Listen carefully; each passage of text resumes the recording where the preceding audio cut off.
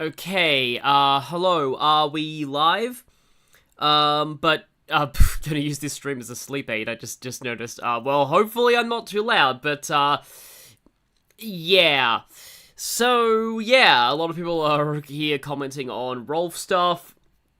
Uh, I, I really hope that my internet is fine, because on my downstairs laptop, I keep disconnecting, and I don't upstairs, but we'll see if this stream ends up, like, dropping frames and stuff. And yeah, hi, long time no see, yeah. I've been playing Rido, recently. I finally got back into playing that. I got distracted by a lot of other games, when, like last year. So, finally back into doing that.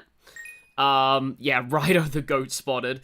I actually do want to play, probably not on stream, but I do want to play Wario World. I played this ages ago when I rented it from Blockbuster, and it was pretty decent. I like the music of Wario World.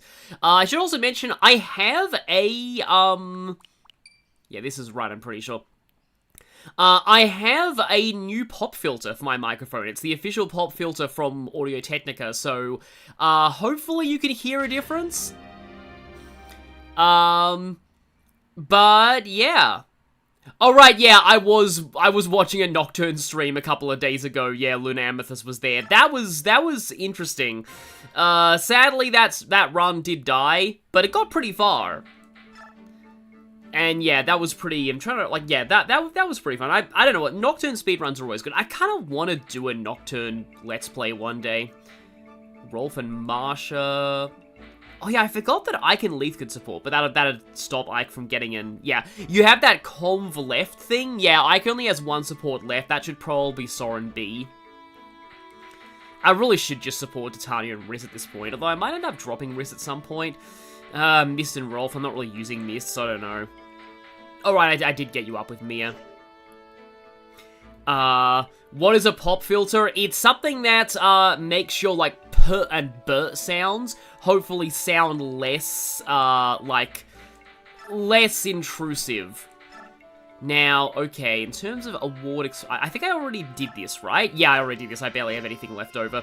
Do I have any new skills I can give? It doesn't look like it. Okay. Well, I mean, I would, because if I had the occult scroll, I'd be able to give Rolf Deadeye, but no. I might even want to do that just for memes. Okay, yeah, Ike's actually a little dangerously low on swords, so I guess he can take another steal. Titania, I think, is... Oh, yeah, the Laguz axe is going to be important. Rolf, I think... Oh, yeah, I just gave him the killer bow as well. Why does Mordecai have a javelin? I'm guessing Oscar doesn't really have much in the way of... Oh, his javelin's kind of fine. I think I can leave him with that. Probably gonna break the Grouch soon. That's a weird thing to say, but yeah. Also, yeah, the not Levin sword, because, yeah, Mia was getting a lot of magic. Her magic growth's actually pretty good. The Wii is about 20 years old now. That's interesting. Big fan of Arthur Radiance, not sure what Iron Man. So Iron Man is you don't reset when somebody dies. And so far nobody's died, but that might change. We'll see. Like, Path of Radiance is not a particularly hard game for... So the problem with the night deployment slots for him, we'll see. And, yeah, because I'm going to need to bring Marsha for this chapter, because, yes, I am going to try and recruit Makalov, sadly, to a lot of people. Very, very sadly. Oh yeah, that two starting from a conversation was, oh hey, there are feral ones in the next chapter. Oh yeah, and you want to make sure that you have a torch on somebody, because this is the second and last Fog of War chapter in the game. I mean, I'd probably rather have less Fog of War chapters than more, but still. So yeah, if we go to view map here, oh, Shadowcoin, 5 gift memberships. Thank you so much. That's pretty, yeah, sudden, but yeah. That is cool. So yeah, it's a little hard to tell, but the white parts here are Fog of War. It's not a particularly big map. The main thing that you need to watch out for is this general area, because that's where Makalov is, and TV Tropes says it all. TV Tropes mentions there is Fog of War, but really the main thing that it does is increase your odds of accidentally killing Makalov, which is true. Oh yeah, they give you a lot of deployment slots for this arc, so, I don't think Thieves have higher Fog of War vision range, but I guess we can find out. I actually forget if Thieves do have higher vision range in Fog of War in this game. And I would like to bring, like, I would, you know, bring Mist for healing, but, you know, she could potentially go Splat. I don't want Sooth to go Splat either, because he's, like, my thief. Yes, Fog of War. Bane of a lot of people's existence. It's not that bad in this game, at least I feel, but, it's also not, you know, great either. Also, yeah, I've got Leaf. Oh yeah, one of those things that I really like doing is just to swing my characters around here, just to see... Yeah, it doesn't look like Thieves have increased vision in this game, because unless Lagoos also have increased vision. Actually, I want to say, hang on a minute. Let's put Rolf here. Yeah, Lagoos do have increased vision, because Rolf is actually lowering my vision, but Mordecai is not. But if I put Gatry there... No, Gatry does change my vision as... Hang on, I'm confused. I'm a little confused. So if I put Rolf there, okay. Maybe it's just because I'm moving people around. I'm confused. I'm very confused. Okay, I just realized there's probably also, yeah, sending your protection blessing for Daybreaks. Thank you. I'll talk about Daybreak in a moment. I think there's like I want to say there's a Hammer or an Armor Slayer guy up in the north, so maybe I should have Gatry go here. I don't want Gatry to, like, Shindia Iru in his first, map. Oh, right, why is Oscar all the way down there? I do feel like the whole... Oh, wait, no, you press the analog stick to move the cursor here rather than the D-pad. That makes things easier. Okay, that's better. You go there, Leaf goes there. Okay, yeah, that should be probably fine. I feel like the name of this chapter, Training, is a bit of a mistranslation. A few of the chapter names were mistranslated in this game, I know that much.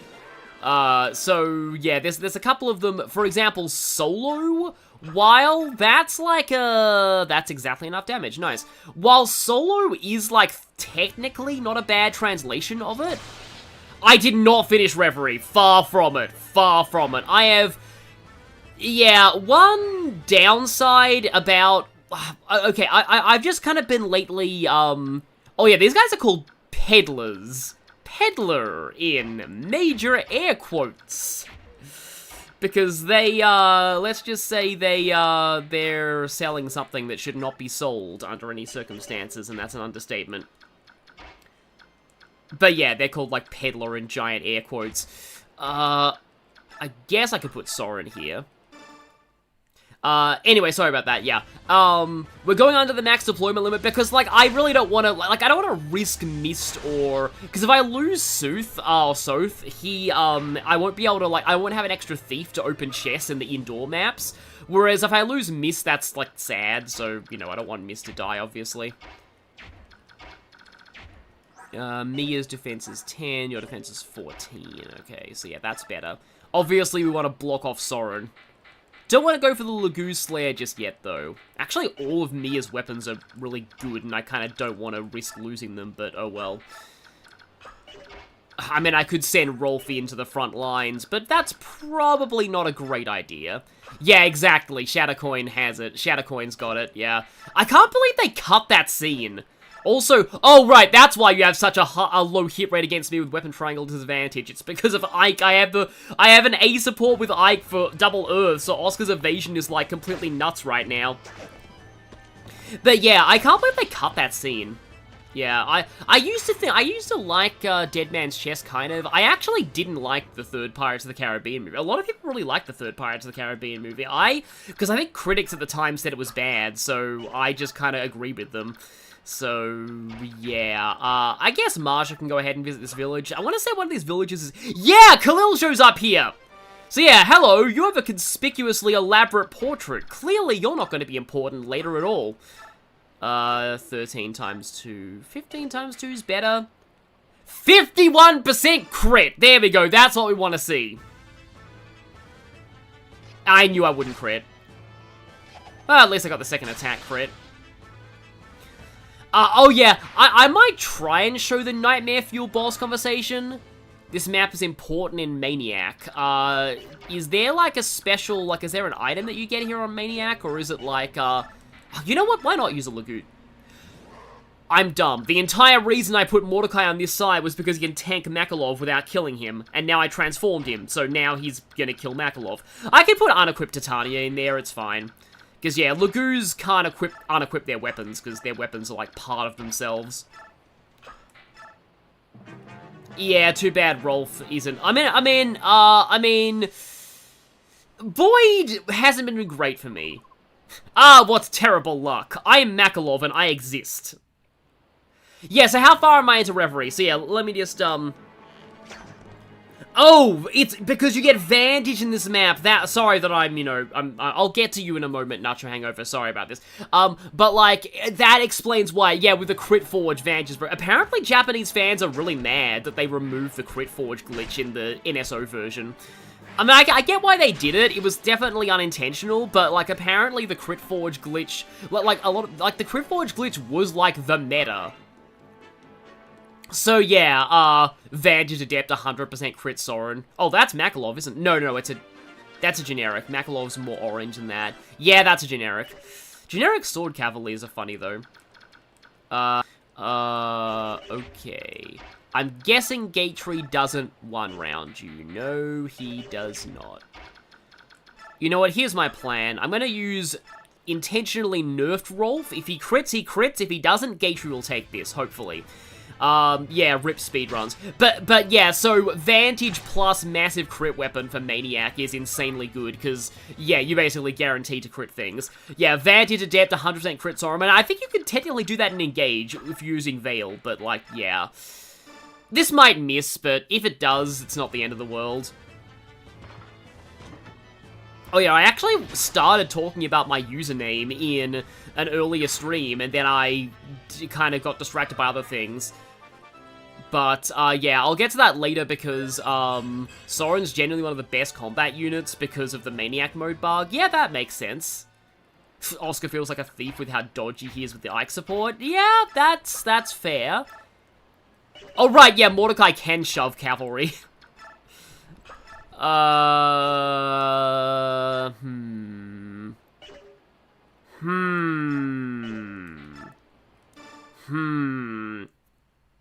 Yeah, Maniac, aka you're giving up Paladin's bows for Clash because you need the durability.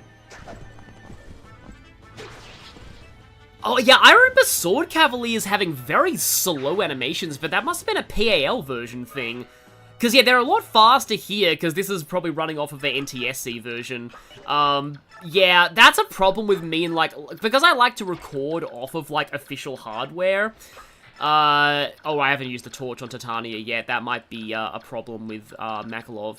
But yeah, because I like to run off of official hardware, I had, like, on my GameCube and PlayStation 2 playthroughs, I had, okay, I had some drop frames there. I had, like, the PAL version, and that's way slower in this era of gaming, because they were only 50 or, like, 30 frames per second instead of 60. Which is, a problem, obviously. So, yeah, okay, didn't get trapped that time, that's, oh, hi, Fire Mage. Thankfully, I think I can have Oscar. That's not in range of Ike, but 9 damage is not, like, that bad. Got another. Okay, if this does keep dropping frames, I'm gonna have to talk to my internet service provider, because there's definitely a problem with my internet. Again! Because I've had not a great streak with my, internet. Also, thank you, Ecolag, about I want it to be, like, the most complete Metaphor playthrough out there. Yeah, PAL, like, the thing is, people used to tell me that, like, PAL was, better, because, like, the color range was better on the TVs. People used to call NTSC never the same color twice. But the frame rate, I don't know what it is about the frame rate with PAL, but, like, for some reason, they just really gutted the frame rate. And I don't know why they decided to have everything be just, because, like, I'm so used to 60 frames per second now. At least, yeah, Fire Emblem isn't hurt by... Okay, thank you for the gift memberships, but, like, I am really worried about this internet situation. Seriously, why can't life just throw me a break with my internet? Like, it's just... Ah! Oh, there was a bandit over there. Oh yeah, you see those guys coming on, like, normal mode. So, I don't want to turn... Okay, I don't want to turn this... Oh, I love the crit animation, you guys. Don't want to turn this stream... I don't want to turn this stream into a rant. Because I've been very stressed lately. Like, I've actually been under a lot of stress lately, and I was kind of relying on this stream to calm me down. But, the internet is screwing me over. Because, like, I was... So I was playing, Sonic Racing Cross Worlds, the Monkey Ball Festival recently. Alright, this is the whole thing about talking about... This guy has kind of a cool design for a generic boss. I mean, he's not actually that generic, but yeah. It's definitely my internet is the problem, it's not your Wi-Fi. I don't know what's... So when I was playing Sonic Racing Cross Worlds, my races kept dropping out. Like, I kept disconnecting. So, I hope that was a secret, because I was playing on the first day of the festival, so I was hoping that was just server overload and not my system, but it looks like it's possibly my system, and that is not good. It's satisfying when there's a one-shot. Jared Punch, please don't use that "don't let the intrusive thoughts win" thing. Okay, I know that whenever I call out people like that, they get upset, and I don't mean it to be like that way. Like, I really don't mean to, you know, make people upset, but like, as somebody with OCD who actually knows what intrusive thoughts are, and it's part of the reason why I've been so stressed lately, don't describe intrusive thoughts like that, please. That's not how they work. That's really not how they work. But anyway. Okay, Marsha can't quite get to Makalov. Okay. Reverie. I need to get to the Reverie talk. So, I'm only just at the end of the second forced visit to the Reverie corridor. That's because I... probably should put Ike down here, honestly. Like, there's no real reason Ike needs to be on the front lines. Especially not in an Ironman. Because, like, he's not that great at this point. I mean, he is one-rounding these guys, but he's really, like, not amazing until he gets Ragnall, and that's, like, right at the end of the game. But yeah, I'm at the end of the second forced visit to the Reverie corridor. I have, like, 3 daydreams to get through. I just did the St. Estrella School daydream, which was better than I expected. Like, I was expecting that just to be silly filler, but it really wasn't. Oh, right, now I know why Ike needs to be on the front lines, because Oscar's support. But okay. Yeah, I believe these bandits can cross water. But anyway, yes, this is the point where the party so C is unmasked, C is officially unmasked, C's party is now allowed into the Reverie corridor, and C's party is now allowed into the Reverie corridor, and the inventories have been combined, which is great, because now, Nadia can finally use the fire bell that I bought for her ages ago, but forgot to buy it for the right party. I was like, oh right, we don't share inventories yet. Lloyd getting a fire bell means that I can't give Nadia the fire bell. Okay, but now she can get that, so now yes. And of course, the moment that happens, I then get Toval. So now I have a even crazier caster than Nadia. Because, of course.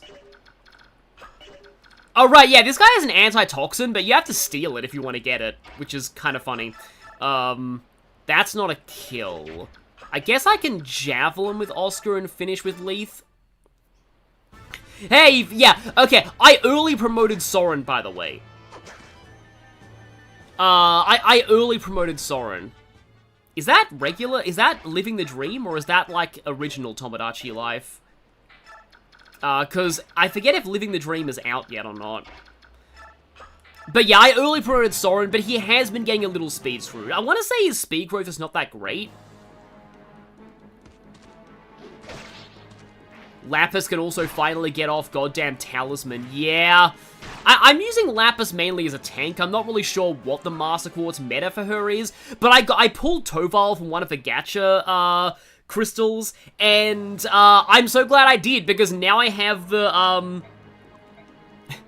hi Makalov. Because now I have the, like, the Master Quartz that Toval comes through. Okay, Living the Dream isn't out. Good to know. The Master Quartz that Toval comes with is the one that boosts your magic damage drastically.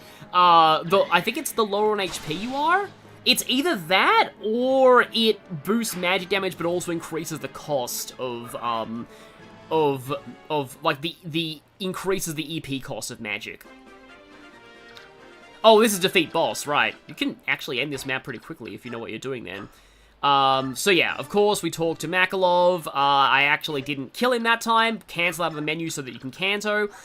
And Makalov. Well, actually, the red gem is the main reason to recruit this guy, because this is worth a lot of money. He has very good growths in strength and speed in this game. In Radiant Dawn, he's really all about speed, but in this game, he actually has good, like, one of the better strength growths out of the Paladins, so, yeah, like, Makalov's pretty good, actually. It's sad, but he's good. And you do want to recruit him anyway, just for the red gem. I was tempted to be like, oh, hey, better use Makalov, but, like, maybe not, because I've already got a bonus experience project in Rolf. I don't think I can really afford to have any more. Oh, yeah, I did use the torch, I'm pretty sure. Okay, so yeah, you'll stay here, you'll torch up the area. Gage will just go to this bridge, because why not? And then Mordecai will just zoom in here and see... Okay, things look alright at this point. The sound is glitching. Yeah. Yeah, I have to, who are your gacha characters in Reverie so far? What's her name? Emma's grandma. Roselia and Toval. Those are the only ones I've got so far. But yeah, I've been, like, the thing with Reverie is that I've kind of been just stalled because I just, like, I probably should have shoved wrist, but, I mean, I think I could do this. Because, like, for some reason, I just haven't had a lot of time to play games on my own time when I'm not recording or streaming them, which is sad. I think that's part of why my mental health's actually been suffering a lot lately. I need to just have more time to just play games, like on my own accord, rather than just, you know, like not, because I oftentimes, like, I kind of procrastinate in editing my metaphor videos and don't actually finish them until, like, 10 PM, and then there's just no time for me to actually play games that I, like, on my own time. Not that I'm not, I'm definitely really enjoying metaphor, but, like, I do need to, like, you know, actually get a better balance of, like, when I do my editing and stuff so that I actually get to play Reverie more often, because, like, I haven't really, yeah, I need to take time to myself. I also need time to edit my, like, Sonic videos as well, which I am enjoying that channel, but yeah. So, I do need to have more, like, time to myself like that, so, yeah, that's kind of, another potential. I could put, oh, she's gonna untransform soon-ish. I think the boss does have a Laguz axe. Well, I guess I can see him now. Oh yeah, here we go. Yeah, Ike is talking to this guy and it's like, hey, you! Like, cause like, we don't know who these people are at this point.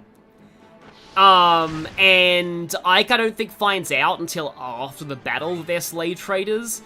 Or at least he doesn't find out until he talks to the boss. And then it's like, oh, that's what's going on. Oh, right, he has a killer axe, not a Laguz axe.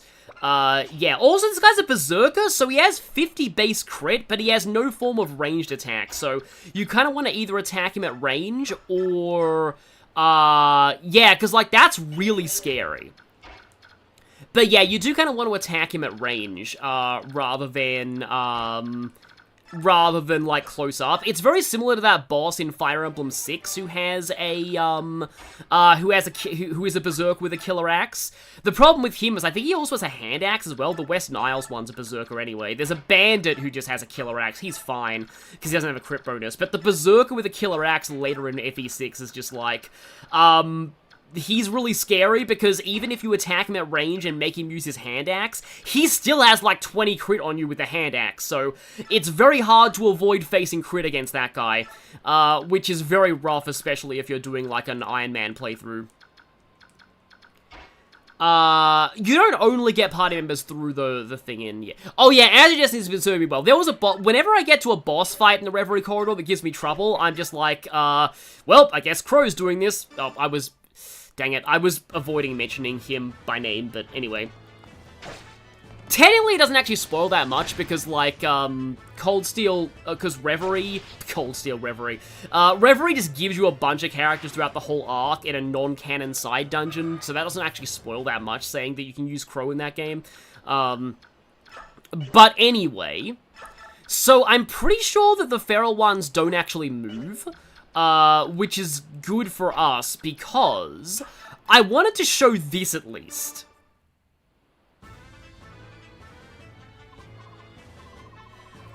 I showed this in the main Path of Radiance Let's Play, but this is something that I think a lot of people miss in this game. Look at these portraits! This is one of the most horrifying portraits in any game in the series. And you'll only see... Oh, by the way, when Lagoos call Beork humans, that's a slur. So, yeah. That's explaining the story. But yeah, you'll only see this if Leith or Mordecai attack one of the feral ones. It's like, I remember looking at, like, the portraits, like data mine for this game. I think I need to kill the boss this turn, or she might be dead. I can probably do that. But yeah, exactly. Like, that is utterly horrifying. See, I've got all, this is gonna be kind of lame, but I've got all the villagers, and she's probably dead if I leave her to her own devices. Soren plus Mia should definitely take this guy out.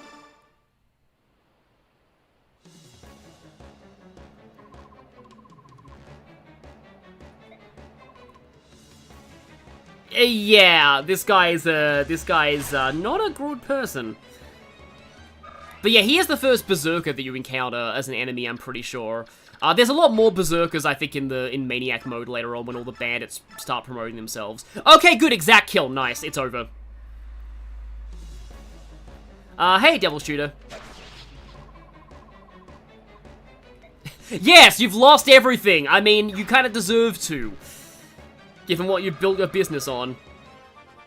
But yeah, there we go. That was kind of a very quick, efficient way to end this, but like, again, Leith, and again, Mia really wants 11 Sword. Leith might have been in danger if I hadn't done that, because I'm pretty sure that's map over. Oh, right, that cutscene. I probably shouldn't have skipped that. That's a really good cutscene, but yeah, this scene is great. The Council of Lagoos is awesome. Let's hear him out, Soren, probably. I mean, yeah, I don't know exactly how much Soren would approve of this, but yeah. Now, oh boy, this chapter. This freaking chapter. I don't think I'm gonna be doing this chapter. Yeah, there's a lot of great story scenes here. Oh, hey, MVP Mia, finally. Well, we got 300 bonus experience, too, because we kind of finished that map quickly. We also got 10,000 gold, because, yeah, I think it's at this point that Sanaki just starts paying you a lot of money, and on Maniac mode, it actually is necessary because forges are expensive. Okay, so somebody, can get Vantage. Don't give that to Rolf, by the way. It only affects, like, enemy archers. Who wants... You know, to be honest, Soren with Vantage isn't a terrible idea. And there's not really a whole lot that I want to give him, because, like, his occult skill is Flare, and that's, like, halves enemy resistance, but, like, you don't need that, because enemies' resistance are... Unless it's against dragons, but, like, other than that, like, it's... You're not really going to be doing much more damage by negating resistance, so... Or halving it. So, yeah, I think I actually will give Soren Vantage, especially with, like, Crit Forge Thunder, because it does help his survivability a little bit, to an extent. Yeah, the Sanaki Trust Fund. Yeah, we basically... Literally, we have a rich patron right now. So, she's, like, paying us for all the... Because it's kind of cool, because we are mercenaries, so this is kind of what we're meant to do. We're meant to accept jobs from people like that and get paid for it. I think this is about the point in the story as well, where like if you're playing at the game yourself, don't skip cutscenes. This part's amazing. Ike has the epic takedown of the Begnion senators. That scene is great, and Sanaki's a great character as well. Yeah, so after all this time, Titania can finally have her C support with Ike. It takes forever for these two to support. I guess they kind of knew that, like, Titania would be, you'd be using Titania a lot, and, like, Ike's forced into every map, but, like, Ike and Oscar support so fast, and he joins at the same time as she does, so it's really funny that Titania supports with Ike so slowly. Like, I have got them to an A once, but, like, they don't do it until nearly the end of the game. Marsha missed... Oh, look! Rolf still has a support with Shinnon listed. I wonder why that is. Oh yeah, Leith and Ike can support too. But, like, I don't really feel the need to get a lot of supports here. Yeah, Ike's rant to Sanaki for belittling Alincia is great. Okay, so... this conversation right here. This conversation is insanely important.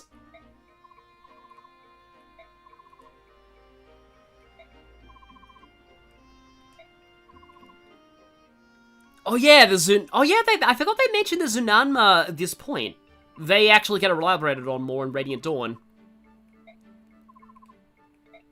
You know, to be honest, I feel like part of the Radiance and Radiant Dawn are like the only games that have like a really... okay, I guess genealogy as well, but have like a really fleshed out mythological world building, I just realized. Because Shadow Dragon has the backstory with Anri and also with, like, Ardha, like the original founder of Arcanea, but that's more like physical, like, real-life kings rather than, like, gods and myths and creation myths. I feel like the Tellius duology are the only ones that actually have a fully fleshed out, like, ancient history and, like, creation myths and mythology as far as world building goes. Like, Three Houses kinda does, but you don't know how much of that is actually true. So I don't really count it. But, like, in the Radiance duology, you literally talk to gods who explain the mythology to you. Like, Sothis has amnesia, so she can't really talk that much about her own history. So, yeah, I do find that it's kind of interesting. Have I gotten the Sea Roots 5th party member yet? I don't... oh, yes, I have. Right. I was trying to think, but no, I have, yeah. So yeah, that conversation, also, Rinny the Princess, please don't fake spoiler people, I'll just say that. But like, yeah, so, that conversation, they say, I've heard reports of mysterious figures roaming the sands to the north, to the northeast. That is literally your only hint that Stefan exists in this entire game. And I'm gonna try and get him.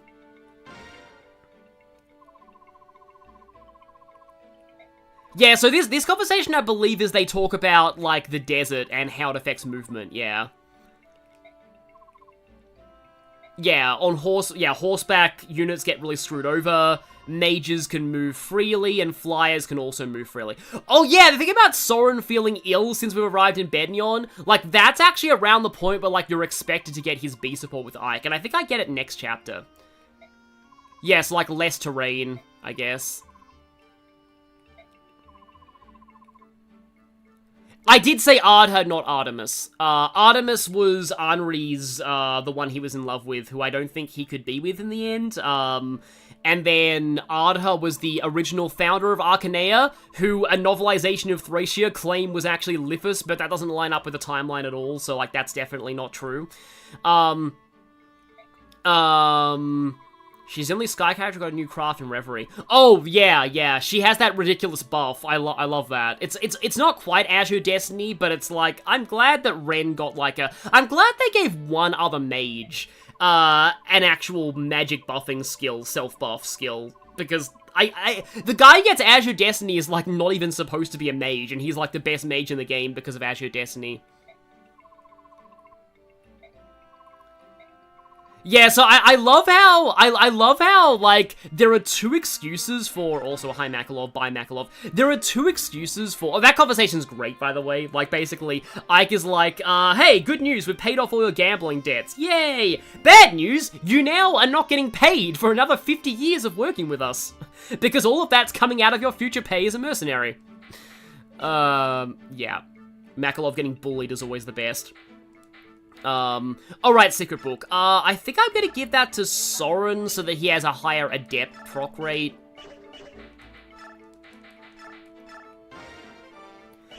I think it's probably about time to forge Oscar a new lance. Yeah, Art has only mentioned in New Mystery of the Emblem. I think he's vaguely alluded to in the original. Oh wait, not New Mystery, regular mystery. Oh, I can forge steel lances now. The base hit rate's a bit lower, but still. That is peanuts for how much of a might increase that is. Of course, the crit increase is worth a bit more, but I guess I can put you up to 8. Yeah, that's actually not a lot of money for where we are at this point in the game. Who deserves bullying more? I think Lithus does, because, like, Lithus was actually, like, a banned at raiding places. Like, Makalov is a compulsive gambler, but, like, he's really only hurting himself and, like, well, Marsha as well, which sucks, but, like, Lithus was hurting way more people than Makalov was, because, like, Lithus was straight up the leader of the bandits you fight for the first 2 chapters, and he's also creepily sexually interested in Safi, and plans to sell out Leaf to the Empire at the first chance he gets. Like, yeah, Lithus sucks. Lithus is probably, alongside, like, Shinnon and, I don't want to bring up Three Houses characters, but yeah, he's definitely the one of the morally worst recruitable characters in Fire Emblem. But it's good because he gets bullied all the time. It's like, the whole thing with Pan, like what Pan does, oh, by the way, names for this Steel Lance in the chat, by the way. The whole thing with Pan is, like, what he does to Lithus would be horrifying if it was to any other character, but because it's Lithus, it actually becomes funny and satisfying instead, because it's Lithus, he deserves it.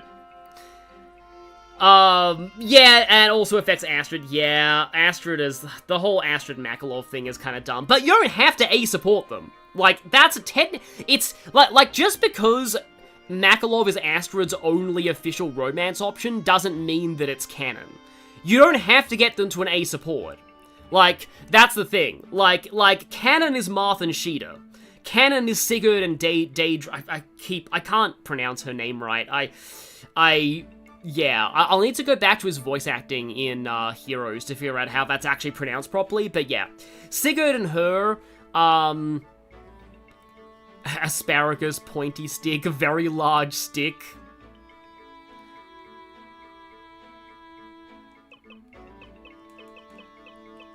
And yes, like Astrid has definitely, like, Astrid was in an arranged marriage to somebody far worse than Makalov, which is really saying something, and somebody who was like 40 years older than her. So, yeah, technically she can do worse, but still. I think I named there, but Tempest, Deirdre. Eliwood and Ninian is not technically canon. You don't have to get them to an A support. It's the pairing that everyone, like, likes the most for Eliwood these days, but, like, it's not technically canon. Pointy bamboo. Big stick. I've got a few people talking about big stick, but, like, what was that earlier wording that I saw in the chat? Very large stick. Okay. Lithus, Hubert, Volk, and Spoilers, Radiant Dawn. It kind of depends on, like, we don't get much backstory as to who Volk has killed in the past. So, I'm not really, again, like, sure like that, but how about, yeah.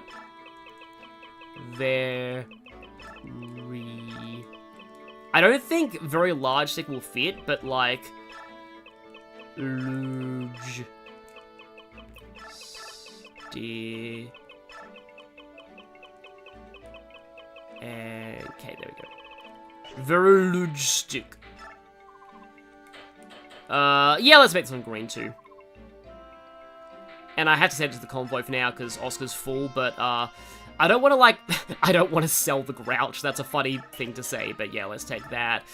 Technically, the Laguz Lance is good to have in this chapter, but, like, you don't want to kill the enemies here, so, yeah, I'm not sure about that. Oh, yeah, I have Spirit. I should probably give the Spirit Dust to Marsha for memes, but no. Soren is, like, the only person who, like, apart from, like, Riss, but, like, who, like, technically needs that, so I guess I'll just give him that. So the thing here is, I highly doubt Soren has enough speed to double the boss of this chapter. It's way easier to beat this guy. Okay, right, you're selling Heal and Mend, and what are you selling? Oh, I still hate this guy's face. Oh, they are selling Hellfire. It's 5 Might, though. Like, Soren's not going to be doubling with Hellfire. Yeah, he gets weighed down, too. He has effectively, like, 13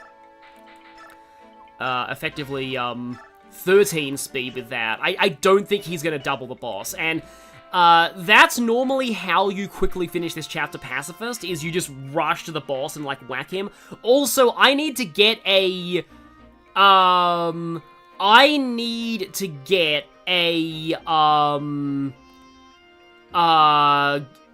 hidden items, chapter 15, hidden items, there we go. I need to get the map of the hidden items up, so that I know where they are, because there's boots here, which I don't think I'll be getting all of them, but there is boots, there is a physics staff I might want to get. I don't really care about the silver blade, the guard scroll is like air. The white gem is nice. I don't know if I'll actually be getting that though, because this is going to be a little tricky. Also, the other thing that makes this chapter kind of hard is, oh right, the Laguz Guard. Yeah, we do need that on somebody. Probably on, like, I mean, I could give that to Titania and she could, like, unequip tank things.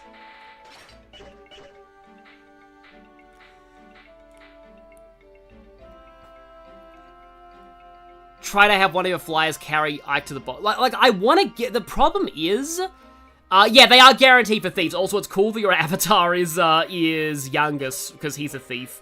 But when saying that, but yeah. We need the boots. They're guaranteed for thieves. I think everyone else has, like, is it affected? I know that it's affected by Biorhythm in Radiant Dawn. I forget if it's affected by Biorhythm in this game. But it's definitely affected by Biorhythm in Radiant Dawn, which is really sad. Oh yeah, here we go, yeah. So thieves are guaranteed, everyone else is skill plus 1%. So it's basically, usually it's luck in a lot of the games in the series, but in this one it's skill. Well, you know, the same thing if you're Nell from Advance Wars. Yeah, so it's skill plus 1% chance for most characters, and it's guaranteed for thieves. But, like, Sooth could easily get splattered by a hawk if I try to take him to get one of the treasures. Why can't people put boots in chests like Solm's Royal Family? And I think, Burns' Royal Family, because I think there's boots in Battle Before Dawn's chests, too. Where's Shura get his boots? Yeah, exactly. Okay. Because, like, I don't know if it's worth, like, putting Bone's experience on Jill just to, like, have her carry people. I don't think, I'm probably, because this is an Ironman, I think I will give up on doing Pacifist for this chapter. I'll explain how that works once we actually get to it. Which is, like, right now, because we're skipping the cutscene. So, this map. This map is basically your tutorial for, like, how Laguz transform gauges actually work. But this is also one of the last times you'll actually be fighting, like non-feral Laguz in a significant capacity. So it's not like it really matters that much of a tutorial. But you want to keep an eye on the enemy transform gauges. The gimmick of this map is, all of these enemies here are actually anti-slavery freedom fighters. And we kind of don't find that out until after the chapter is over. So basically, the idea behind this chapter is you get bonus experience for anybody that you don't kill. And if you don't kill anybody except the boss, and he doesn't die, spoilers. Oh, wow, yeah, Soren's definitely not doubling this guy.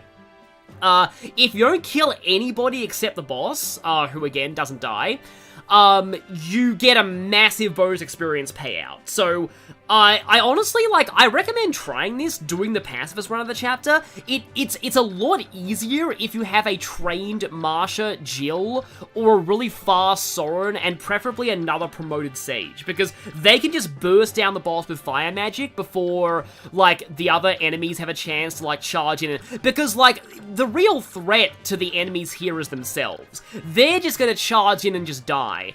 And the other problem with this map is, I believe it's this tile here, I think you need to get, oh. That's not good. Okay. Reconnection successful on OBS. Yeah, I need to call my internet service provider. Yeah, service provider. Yeah. That's, this is very, very annoying. That's really bad, actually. Oh, for some reason Makalov's here.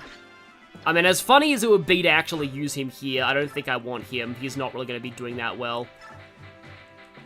It's like, I probably should have Sooth. I'm just worried about him getting killed by birds.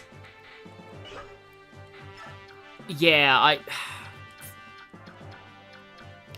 it's just a... I mean, I could, like, try and rescue Sooth, but, like, the birds are a huge worry. And I really want to at least try and get the boots. Rolf should not be that far back. But Oscar shouldn't be that far back either. It's kind of hard to, like, get my positioning just right here. I guess it doesn't really matter where Marsha is. But yeah, this map is like, also, yeah, Makalov lived. Well, I suppose you get more screen time for Marsha and, like, I'm not using Marsha in this playthrough, though. Okay. Yeah, thankfully things managed to reconnect. If a unit dies in Path of Radiance, there's... I'm pretty sure dead people's stuff going to the convoy only started in Shadow Dragon.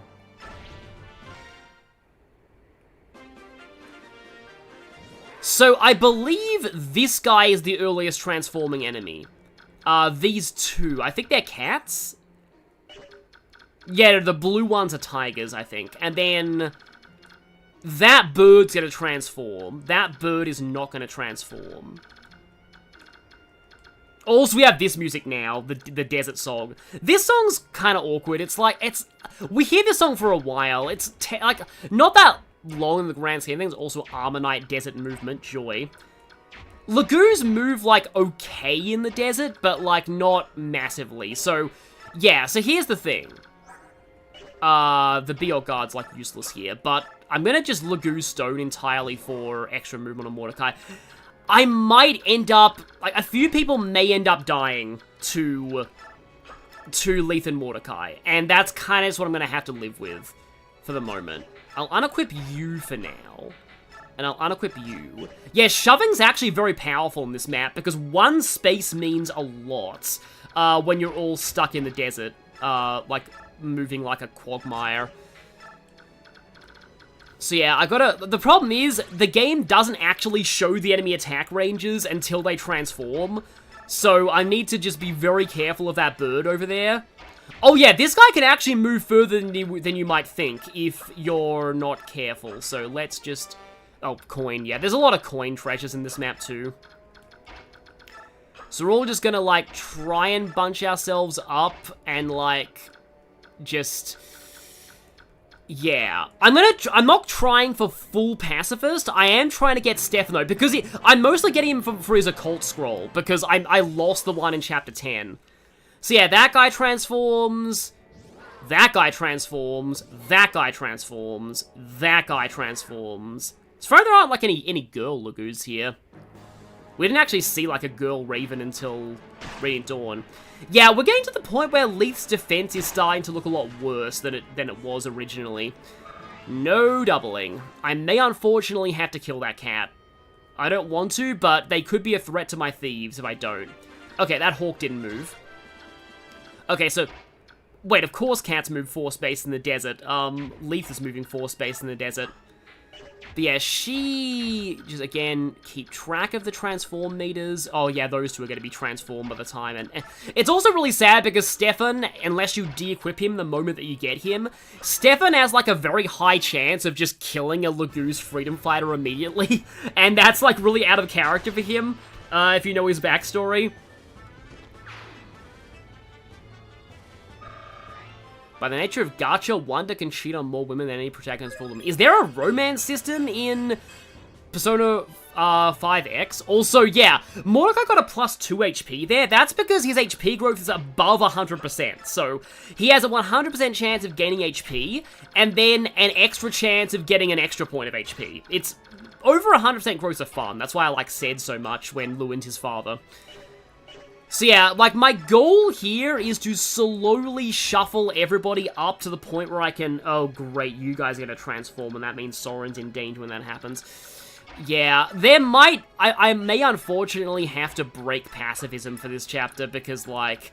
I'm gonna try and avoid killing as many people as I can, but, like, I don't think I'll be able to... Oh yeah, that guy's gonna transform this turn, I think. No! I didn't know there was a romance. I don't really follow P5X apart from vague details about the story. Also, this guy's movement range is kind of in the shape of an Undertale heart, which kind of fits with the whole pacifism thing of the chapter. But yeah, you're gonna transform, so... I believe you have, like, 4 movement then. Yeah, because you move 3 right now. 1, 2, 3, 4, okay. Just gotta be super careful of Soren. And don't shove Mia.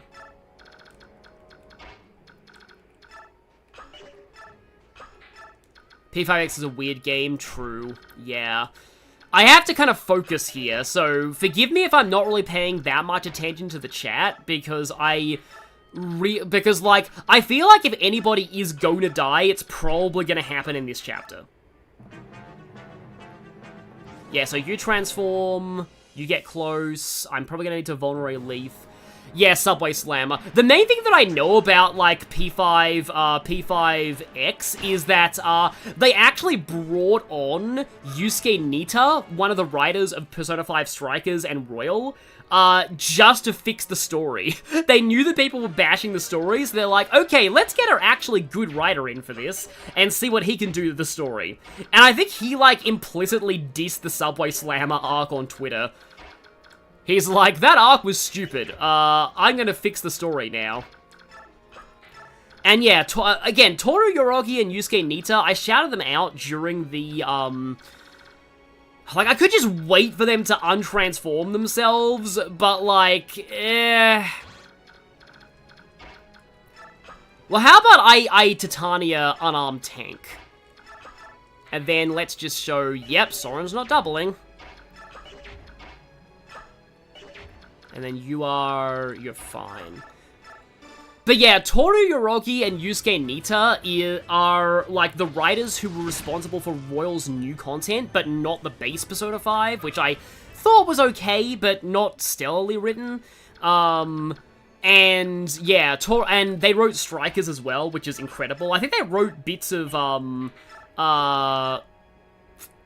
that's not great, but I guess I can try. They wrote bits of,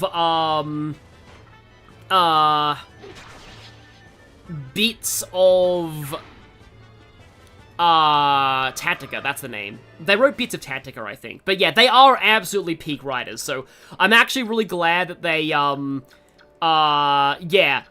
people do say Nita's writing severely improved, P5X. Like, they knew what they were, Atlas knew what they were doing when they're like, yeah, let's get Nita back, because our story sucks right now. So this is like pacifism with the occasional bit of self-defense, unfortunately. Because that's just kind of how things go. It's an Ironman, like, literally in this world, it's kill or be killed, so I have to be really, really, really careful of my peoples here, because, you know, normally in a playthrough I do go for full pacifist here, but, like, it's really not worth it when you've got, you know, and my internet's chugging again. This is why it's helpful to be playing Path of Radiance and not, you know, a PC game, because in a PC game, I can't actually see the OBS interface, so I don't know when my internet is chugging. Yeah, that area up there is, actually not desert by some miracle, so beware of the cats moving further. Flowers entered the chat, yeah. Speaking of autism, Undertale. Yeah, Undertale, like, I do appreciate Undertale. Undertale's one of those things where, like, I like it for what it is, but I do try to ignore the meme side of the fandom. Because I do feel like there's a lot of people who are into it for, like, quote-unquote, the wrong... That sounds so elitist to say for the wrong reasons, but you get the idea. There are whole video essays out there about just how mischaracterized Sans is by the fan base. Like, a lot of people just don't understand what actually makes Sans a good character. They just focus on him just being depressed all the time. But yeah, I do, like, now might be a decent time to break Soren's, are you gonna, okay, you're not gonna transform yet. To break Soren's wind, actually. Because I only have one more use of it left. I gotta make sure it doesn't equip fire afterwards, though. Because I gotta get Soren in close, because I need, again, it's gonna be him and Mia as a duo against that boss, which is funny, because Soren and Mia are like a, okay, good crit there. Soren and Mia are like a, they have banter in Radiant Dawn's cutscene. I would say cutscenes, but Mia's only in one Radiant Dawn cutscene. I was recently in somebody's chat where they were giving a whole rant about, yes, speedrunners do play games normally after they speedrun them. Like, they're not just, like... Because they were ranting about how, I suppose I could use the very luge stick. I think I actually want to use the Killer Lance here, though. They were ranting about how, like Yakuza was, removing, like, people were convinced that Yakuza was actually getting rid of speedrunning tricks in the remakes. Because some people feel like speedrunning, like, some developers are convinced that speedrunning is, quote-unquote, not playing the game properly, when, like, the reason why, like, this is the argument that the person made, is that the reason why speedrunners speedrun games in the first place is because they like the game casually that much. Like, you don't speedrun, because if you speedrun a game, you're committing to, like, spending thousands of hours playing that game over and over. You don't speedrun a game if you don't, you know, enjoy it on some level already. Yeah, I think I am actually gonna... This sucks, but, like... I might actually equip the Laguz Axe. Again, I feel bad about this, but it is an Iron Man. So, okay, you haven't transformed yet. I might be able to actually get Volt, because I think the boots are somewhere around this rock. Nope. Okay, hang on. Where are they? Oh, they're a lot further up. They're closer to where that hawk is. So I probably will need to take him out at some point, unfortunately. And I think at this point, the best defense for Soth is to just be huddled up next to everybody else. You are there. Yeah, this is a good game to speedrun because of the Bo's experience system in a lot of ways. Like, the other cool thing about Bo's experience is that, like, you can just cap out your characters with BEXP and not... Oh, hi, thanks for being in heal vulnerary range. Or vulnerary AI. But yeah, you can, like, just cap out people with bonus experience and not have to worry about wasting time watching their experience bar fill up. Did not get any crits there. Normally, I would spare. Yeah, there's the statue frag, otherwise known as use it on Boyd if you're using Colossus, otherwise sell it, because really, like normally having, or Mordecai, I guess, but Mordecai can already smite everyone anyway, so, like, wow, full-on one-shot. Rare footage of effective weapon in Path of Radiance with a 2x multiplier actually being good. But because it's Titania. You guys are gonna block her movement, aren't you? That's annoying. Also, I like how you can see this exact cliff later in the game, but it's snowy rather than sandy. Okay, good, you moved to the side of her. So I think I think that space one up is, oh, maybe it's a cliff. I don't know. Might be a cliff.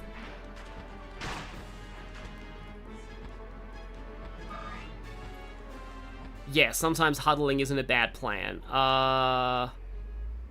That tiger down there is not moving, that's fine.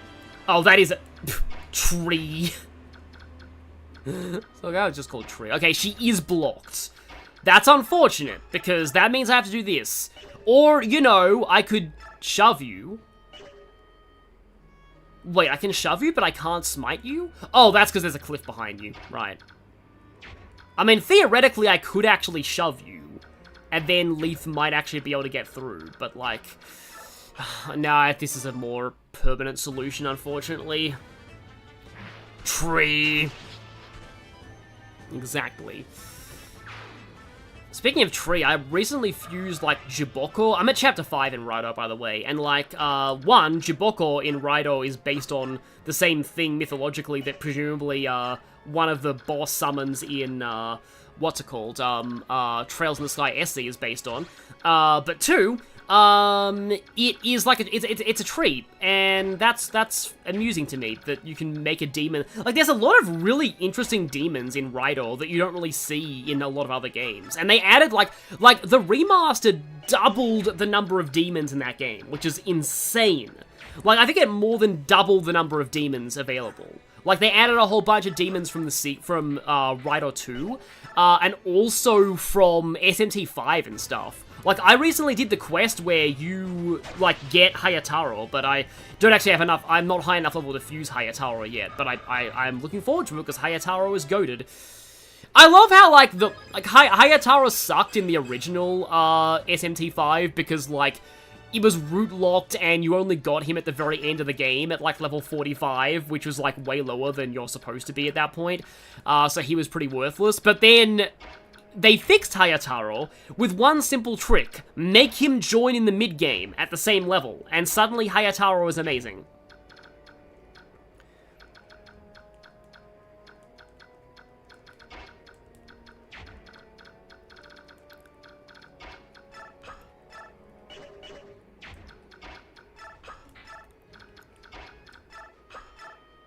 Oh no, I love the Raido battle theme. The Raido battle theme is fantastic.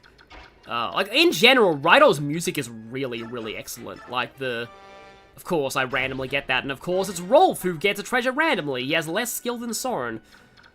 So I'm pretty sure that you have 4 move after you transform. So, I want to say Soren can, like, preemptively snipe this guy before he transforms, and still be... safe. Because, yeah, like, I guess the idea is you're kind of meant to fight them in human form, but, like, you're not really meant to fight them at all in this chapter. Like, this chapter's weird as, like, a tutorial for Lagoo's mechanics, because, again, you're not supposed to fight the enemies. Yeah, that area there is in range. But, however, I think Volt can go, like, here, and he still gets it. No? Oh, no, it is 1 over. Unfortunate. Just huddle up, huddle up, huddle up. Yes, it will never not be Rolf Gaming. I do wish there were ranged Lagoos in this, like, in this game. That would actually add a lot more variety. The closest thing that you have to that is, okay, pretty sure you're out of range if I shove. Like, the closest thing that they have to... I should have given... oh, no, that's Mia. Right, that's not Rolf. But I should have given Rolf the Lagoo's bow. My point still stands. And I guess let's do this. Magic Lagoos would be cool too, honestly. Like, the closest thing to Magic Lagoos is Herons, but, like, they can't attack. So, yeah, like, Magic Lagoos would have been cool. Like, there's a lot more they could have done with this system. I believe, like, there are some Dragonstones that hit on magic in either Engage or Awakening, I want to say. Okay, good. You'll hopefully get to live, too. Yeah, Nasala has that weird, like, skill that lets him cast Wind, is to damage them and put them into heal mode. Like, I like that a lot of them carry Vulnerary so that they, like, have an excuse to run around healing themselves instead of getting themselves killed by you. So I think... oh, yeah, White Dragons and Magic and Radiant Dawn, yeah. But they attack at, like, 1 range. And yeah, Fate's Dragonstone is magical. Yeah, I had the tile right, I thought so. So yeah, this is Stefan, casually Swordmaster here with nearly maxed out skill and speed. 12 defense is pretty good for a Swordmaster, though it does kind of suffer in the late game. 19 base strength is pretty good on a Swordmaster. He already has Astra, so you don't need to use an Occult on him. And he comes with the S-rank sword. Yeah, I'm aware the audio cut out. I'm out of sync, oh no.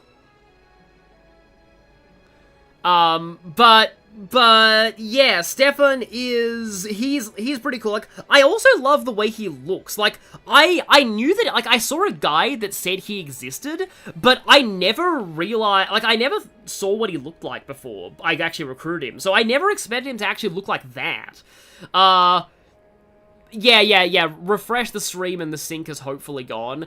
But yeah, this is like the Mew under the truck of this game. Yeah. But I'm immediately gonna unequip his weapon so he doesn't kill anybody. Because he will kill people if he does get into range.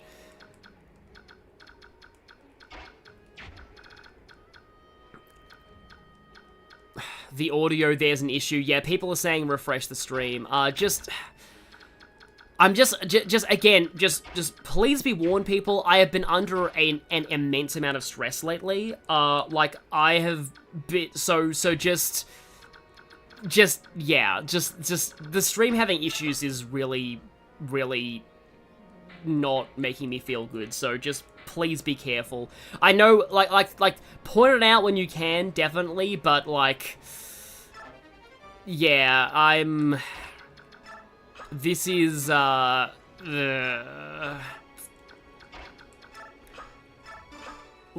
yeah, my mental health has been, like, absolutely shot lately, so, yeah. But yeah, Stefan's like the kind of character that you, hear about in the school cafeteria prior to the smartphone era, exactly. Like, honestly, I miss that era. I really miss that. I really wish that, like, we had, like, those crazy playground rumors again. Because, like, honestly, it was legitimately really cool. Just, like, well, not that, but, like, okay, no, wait, no, I'm phrasing this wrong. What I mean is that, I think I will equip that just in case, because I have Vantage too. Yeah. What I mean is, I miss the era when games had crazy secrets like that. Like, I genuinely really miss that. And it's one of the things as well. Like, yeah, Weird Root Deltarune is sort of like that, and, like, Deltarune also has a lot of weird, crazy stuff, too. It's one of those things where, like, modern Fire Emblem games, just, like, because, and I do like the mentality that, like, they want you to experience everything in a single playthrough. Like, I almost wonder if it's kind of designed with, like, quote-unquote, backlog culture in mind. The fact that people these days are playing so many games that, like, they just want to finish a game, and, like, people, like, the culture these days is not to replay games, and that's kind of sad, because, like, games used to be designed that you would miss some things on your first playthrough and you'd find them on replays. Like, that used to be a really big, like, aspect of the way they design these kind of games. And so because of that, like, honestly, I don't entirely blame that for, like, recruitments in Fire Emblem losing, like us losing a lot of the mystique around recruitments. Are you gonna die? Oh, sadly, you're probably gonna die. Unless you're in heal. Oh, no, you're probably still in heal. You're probably in heal AI, so hopefully you won't die. But yeah, like, it's a lot of things. It's like the internet, and it's also, like, just other things about, like, the general culture around games. But people, like, just don't really want to replay games these days. Also, here's Soren's Vantage coming in clutch. And that just kind of means that we don't really get, cause like, literally, like, I love Fire Emblem Engage, but in Engage, you don't, like, Linden is the first recruitable enemy, and he's in chapter 18 out of 25. And a lot of people just don't know how to recruit him, because the game never really gives you a reason to learn that enemies can be recruitable. Like, honestly, Rosado and Hortensia should have been recruitable enemies, I feel. But, like, these days, games are just like, oh, that's fine if you're off somewhere and can't watch the rest of the stream. Like, these days, Fire Emblem games, like, just kind of hand you most of the characters. Like, that's a problem that I had with Three Houses as well. Oh, you are gonna... Yeah, I had a feeling. You were far away from the people with vulneraries, so... Meh. Sadly, that means I'm... Yeah, that means you die. Yeah, the biggest threat to the pacifism in this chapter is the AI getting themselves killed. So yeah, I've actually killed quite a lot of them, and I feel sort of bad about that, but like, again, it is an Ironman, what else can I do? Keeping my own units alive is kind of a priority. Okay, so, are we in range? Soren is in range. I repeat, no he's not. Oh no he is, okay, he can go there, because he can't attack over that pillar, but he can attack over this pillar, so, 21...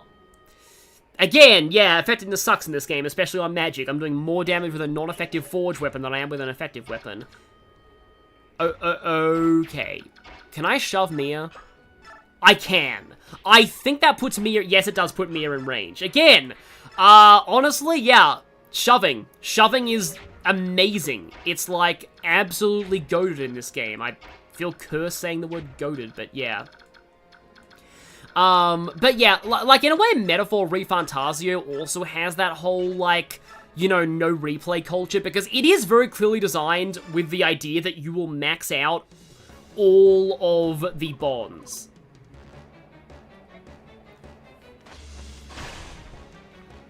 And, yeah, so, it's just like, they just don't want you missing stuff in games anymore. But like I said, though, I feel like in Fire Emblem... in Fire Emblem... Okay, there we go. Also, note, he doesn't disappear, which means he's not dead.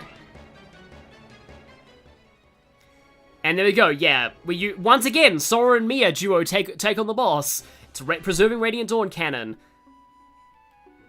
Oh boy, that cutscene that I just skipped is, it's harsh! Nasala does the worst thing that he's ever done, and probably one of the worst things that any Fire Emblem character has ever done. I think that's when Nasala no, that is when Nasala does it, because this cutscene, this chapter immediately starts with, yeah, that happening.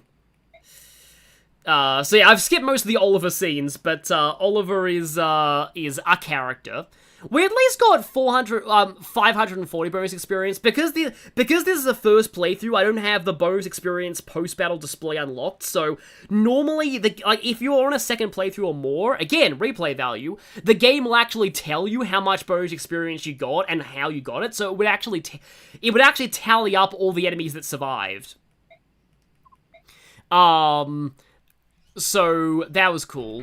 Why they make Nasala do that anyway? Because, like, I don't think they ever expected Nasala to become more like... I mean, he kind of does, but...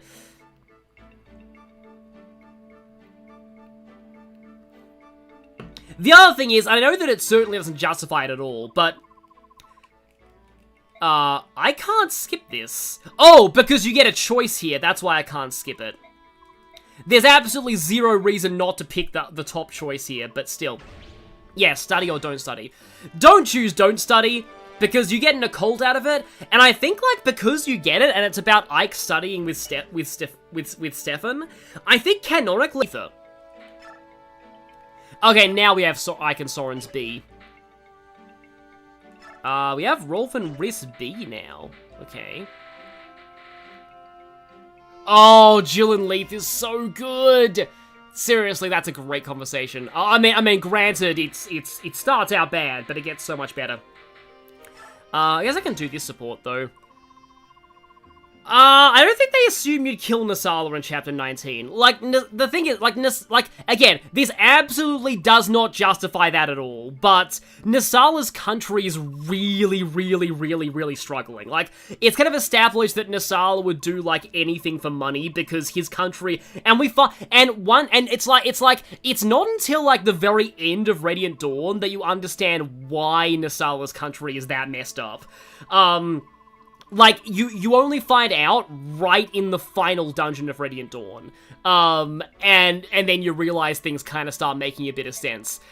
But, like, again, doesn't justify it at all. Path of Radiance typically, like, had characters do a lot darker, because I don't think they expect, well, there are some Radiant Dawn spoilers, in the game's data. But, like, I don't know if because Path of Radiance was designed to be a standalone. Like, it works on its own even if you don't play Radiant Dawn. And a lot of the characters, like Nasala and the Black Knight, are much morally darker in this game, because it's expected their stories would end in this game. Like, I guess that's how I'd say it. That's kind of how I'd describe it.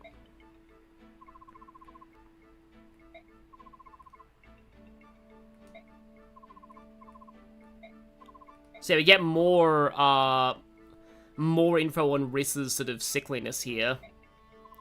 I'd say it's probably worse than the Nor economy. Like, way worse than the Nor economy.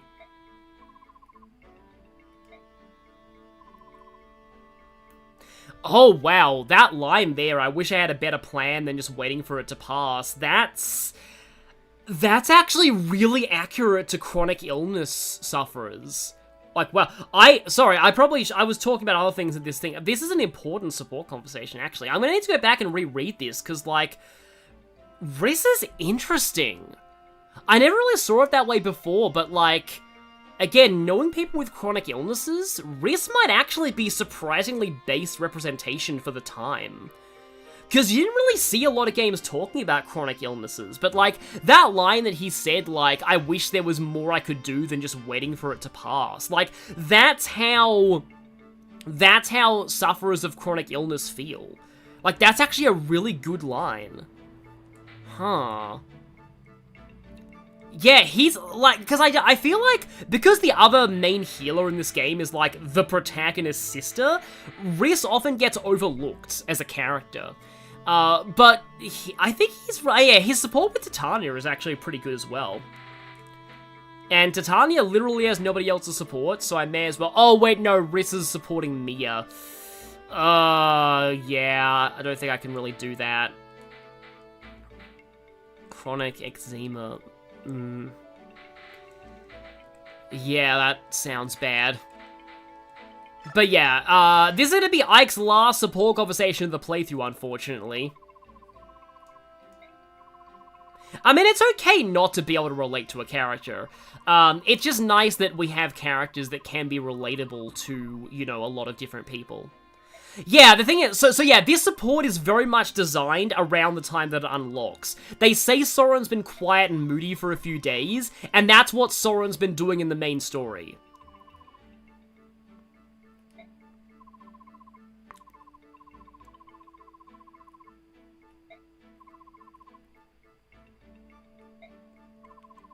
Do I have any Telia ships? Icon Soren, I guess. I used to ship Sooth and Micaiah because it was canon, but, like, now I do realize there's a certain big issue with that. Like, it's like that pairing would be cute, but if it weren't for the fact that that one scene in Radiant Dawn that shows that with her slow aging, she knew him when he was, let's just say, way younger. So that's... that's a problem. Ina and her fiancé is nice, but then that's doomed by canon, but still, I like the fact that she has a fiancé who's, like, a character in the story. And then... I'm trying to think if there's anything else. Heather and Nephany, maybe, but that's, like, not really... Like, they barely interact in canon. They have, like, a couple of base conversations together.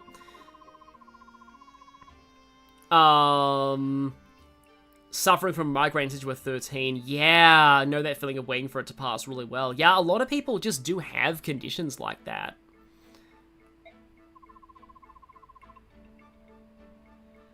And yeah, so, not that it justifies Soren's racism, but Soren had a very, very terrible childhood, and this isn't even the half of it. Like, Soren's first adoptive guardian saying these things to him, again, that might be the least abusive thing that happened to him in his past, which is really saying something. Like, Ike's dad and Ike were, like, the only people to ever show him any kindness at all in his entire upbringing. Yeah. So yeah, he was then taken in by a sage.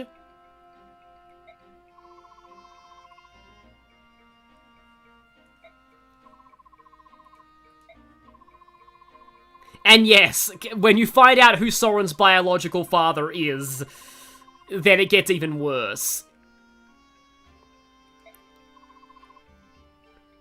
And yeah, so Soren was then raised by a magical sage who really was more concerned about passing his legacy on than actually caring for Soren. And yeah, the child... Yes, exactly, Phantasm Iris. It's messed up that that's the least terrible thing. Yeah, Soren's backstory is very, very interesting. Because, for example, there's a child alt of Soren in Heroes, and he's non-verbal. I forget when it's actually revealed that Soren couldn't talk. I forget if that's Ike and Soren's A, which we won't be seeing in this stream, sadly, because I got him to an A with Oscar. Oh no, here it is! Here it is! Yeah, no, it is where it said. Yeah, so nobody ever taught Soren how to speak. So Soren was, like, non-verbal for a lot of his life.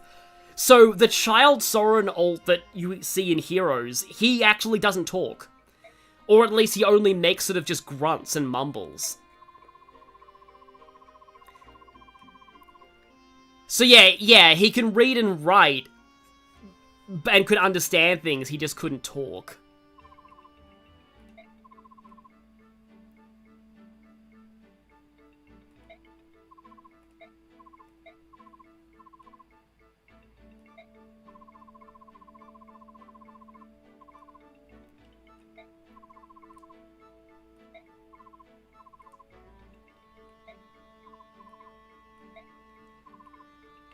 Yeah, and cliffhanger! This is why, like, I get why they do the limited support system in the earlier games. They don't want to have characters regressing on their development every time you get a new C support. Like, there are pros and cons to either support system, I feel. Like, the new system has that problem, the old system has a problem with this, where you get supports that end on cliffhangers, and it's like, well, do another playthrough to see Ike and Soren's A. Also, this game doesn't even have a support library. Only Radiant Dawn has a support library for Path of Radiance, because Path of Radiance didn't have a support viewer, for some reason. But yeah, that is not even half of Soren's trauma. Again, it's really, really crazy. So okay then, I suppose, yeah, I can get to Tanya in a level. Yeah, they could have given you a limit of 6 so you can get 2 A's at least. Though that would have messed up the way they handle paired endings in the GBA games, so like, there's issues with like everything really. It's really funny to me doing a playthrough without having the bands. Because like, I'm used to equipping bands to get like, you know, like to increase my growth in key areas, before I use bonus experience, but no. It'd be so sad if I end up losing Soren in this run. Get you 1 level. I probably want to save up some of this bonus experience though, because like, in case anybody dies and I need to like bonus experience up a replacement. Yeah, baby Soren absolutely needs a hug ASAP. Fan translation of Binding Blade had to add in... Oh, Binding Blade didn't have a support log either? I forgot about that. But that doesn't surprise me, actually. Doesn't surprise me, actually, that FE7 was the first one to have a support log. Although, having Oscar promoted before the start of this next chapter is tempting. Yeah, let's do that. And then I'll save my bonus experience. Yeah, finally a good Rolf level. And Icon Micaiah Radiant Dawn support. That'd be interesting. It'd probably be a lot of, I'm really, really, really sorry for fighting you. At first, at least. But it probably would be like Micaiah being like, tell me about, you know, what it was like, you know, in the war, like previously. And then I could be asking her what it's like living in Dayan and like growing up there. Like, I feel like it would be a cultural exchange to me. I still love this promotion theme. Oh yeah, and you have to choose a specialization. So, I really shouldn't choose bows. Objectively, I should choose axes. But if you choose bows and I get a Master Seal and just throw the Master Seal on Boyd, I can do the triangle attack somehow if I wanted to. Like, again, objectively speaking, this is better. But I'm kind of vaguely tempted about having the option of a triangle attack because I'm using Rolf, and I don't usually use Rolf. So, yeah. It should be noted that, like, I've mentioned this before, mounted archers can't use longbows. Only archers and snipers can use longbows in this game. So you won't be able to use longbows if you do this. But, we aren't even using Boyd, but I could just throw on a Master Seal and just put him there, deploy him for a triangle attack, but, like, I don't know. Anyway, yeah, exactly, hugs for chat. New here, you've watched my episode 3 Fast videos for a week. Oh, thank you, yeah, thank you. I wasn't even following a guide for those, so I might have selected the wrong option sometimes, but seriously, yeah, thank you. Honestly, it really, like, it's nice to see people being new to the streams. Yes, to triangle or not to triangle. That is the triangle. But I'm actually tempted to do this, because, like, again, objectively, this is way better.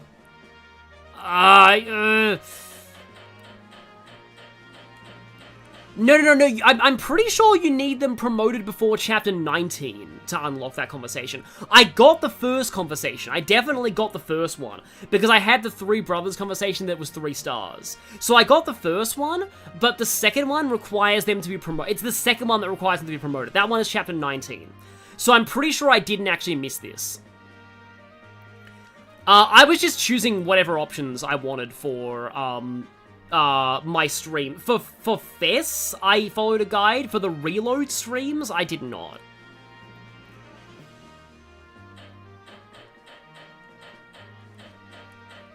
Went back to your Fates playthrough. Yeah, I'm not really proud of my Fates playthrough, honestly, but it's good if you enjoy it. I'm not saying that, you know, I don't want to sound like I'm saying you're wrong for enjoying it, yeah. You know what? Lol, I'm just gonna do this. Okay. Because, like, Boyd right now is... Yeah, he's level 10. All I need is a Master Seal, and I can promote him, and I'll be able to get that conversation. Because I'm not really using many Master Seals on other people, so... Yeah, I'm just gonna do that. Yeah. So, yeah, thank you for all of the hugs and stuff, but... oh, right, we have Maureen now. He's just joined us. Oh, we have Tormod as well. I forgot about Tormod. Tormod, I've actually been looking forward to talking about Tormod, because he's very interesting. So, apparently Maureen is one of the best characters in this game. I don't, like, I just saw, like, people saying on TV tropes that, like, he's actually insanely good. Like, really insanely good. Because he's actually fairly fast, he's very strong, he starts with a demi-band. Yeah, we have him and his son, exactly. Are they in Heroes? I want to say Feral One Maureen is in Heroes, actually, because as a fallen hero. I think he is. But yeah, the Demiband is usable by any Lagoos. Like, it's not, like, locked to him or anything. But it basically means, yeah, so you stay in animal form permanently, but you have slightly lower stats. So, by slightly lower, I mean 1 less speed, defense, resistance, 3 less strength, and 2 less skill. Like, honestly, that's not actually that bad of a cost for not having to bother with the transform gauge. Of course, the main character's sister is good /A. So, yeah, to explain that joke, In Radiant Dawn's early version, before it got patched, in the American version, Maureen's description in the glossary accidentally had Mist's description instead. So that had a lot of people, yeah, it was funny. But yeah, so he's very, very good. And Lagoos have good growths in this game, so like his growths are also going to be really good. So Tormod is very interesting. So Tormod is literally the last unpromoted Beorc who joins in this game. So that's already a bit of a point against him. He starts out very low level for this point, and he's a fire specialized mage. And fire's not great of a weapon type, because like, wind has the speed. I mean, actually wind's probably worse, honestly, because like wind's lightweight doesn't really matter. But like wind has the accuracy and speed, thunder has crit rate and power. Fire is in the middle. And you don't really fight, like, that many. I mean, you do fight Feral One Beast sometimes, but the thing with Tormod that makes him very interesting, though, is that he has this. So, Celerity increases movement by 2 spaces. So, Tormod has, like, unpromoted cavalry tier movement as a mage. And he's the only character in the game who's like this. Because you can't remove and swap around skills in this game. You never get a scroll for Celerity either, so this is totally unique to him. And I actually kind of like that. It kind of harkens back to me like Fire Emblem genealogy design, like trying to give every single character at least something unique to them. And Tormod is very unique, and yeah, it's canonically because he was taught how to run by Maureen. So yeah, like if you wanna use Tormod, you get a sage who moves really far. You also get the only sage who uses the generic sage battle models, which is funny. And also you get the choice of giving him staves on promotion, even though he does technically have like the best strength growth, I think, of the unpromoted sages. You know, don't give him knives. Still, staves are way better than knives. It's your reward for training one. And the other really funny thing about Tormod is that he starts out with a C rank in fire, which lets him use Meteor at base. And the reason why that's funny is because the speedrun strat for the priest pushing chapter is to have Khalil Meteor the boss.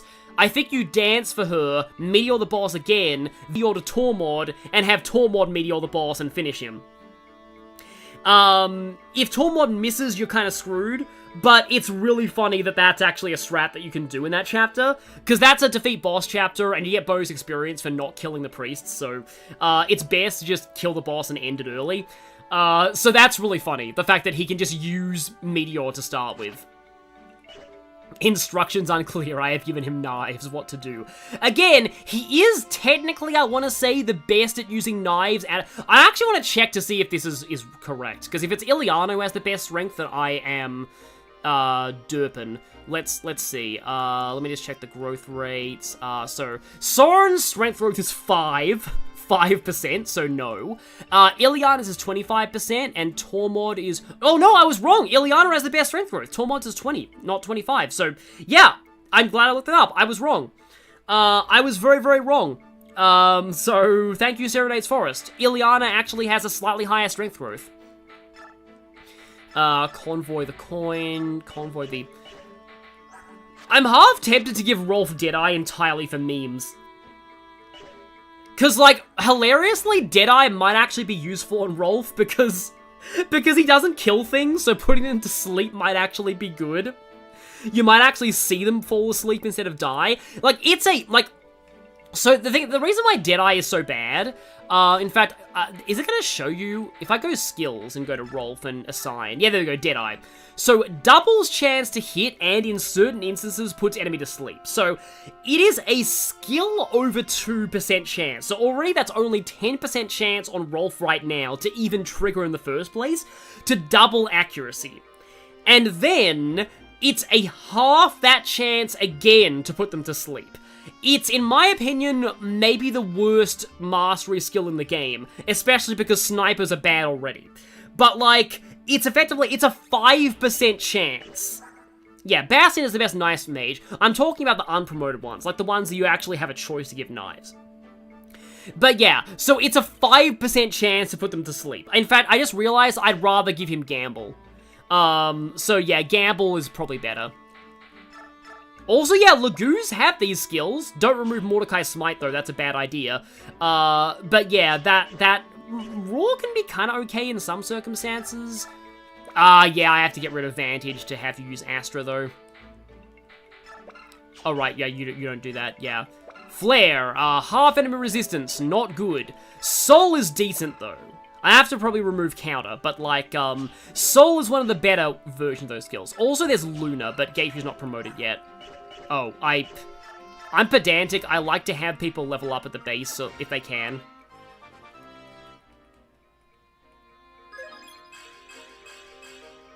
And I'm making Gateway into Radiant Dawn Gateway via the Night Ward. Gateway will become the supersonic speed of sound, blue armored Clinky of Doom. Alright, speaking of which, yeah, I forgot to talk about the whole Clinky tangent and where that originates from. So, do that. He's basically just saying thank you for recruiting me and Tormod into your army. Oh, also, by the way, if I was using Tormod and Ironman, wow, because Tormod, I want to say, Tormod's death quote is dark. Path of Radiance has some very, very, very dark death quotes. Like, insanely dark death quotes, especially for the younger characters. Like, they do not pull their punches at all in this game. I need Gateway and I need Sooth. I can probably afford to drop Mordecai, because, like, Morim is way better at this point for me. And then I can also give him Smite. Actually, hang on, I can actually drop Leaf maybe and go Mordecai, because Leaf's actually, like, she almost died in a few earlier chapters. I think I might actually want to stop using her. You can't equip the Bjorgard and the Demiband at the same time, though, because you can only have one accessory, so bear that in mind. Morim is always vulnerable to Lagoon Slayers if he's in Demiband mode. So I have Volk, Oh, right, there's another reason why you want to bring Sooth to this map, because he can recruit Devdon. Soren, Riss, Oscar, Volk, Gatry, I don't really have anybody that I want to drop except Mordecai, and Mordecai has Smite, but, like, having 2 Thieves is actually very good in this map for efficiency, so... I don't want to get rid of Mordecai! But Morim, he's really... Actually, I don't think I really need him. I can bring him in the next chapter. Like, he doesn't need... Like, he's fine with his level. I also really like bringing Stefan, but, like... Maybe that's not... Does Mia have an S in swords yet? This is only B. I'm not used to Swordmasters just immediately having maxed out weapon rank. But yes, Smite is pretty good in this map. So, like, let's just put you there, put you there. Rolf needs to be towards the front so he can actually hit things. So yeah, this map is, from what I remember, this map is not that, like, bad. There's a lot of enemies. Oh, right, I've seen this guy kill somebody in an Iron Man before, or at least almost kill somebody. So, gotta remember that. But other than that, it's pretty much fine. Guess Soren can just go near Ike. Yeah, Shinnen's death quote is lame, but he deserves it. Not, like, I don't think he literally deserves death, but he does deserve a lame death quote. I think we can go now. Oh, right, hang on. I should probably give people door keys and chest keys, just, you know, in case, because I don't want to have be reliant. Like, yeah, like, I got all these door keys and chest keys. I should really use these. Oh, I have an arm scroll, but I don't really know if I want to actually use that. Take a chest key and a door key on Ike, and then, I guess Oscar can take a chest key. Yeah, I'm not going to forget my chest keys this time. Okay, now I save. Not that the save actually matters. The chest, yeah. Tentaku, yes, that is Tormod's death quote. It's really, really bad.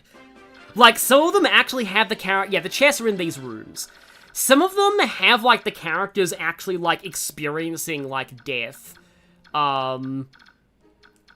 Oh, yeah, Python, better start building the coffin. Man, I can't even take dying seriously. The fact those death quotes are fully voiced is really sad, too, in Echoes. Though it gets wraps back around to being silly again when you're in casual mode and you get people screaming like, no, like S like, no, sisters, we were supposed to go home together and stuff.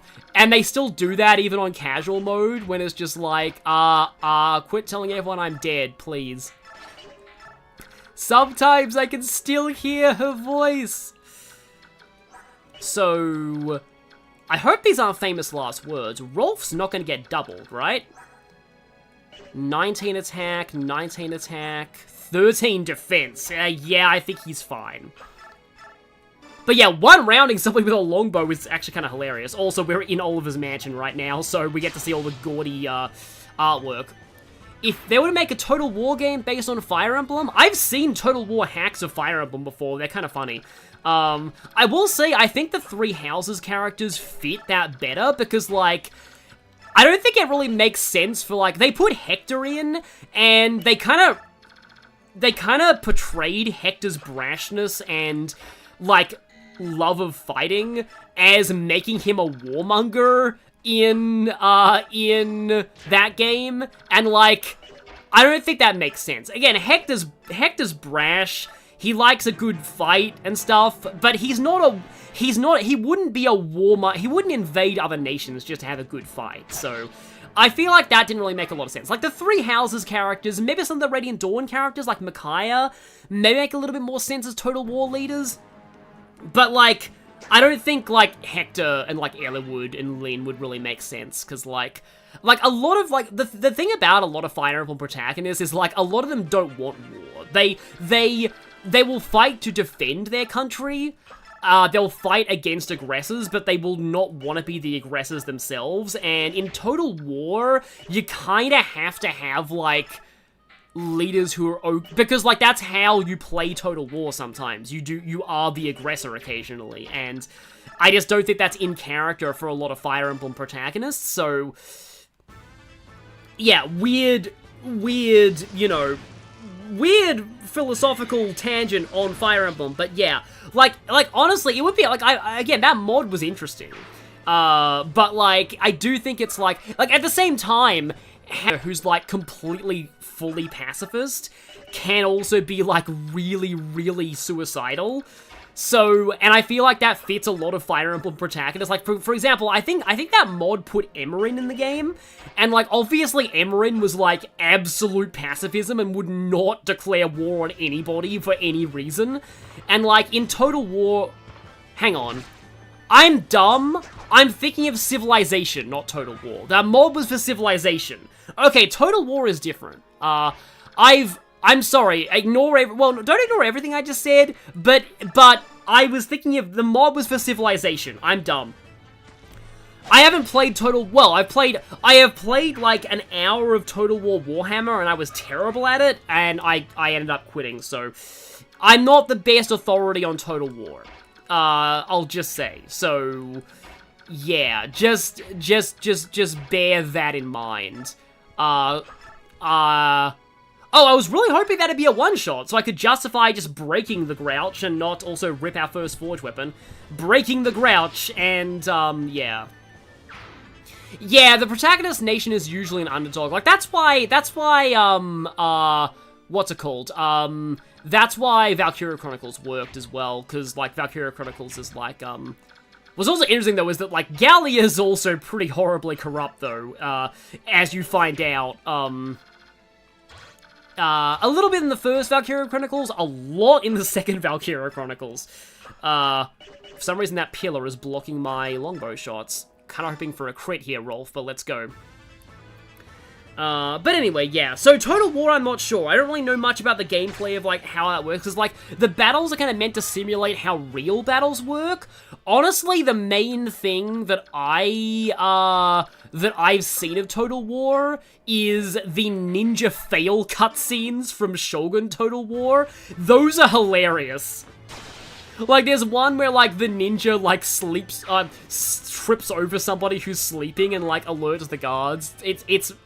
If you haven't already, I feel like I've actually talked about this in a Fire Emblem video before, but, like, the ninja fail cutscenes are really, really funny. in Shogun Total War.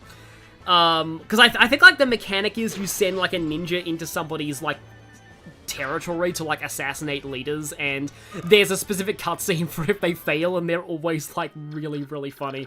There's, like, a compilation out there of, like, every ninja fail scene. Make sure you choose smite and not shove. Yeah, the ninja fail scenes are great. And then, like, everyone is, like, yelling, Ninja da! Or Shinobi no mono da! Which is, like, I think a more formal way of saying ninja. Like, literally means stealth person, I think. Because, like, Shinobi is, like, a term they use for, like, stealth. And then no mono is, like, thing. But, like, often it means person, formally. Anyway, someone said, what do you think is what class do I think is the most changed throughout the series? Definitely Thief. Because thieves have gone from being able to promote, being unable to promote, being a bow class, being a sword class, being a knife class, being a debuff-focused support class, being an offensive class, being a mix of offense and support, then going back to being unable to promote again in Engage, but also having a higher level cap. That also happened in Shadow Dragon, I want to say. Yeah, Thieves, like Thieves just constantly change throughout the series. Even in, like other games. Like, sometimes they can steal weapons, sometimes they can't steal weapons. Oh, how fitting that Rolf got the Gamble Scroll. This is gonna be fun. But yeah, sometimes they can steal, like, only items, sometimes they can steal anything. Yeah, Thieves change a lot. There's, like, personally, my favorite take on Thieves is, like, Fates Thieves, where they debuff, but, like, they have the lockpicking utility, but they have 1 to 2 range knife. I mean, okay, granted, I do think knives are a little broken in that game. Because they can, like, Sora being able to shove Mia is hilarious. They can, like, what was I saying? They can, like, they get Poison Strike. Like, 1 to 2 range is heavily nerfed on principle in Fates, and knives are one of the few, like, 1 to 2 range with no drawbacks, and really strong ninjas can just do massive damage with knives and kind of circumvent the drawbacks. So yeah, maybe not. Maybe knives are a little too overpowered in Fates. But, like, I would say Engage Thieves I like, but, like, Engage Thieves also just, like, I don't know if I really, like, they fall off later in the game, I feel. Like, Yunaka especially falls off later in the game. And then there's Wolf Knights, which are pretty cool. Like, I like the way knives work in Engage. I'm just not sure I like knives on Thieves in Engage. Yeah, Thieves never consistent. Yeah, the S-rank shuriken that is somehow the best thing in that game. Yeah, that weapon is pretty absurd from what I remember. Because I think most of the S-rank weapons in Fates are just like, oh hey, this weapon is really strong, but it halves your attack power every other turn.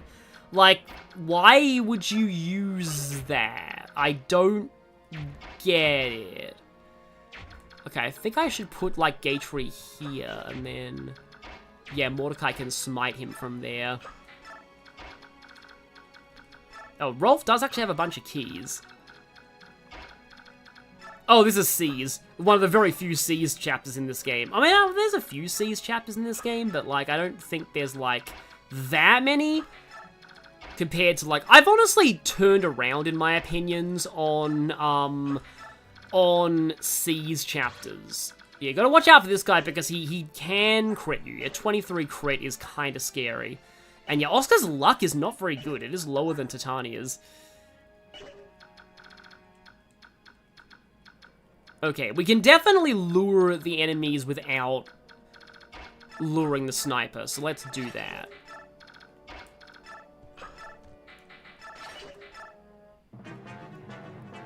Yeah, I'd like the steal mechanic to return in a modern game too. It's honestly, like, being able to steal weapons is really cool.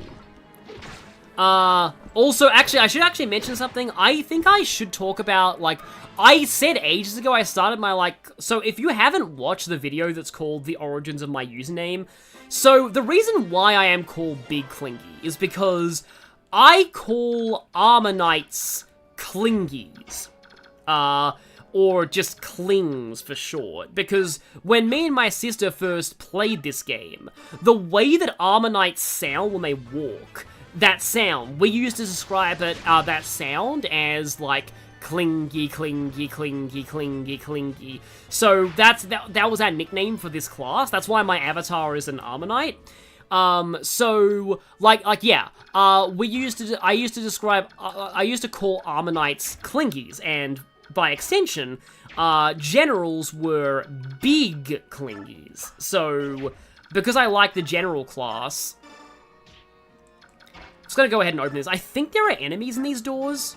Yes, there are! In fact, that's a halberdier with a killer lance. Okay. That's a little scarier than I thought. However, I can put in Mia to block off Volk if this fails, but, like, Killer Lance, meet my friend Killer Bow.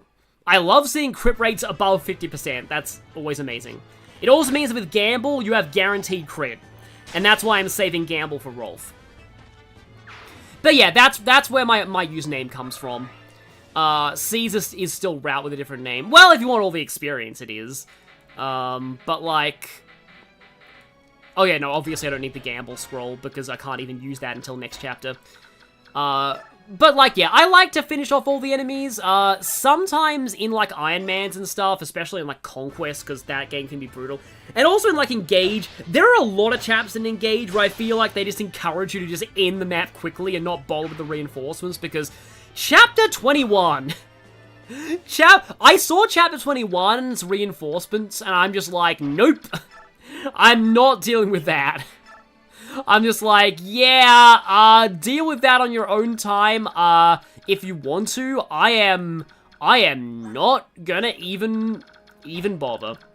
But, like, I love the way that Engage handles bosses, though. Like, it really encourages you to take out, the boss of 21 in one turn. Just had red internet again. Shout out to Sis Clinky. Yeah, exactly. Yeah, I used to play... Well, she didn't really play many games. She didn't finish the whole Sly trilogy, though, 100%. But, she also played a bit of Wind Waker. Yeah. One of these days, I'll play Spyro, and then I'll have, a lot of stories to tell about that, because, she was so mad at me for beating Spyro 1 before she did, because Spyro 1 was, like, her game. Because, like, the whole thing was, like, Crash Bandicoot 2 was my game, and Spyro 1 was her game. When I forgot to block off Volk, that could be a problem, actually. I am unfortunate. Came and got reminded of... Oh god, please don't kill Volk. Please don't kill Volk. I'm like... Okay, no, he's probably fine. I'm like, oh, Mia's gonna go in there and plug off the gap, but... I had Mia go down there and kill a Myrmidon that I probably didn't need to kill because I already blocked off this corridor. Again, tangents. Did I ask what chapter runs for reinforcement? Like, watch that chapter in my Let's Play of Engage, shameless plug. My Let's Play of Engage, I really liked that one. Like, I really enjoyed that one. Oh no, he went for Rolf because no counterattack, that's fine. It'd be really funny if counter activated. I think I gave Rolf. No, I gave Oscar counter. Oh, yeah. So that thief there is like an anti-turtling incentive. But the problem is Devdon's over there, and I need to get my, This is weird to say. I need to get my children over there. So you have 7 moves. Soren has 6. Yeah, But Mordecai can... Okay. Is there some... Oh, no, I can get Sooth there, and I can smite. Okay, good. I am going to... have you go over there. Gotta be very careful of Devdon. Because the reason why I want Sooth down there, or Soth, I keep inconsistently pronouncing his name. Yeah, Volk's the thief that's built different. Oh, he still had the boots. Oh no. Okay, I want to preview. Oh, I can't even preview. hang on. Rolf, get this archer, please, and then we can continue talking. Yeah, I love the Engage LP. Watch Chapter 21 in that, because I'm pretty sure I triggered the reinforcements there. The moment you start attacking the boss of that chapter, you get, like reinforcements from, like, everywhere, and there's, like, 10 of them per turn. It's insane. It's like, they really want you to finish off that boss quickly. So yeah, preview. How in danger was Volk here? 9. More in danger than I would have thought. But you know what, I'm going to send Titania up here. When in doubt, Titania things. Or... no, Oscar can't actually get in there. Soren can't get in there. Yeah, I guess when in doubt, Titania things. Gotta get Bowley tomorrow. Yeah, that's fine. That's totally fine. Yeah, that could have been really bad if Volk had died. Titania's also starting to take a lot more damage from enemies. Like, she does... her defense does fall off to an extent. To an extent. Does he have a... yeah, he does have a vulnerary. So, if I have him use it, he's fine. Don't accidentally use the boots. That would be tragic. That'd be insanely tragic. Okay, yeah, so my plan was... Sooth goes down here, and he gets smited. Isn't that what... because I was watching some Age of Empires 2 videos recently, and it reminded me of, like, the actual taunts that you can... like, the built-in taunts that game has.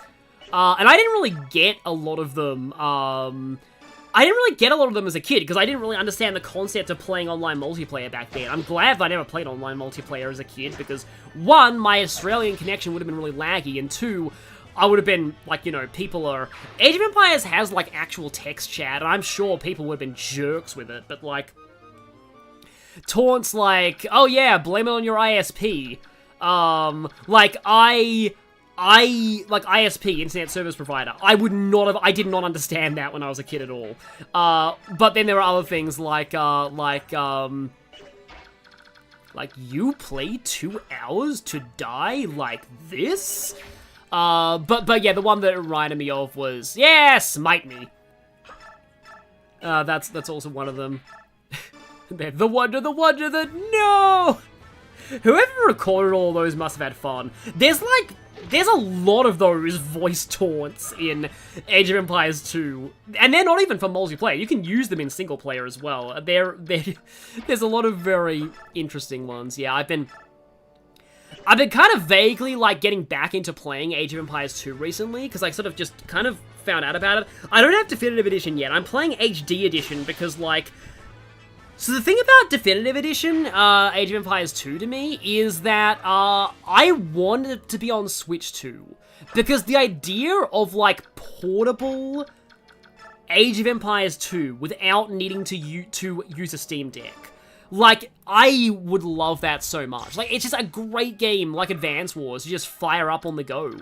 I would just absolutely love a portable Age of Empires 2.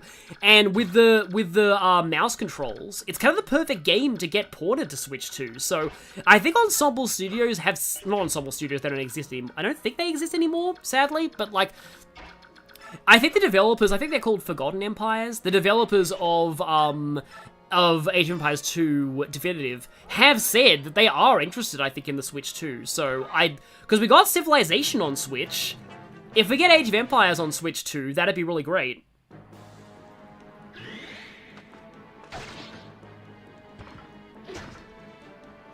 Okay, there we go, thank you. I was like, crit please? There we go. Armor in my game look most similar to my avatar is actually the Genealogy of the Holy War generic Armor concept art, but like, but these ones look very similar to it, I think. I wouldn't be surprised if they were based off that concept art, though I don't want to be adding fuel to the whole conspiracy theory fire of, oh, all of the Path of Radiance and FE7 were made based on Shozo Kaga's notes that he left when he left Intelligent. I don't agree with that. I just don't. Because, like, I don't really put Kaga on a pedestal the same way a lot of people do. But less people are doing that these days, I feel, because, like, I think people have really realized just how problematic a lot of the tropes Kaga used in his games were. So I think less people put Kaga on a pedestal now than they used to. Ah, yes, reinforcements that spawn from the beginning of the map. Oh, no, he doesn't have a ranged weapon. Okay, well, that thief's gonna waste his next turn opening up that door. Speaking of silly voice lines, stop! Don't open that door! That's a Resident Evil one, not an Age of Empires one, but, also, speaking of silly Age of Empires lines, I hear that the definitive edition of Age of Empires actually, like, redid all of the original campaign dialogue with the proper, like, with people who can actually do the right accents, and, on the one hand, that's really good. Like, we need to have, you know, people voiced by voice actors of the appropriate ethnicity in games. But on the other hand, it's kind of sad that we lost all of the really stupid accents from the original game. Especially, like, the French accents and the Scottish accents, because those were something.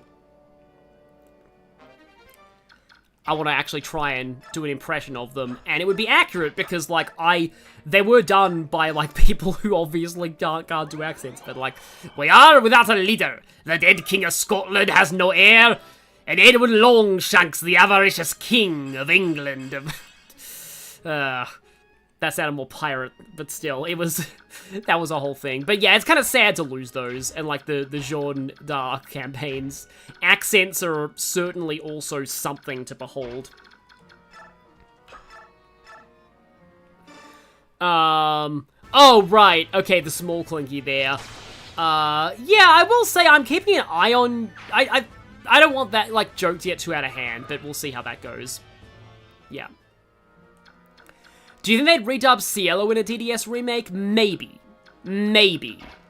But, like, I think, but, like, the reason why, like, his accent is kind of a meme, but I think the reason why, like, the real reason people like Cielo so much is because of his personality and his dialogue, and as long as they don't change that, he's probably still gonna be pretty much the same. Like, Cielo, like, legitimately, like, that line, like, Cielo is much greater than you, like, that's more accurate. I am dropping frames now. Hang on. Coming back now? Sorry.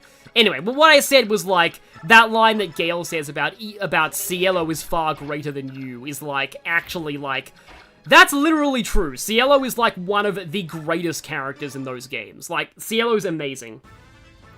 Like, it's just, it's so cool that, like, DDS is able to sell a story where, like, the characters literally have no personality at the start, and gradually gain personality over the course of like, the journey. It helps that, like, it's not a very long story. So, you get, like, the development is, like, quite well paced. You don't have to wait too long for everyone to develop. It's pretty cool. As a God of War fan, you're excited for the God of War trailer. Yeah, when so I watched the State of Play because they announce Sonic games in those sometimes, but like the moment they were doing such a big Konami thing, I'm like, yeah, Konami probably paid for the advertising space this State of Play, so Sega's almost certainly not going to be here. But like, my main takeaway is like, the original VA of Kratos is such a chill guy. Like, I'm surprised that, like, the person who voices, like, one of the angriest characters in all video games, apart from Asura from Asura's Wrath, is so chill. Like, I was really, really surprised by that. That's why I equipped the Killing Edge, by the way. Killing Edge Vantage is really fun. You shall take your leave. Well, by, Small Clinky, but...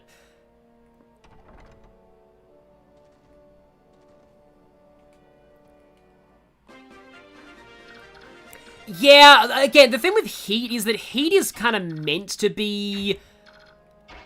Oh, wow, Mordecai can actually go all the way around, and... Oh, but I need to smite... No, he's got a wall there, which is a problem. Okay, if Sooth was here, 1, 2, 3, 4, 5... Nah, he can't get to Devdin this turn. I know that Soren can do it, but...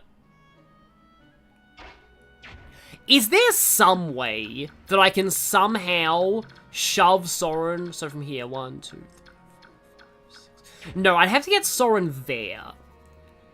I don't think there's a way that I can shove Soren down there this turn. Because, like, yeah, if you look at... Not unit, Oh no, you do look at unit, because if you go to conversation... Yeah, here we go. Soren... Oh, Rolf can... I should use Rolf, honestly. Soren... Yeah, anybody who looks like a kid can talk to Devdin. I think that thief is going to take something. No. The creator of God of War is the one who made fun of Metroid Dread. And people were, like, really mad at him for that. No, that was the creator of God of War, not the voice actor. I've actually recently heard about, I think Starves count as... No, actually, maybe you can steal Starves in this game. I don't really try that often. Maybe he could have. Anyway, but yeah, the reason why... I've heard some things about that God of War Sons of Sparta that kind of make me a bit sad. That, like, it was advertised as being fully co-op multiplayer, and you actually don't unlock the co-op mode. The co-op is actually a post-game challenge mode, instead of the actual main story, which is locked to single player. Like, that is... Honestly, that's really bad advertising. I kind of hate that. So that sucks, if that is true. But, like, I heard that watching some streams, like, recently. You lost Xander right before finishing chapter 916 because Shura had Oh, yeah, counter in Fates is a whole thing that happens. But yeah, I'm going to be doing this, and that thief might end up, unfortunately, taking some stuff. Unless I send Mia over here and, like, unequip her, so that she doesn't kill Devdin. That's a strat, I guess.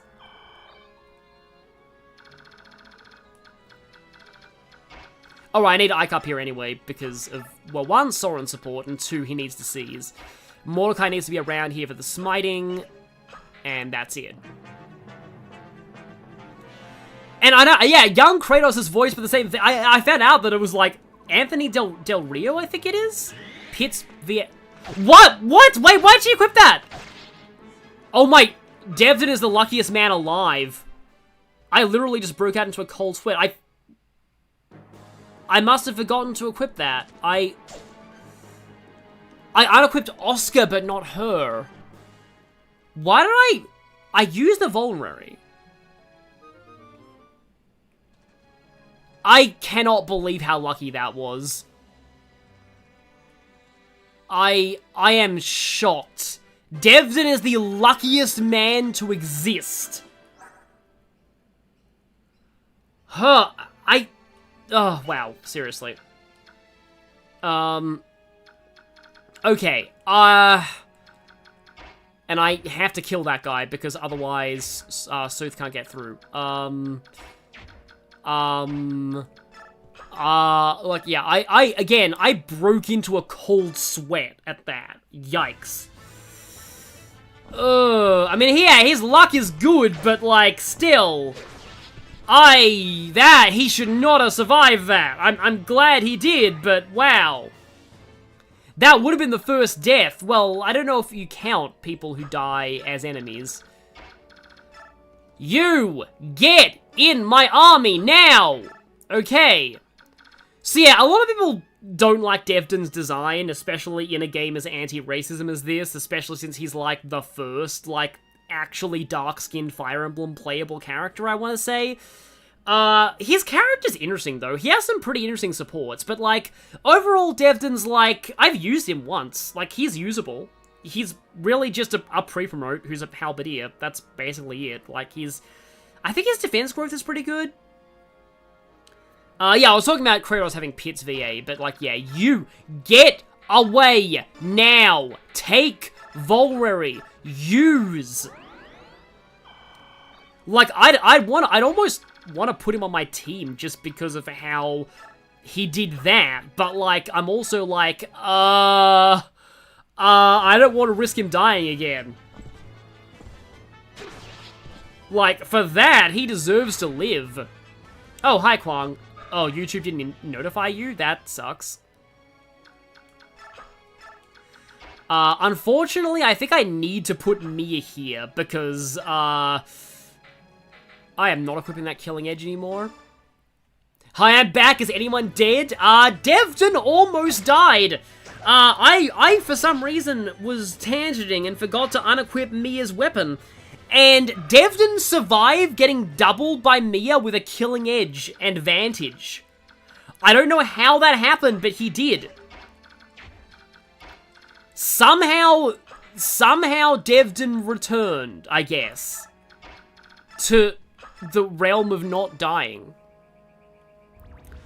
That was the luckiest thing ever, honestly. Also, boy, dodging that hit that would have killed him earlier on in the game. But, like, that's, like, the Kimasi. This guy's name's interesting. How much does he do to Gatry? He has 4 crit. 7 for 21. If he somehow crits twice, then Gatry will die. So I don't want to do that.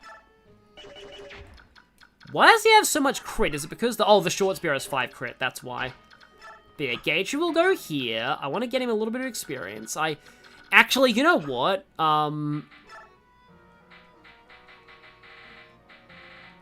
show the animation once, I guess. We need to use Deaden because of that, but, like, he could die again! Yes, he exists because Mia allows it.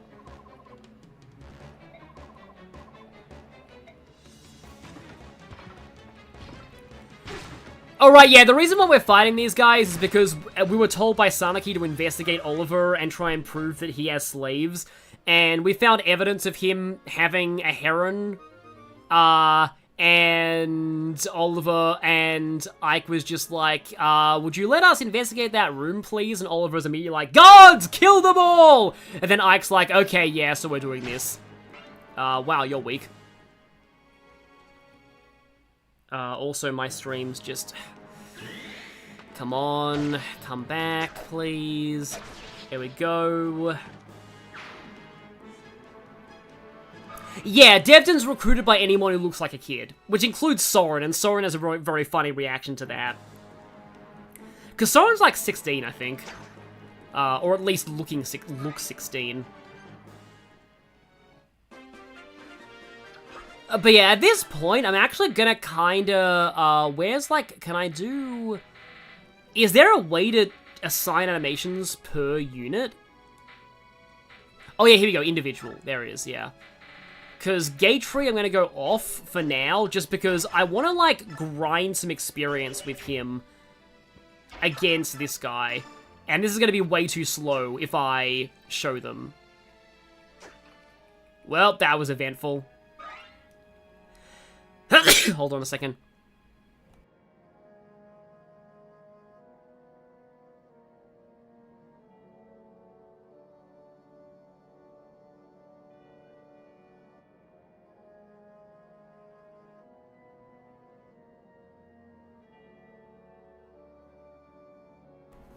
Yeah, just had to,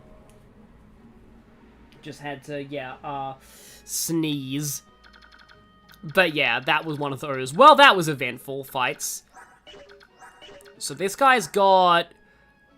Okay, I'm gonna lose physic, but I will get bolting. And bolting is not bad to, like, claim for this.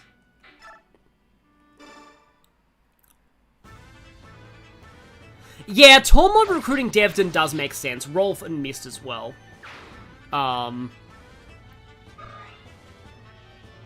But okay, so, right, I can probably catch you now. And one shot, because this very luge stick is just that good. And also triple one shot. You can steal physic probably. I don't think I have enough speed to. Yeah, like, obviously this isn't a 100% playthrough. I'm just wanting to focus on not having people die. Obviously.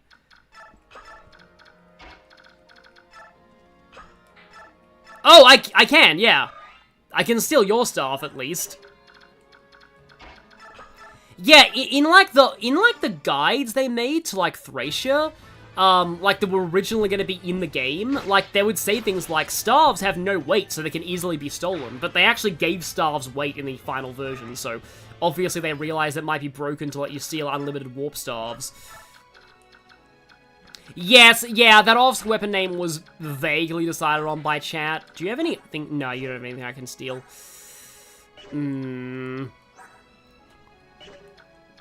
It's just, I want that. I want that level up on Gatry. I want it. I must have it. So your weight is 7, and Ike's weight is 9. So if I have Soren heal Gatry... what Telly's character... I've been out of heroes for so long, I am not sure how many ults everyone has. Soren is getting very speed screwed. He's pretty much getting all of my speed wings now. Because, yeah, I can do that, and then Ike can take him, and Ike can drop him. Rolf Gaming? Rolf Gaming! Rolf's actually doing damage to a general, nice! With a longbow, which I think has pretty low might in this game.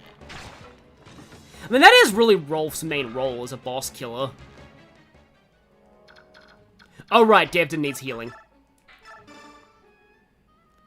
I'm feeling the healing, as to fit into that Kratos thing with, like, Pit. It's really funny that Kratos has Pits like VA. Dear God, why does Baruka die to everything? Yeah, she does, like, she is actually meant to be the tanky wyvern, I think, but, like, she has issues sometimes.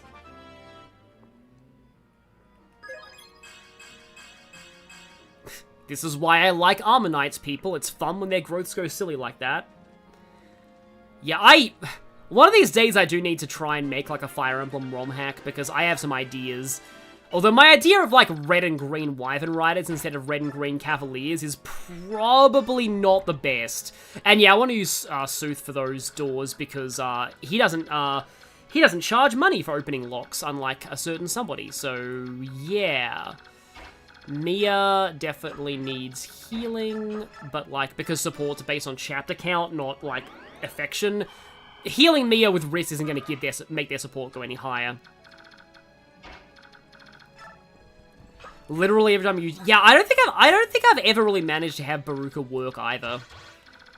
Which is a shame, because she's, like, pretty cool in theory, but, like, she often doesn't really work that well for me. So, Gatry's doing 10. Oh wow, Rolf actually kills with that. Yeah, let's do this.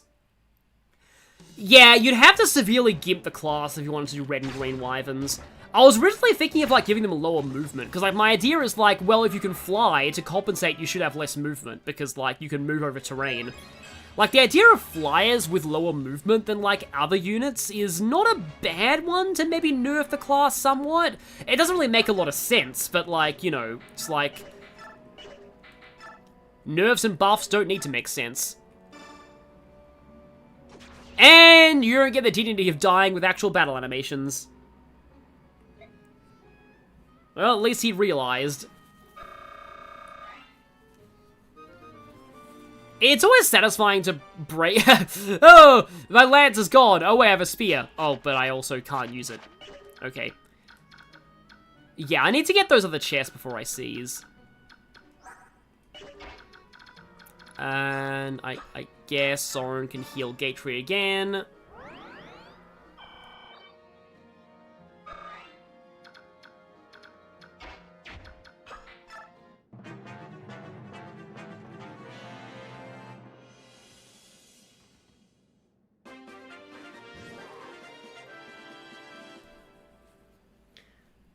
Yeah, like Baruka does sorta, like, make sense as a wyvern to an extent.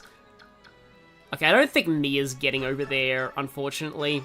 But I want to at least get some experience here. The home country's economy is so bad, the mounts have become gimped from poor nutrition? Maybe.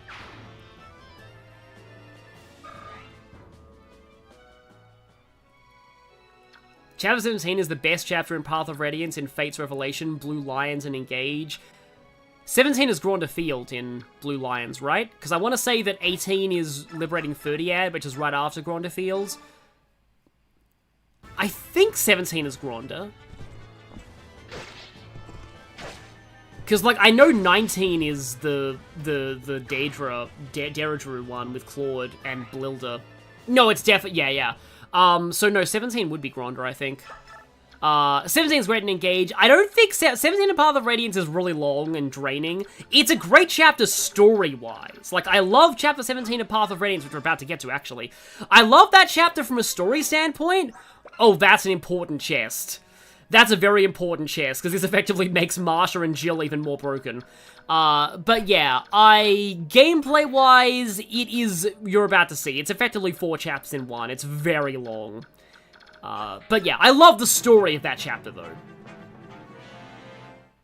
Freaking Kaze has been worse? Wow. Seriously? Kaze being bad is very new to me, because, like, Kaze is usually, like, guaranteed to be pretty good. Yeah, the full guard is great, and they both died to Titania, oh well. Yeah, Chapter 17 also gives you, I believe it gives you extra bonus experience for not deploying people, so I think I might actually take myself up on that offer, because, like, you can like, reinforce a lot in that. So obviously I need to open up this chest. Oh, Draco Shield, good. I think I lost one of those earlier in the game. And yeah, that should be everything, so let's finish. Because yeah, Chapter 17 is like the big finale to the first half of the game. The big finale to like the Lagoo's, you know, emancipation arc, like all of that. It's like Sanaki, like... Yeah, Daybreaks. Like, narratively, this is a fantastic chapter. Gameplay-wise, we're about to play 4 quarters of a chapter, or at least 4 smaller chapters. I love the Phoenicius theme, just This is the point where Tiban's like, okay, we need to go and, like, and save Rayson, from slavery. It's just turn limits for bonus experience in Chapter 17, okay. So any new supports? None on Ike, obviously. Rolf and... I don't want to do Rolf and... Oh, Mia and Risk B, I guess. Yeah, let's go Mia and Risk B. You're not trying to throw a sword at me again, are you? Oh, I should have... I'm on Switch. I'm not used to being able to just press a button to screenshot things. I should have screenshotted that. Hunting by Daybreaks. Yeah, I've heard that, like, Hunting by Daybreak is really rough if you don't have, like, properly trained characters, or if you're on maddening mode. Maybe fortune telling can't bring the future. Well, it was wrong about the boss of, it was wrong about Linus and Lloyd having a rune sword in the English version of Fire Emblem 7. Fortune telling Crone, just like the one in Fire Emblem 7, I guess. To wing, brothers! Keep up with me if you can! Yeah, Hunting by Troubles. Hi, Lenny! Oh, hey, yeah. Nice to see you here. Lenny, you got here just in time for the most long, drawn-out chapter in this game. This chapter is in 4... Fire Emblem normally doesn't do this. This chapter is in 4 parts. All 4 of them are in a really dark swamp where the swamp slows down your unit's movement. And you don't fight a boss until the 4th part of the chapter. Oh, interesting. He used to want to be a fighter.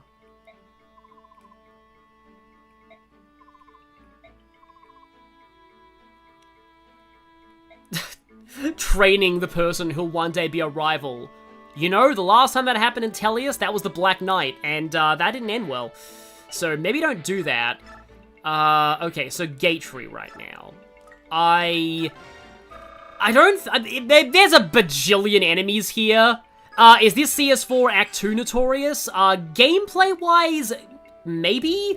Story-wise, the story is... I'm skipping the cutscenes with this playthrough, but the story is, like, absolute peak in this chapter. So, if you haven't played Path of Radiance, definitely set aside some time to do this chapter when you get to it, because, like, the story here is phenomenal. It's like the culmination of, like, everything that's been happening in the story up until this point. But it's a very long chapter. It's like 4 chapters in one.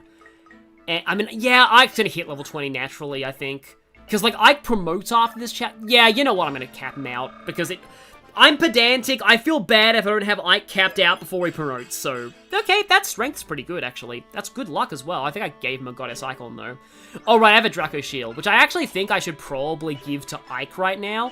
Oh, wait a minute. Wait, skills. Gamble. Halves hit rate, but doubles crit rate. On a sniper, this is hilarious. You can get, like, guaranteed criticals with that. So, yes, that's very fun. Outfit, I think I'm gonna actually give Ike the Draco Shield just so that he doesn't, like, you know, die. Because, like, it's about in the next chapter where he starts becoming more of, like, an actual combat unit.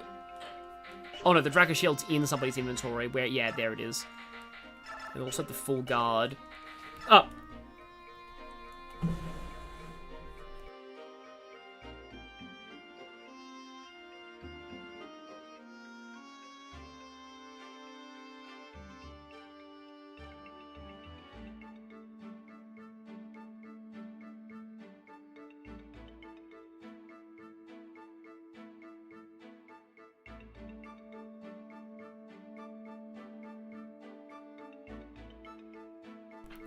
Sorry about that, sorry. Somebody in my house they need my passport for something. Oh, his HP's capped as well, that's funny.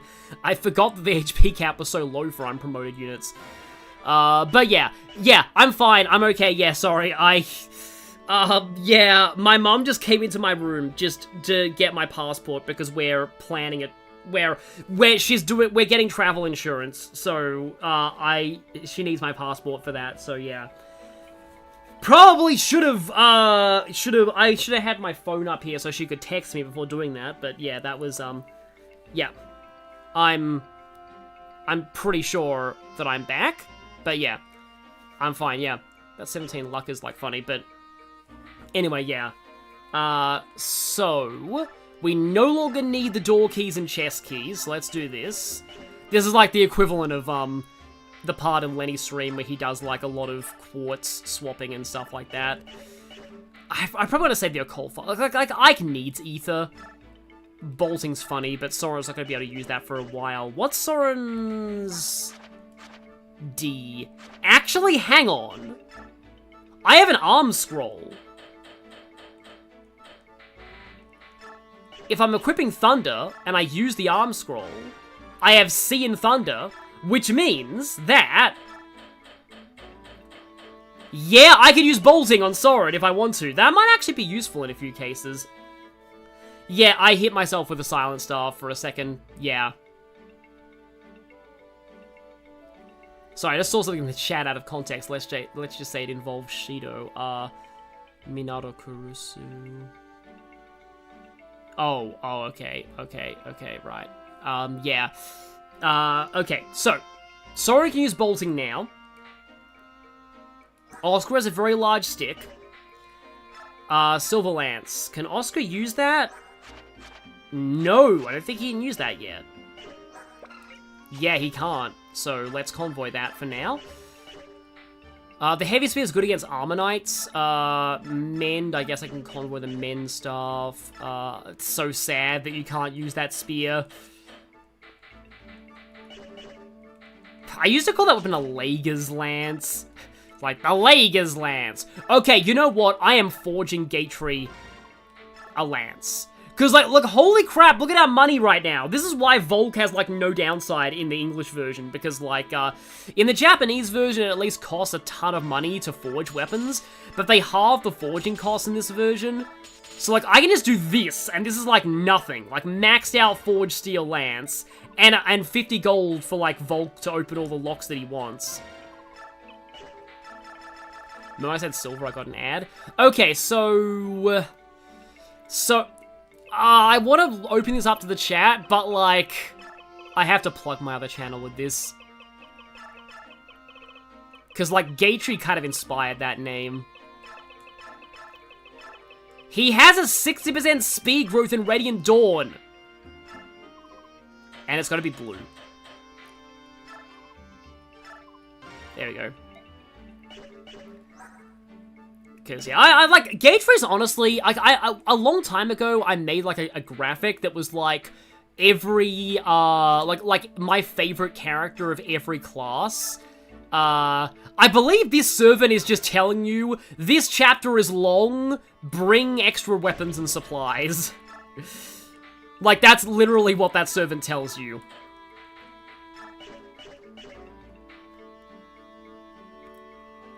Oh yeah, and axes are even cheaper to forge for some reason. Do I have any better iron axes? There are a lot of cavalry, so I guess I can say, oh, Killer Axe, though. I won't need the Laguz Axe. I can take the Killer Axe. But, like, just weak trash weapons are good for this, because you'll be fighting so many enemies. For example, I don't need the Laguz Slayer, but I might need just a bog standard iron sword. Oh, boots. Ah. There can be only one recipient of the boots. There can be only one. Objectively, that is very stupid, but I had to. Yeah, I think Gatry could afford a little bit more luck. Yep, Rolf needs a new pair of... Yeah, playing Conquest while watching a stream, probably not a good idea. Just saying. Like, you need to focus on one or the other. I'll take an extra steel.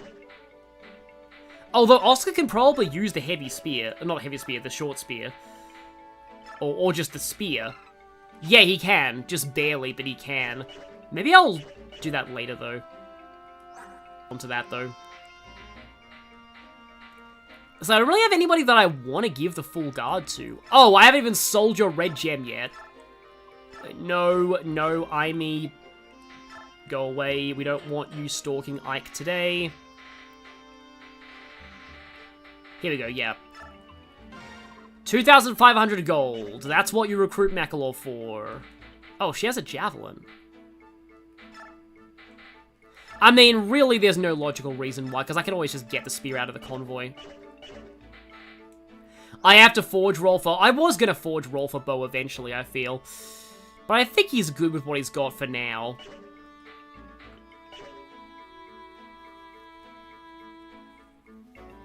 Yeah, there are some interesting Thieves' Den interactions, Ashy Flame. Oh yeah, we can also... I need to do this, actually. I'm pretty sure I did this during the original Let's Play too. There is no reason not to sell your torches at this point, because there's no more Fog of War chapters. I'm glad they don't let you sell occults, but that just makes it sting even more that I lost that occult earlier on. Yeah.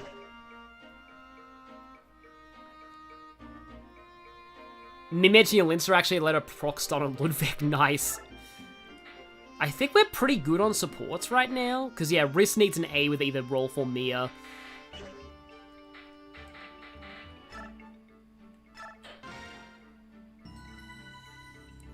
NGL, I think Wonder and Mortoa are perfect. I have no clue who Mortoa is because of, I haven't played P5, X.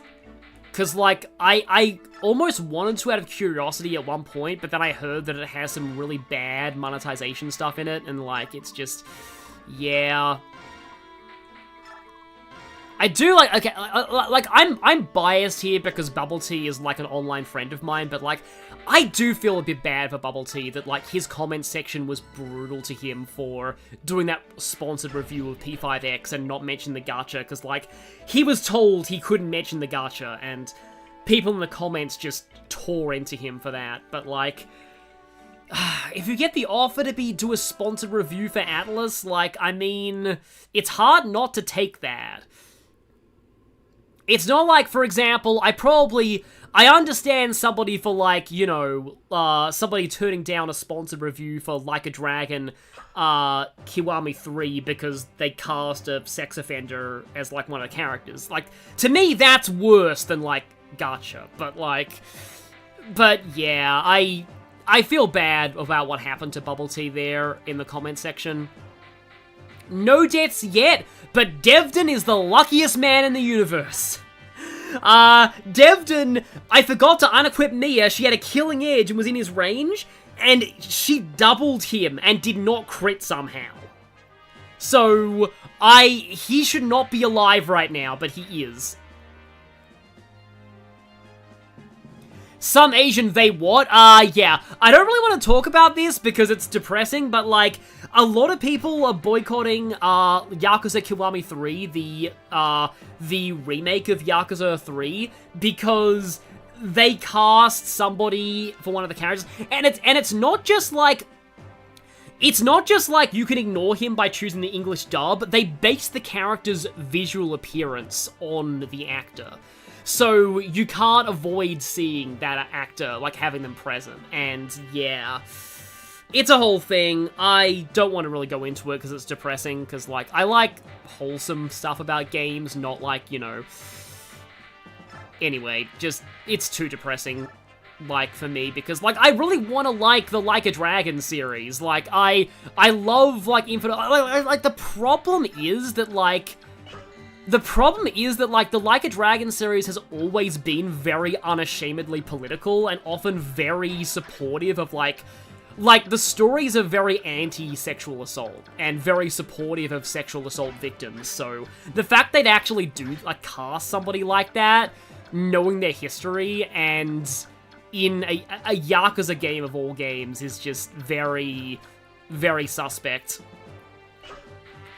They also removed a bunch of side quests. On the one hand, I think a lot of people have said that the original Yakuza 3 was too bloated with side quests, but the problem is one of the side quests they removed happens to be one involving Kiryu and a trans woman that was surprisingly trans positive for the time that the original game came out. So it was probably not intentional they removed that one. They were just culling the side quests in general, but the fact that that one in particular was removed also really pissed off a lot of people. So yeah, it's a whole situation.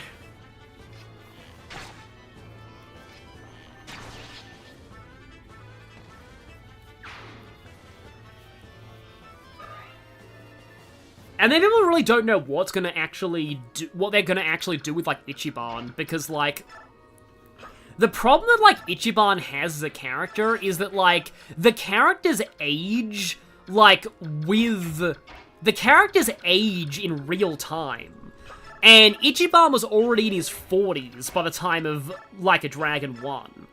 I want to say this, does the swamp damage you in this game? I think it just slows you down. I could be wrong about that, though. I guess we'll find out. Are those seriously not the only issues with Kiwami 3? Like, how can that not be the end of the issues? But, like, yeah, Ichiban is such a good character, but the fact that, like, they introduced Kiryu when he was, like, in his late 20s, early 30s, I want to say. And so he had a lot more time to, like, age, but because, like, again, the characters kind of age in real time, every game is set in the year that it came out, it kind of means that by the next game, Ichiban is gonna be 49. And that, like, I like having, you know, older protagonists of video games, but, like, that's getting kind of on in years for an RPG protagonist, and I do worry about that. Like, a lot of people, and like, apparently they've said, like, apparently a lot of people have said, like, that,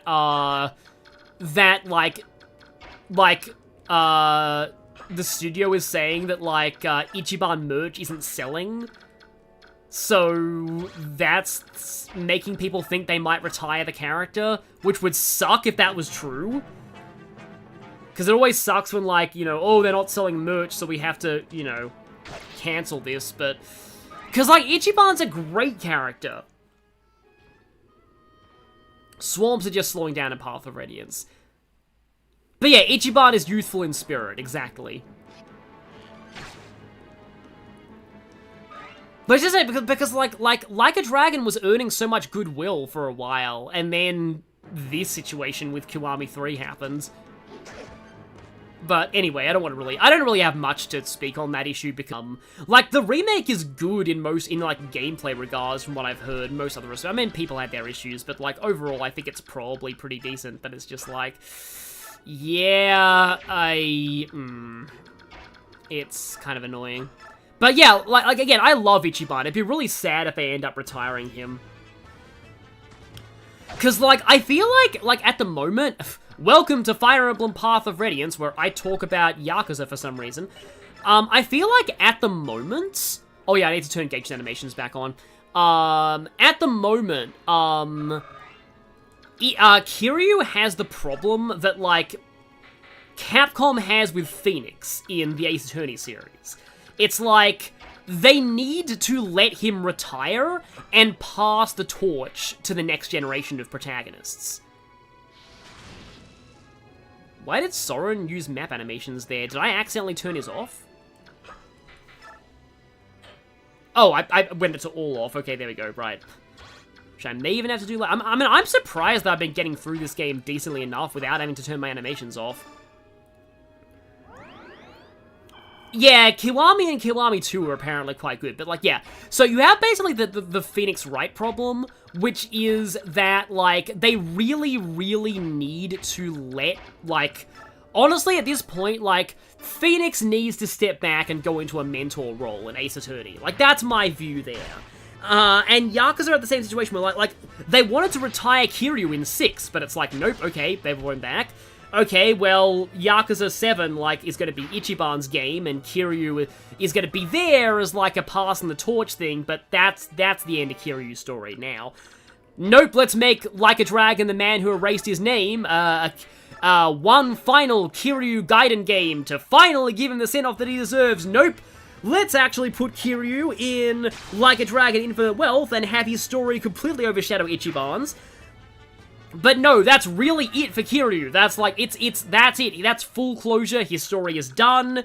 Like, I don't want to spoil what happens to Kiryu in that game, but like, pretty much, like, they're trying to say Kiryu's over in Infinite Wealth.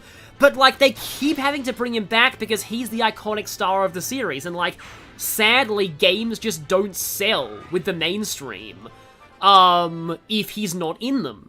And that's the problem that Ace Attorney has with Phoenix, because they're like, they need to shove Phoenix into games in order to make them sell. And yet, he really should be retiring at this point. Like, honestly, Phoenix's story arc was over in the original trilogy. I'm glad the Apollo Justice trilogy kind of brought him back, but, like, honestly, like, Spirit of Justice, to me, is goated for the fact that, like, Apollo's the real hero in the end, not Phoenix. Like, that's the thing that I really love about Spirit of Justice, is just like, hey, you thought this was a Phoenix game again? Nope, this is an Apollo game. Like, this was an Apollo game the whole time. And I love that. Like, and I really think, like, a lot of people are saying that, like, the next Ace Attorney game really needs to be an Athena-focused game. Because, like, Athena got a lot of her development out of the way in, like, Dual Destinies. Like, that was very... But Dual Destinies was really about the trio. It was really about Phoenix, Apollo, and Athena. So, yeah, it was a very trio-focused game. I probably shouldn't have brought Volt, but oh well. I guess I can steal a few staves, maybe, at times. Yeah, exactly, Lenny. Athena for AA7 or we riot. Because like, Phoenix had most of his arc. Like Edgeworth's arc was mostly resolved in his first game. And then in the second game, he had the whole thing with Francisca. The beef with Francisca. That was also resolved. And yet they still managed to give Edgeworth some incredible games. Like, the Investigations duology really shows that, like, they were not, like, they could give Edgeworth some very cool character moments and some new directions to take his character in. Even though his arc had quote-unquote ended. And I know that I'm saying that and, like, that argument, I'm invalidating my Phoenix argument. But, like, Phoenix has enough time in the spotlight. We really need to let other characters, Oh, hi, Sniper. Yep! 100 crit rate Rolf, let's go. And I don't even have a chance to miss because... Oh wait, I do. Hang on. Didn't even notice the accuracy there. But yeah, 100 crit rate Rolf. That's why Gamble on Snipers is fun. It's like better on Berserkers and Swordmasters, but it's fun. Yeah, Athena had to share the light with both Phoenix and Apollo in 5, and they got worse filler. Yeah, oh yeah, she got that worse. Like, honestly, I don't actually dislike Turnabout Storyteller that much. Granted, I mostly like it because, like, it's, like, the best portrayal of dissociative identity disorder in any fiction ever. Seriously. Like, literally the best portrayal of that. But like, yeah, that case was kind of lame. If it hits, it crits. Yep. Exactly. We have generic bosses, unfortunately, in these chapters until the end.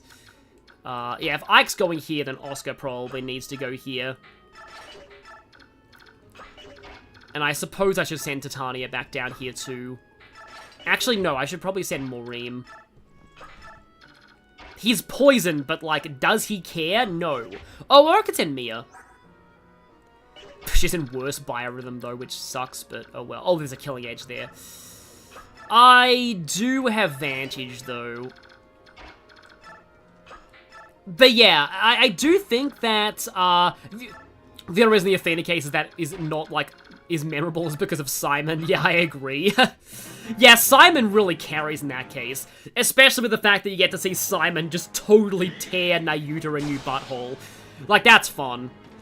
I want to like Nayuta. I've always said, Nayuta in Case 5 is a good character. Nayuta in every other case is a bad character, and that's the problem. Like, Case 5 Nayuta just doesn't line up with the way he's portrayed in Cases 2 through 4. Yeah, it's a shame. About him, because, like, conceptually he's a decent character, but just, like, the fact that he acts so antagonistic even outside of Kurian makes no sense. It's... Again, he's better in Case 5, but only if you consider Case 5 Nayuta to be a different person to Cases 1 through 4 Nayuta. But, like, anyway, like, the Yakuza thing is, like, I'm worried they're gonna fall into the Phoenix trap with Kiryu and be like, oh, we're gonna put Kiryu in everything, because that's the only way it'll sell. Like, Kiryu and Majima are, like, 60 at this point in the canon. Like, they need some time to retire.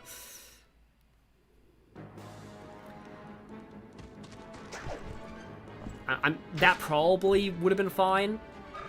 I was like, oh no, Oscar's not doubling, but I'm like, no, the javelin's broken, that's probably why.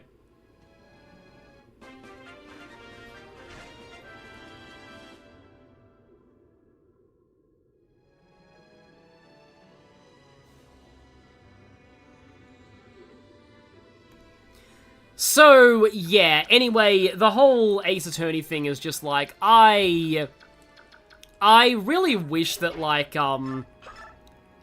they would, like, okay, gamble. Okay, yeah, I only have a 48 hit rate, so technically I have a 48% chance to kill you, whereas, yeah, see, gamble on Rolf's bow, 61 hit, 72 crit is also not bad.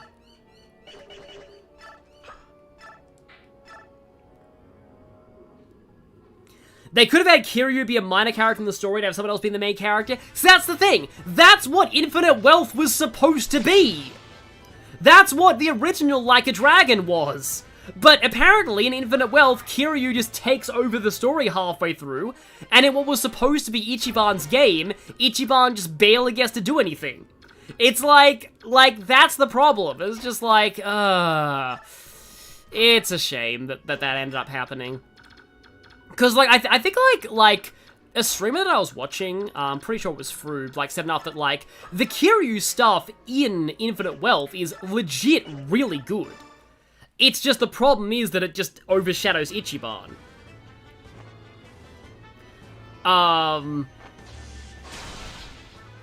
Yes, Devdon's fine, thankfully. Can Majima ever truly retire, though? No. It's honestly, no. If he ever would retire, he would retire to catfights. He'd spend the rest of his life doing betting on catfights. Because that's his true calling in life, I suppose. Yeah, I want to play the Yakuza game. But like, I have Infinite Wealth. Like, I haven't actually played Infinite Wealth yet, but I've just heard that that's what happens with Kiryu. Okay, my internet dropped again. Okay, it's coming back. Yeah, it drops out and it does come back. So, like, it's not like it's completely dying. He would become a zombie and never retire. Yeah, Majima would find a way to, like, make himself immortal as a zombie. so that he can continue doing Majima things forever. There's like a... I was seeing, like, in the stream of, like, Kiwami 3 that I was watching, Froob was saying how, like, whenever Majima's on the news, it's never a good sign. And I was like, it's like, breaking news! Goro Majima did a thing! Again!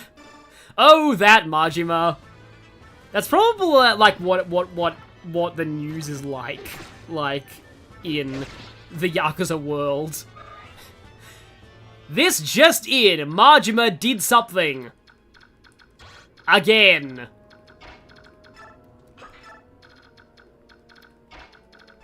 Like, I can just imagine being a newsreader in that universe where they're they're looking through, like, the script of what they have to read for this week's news, that it's like, then they're just like, seriously? Again? Can Majima not be on the front page for, like, at least one week?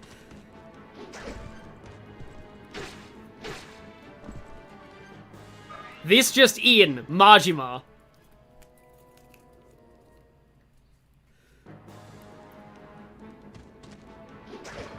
Yeah, at least play Yakuza 0 to learn who and what Goro Majima is, yeah. That's why, like I am gonna play, because I did own 0, but then the Definitive Edition, and I know that a lot of people have problems with the Definitive Edition. I bought the Definitive Edition, or a Director's Cut, just to hear Majima voice acted by Matthew Mercer. So, I have that version. Thankfully, I got a loyalty discount from owning the original. And I have the original there, so I can play the original if I don't want to see the added scenes that people don't like. Yeah, there was literally a Yakuza game with zombies, too. But anyway. Okay, so Gatry's fine, you're there. Oh, right, there's not a blockage there. I think I can... Unfortunately, Rolf's bow is not enough to kill. If I gamble... I don't know. But yeah, I do really need to play, 0. Also, yeah, the swamp is just like, like, you're, like, literally knee-deep in the swamp. I'm pretty sure that the poison doesn't carry over between segments of this chapter, thankfully.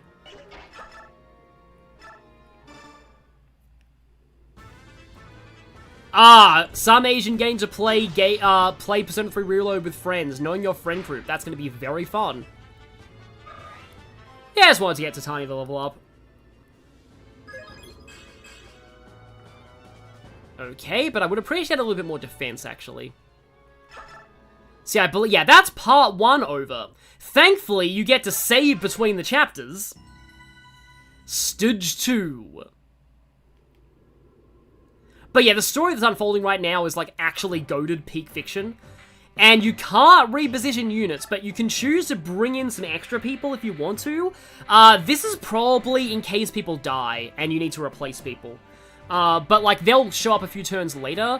But anybody that you choose the reinforcement will, like, be, like, locked into appearing for the rest of this entire chapter. So, yes, we have part 2. This is Arrive, so you can kind of end this early, but... Oh yeah, we're seeing enemy paladins for the first time. I like the, like, white look of Begnion paladins.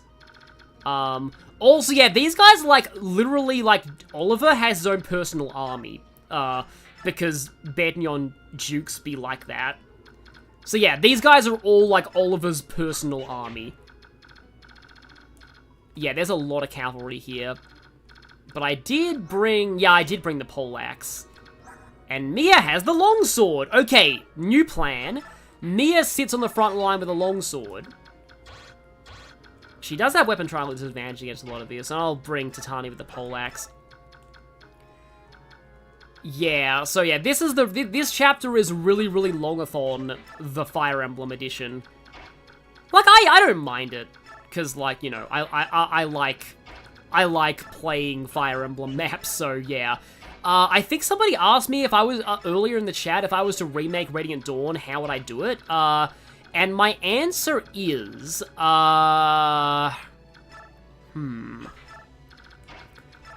Like, what would I change?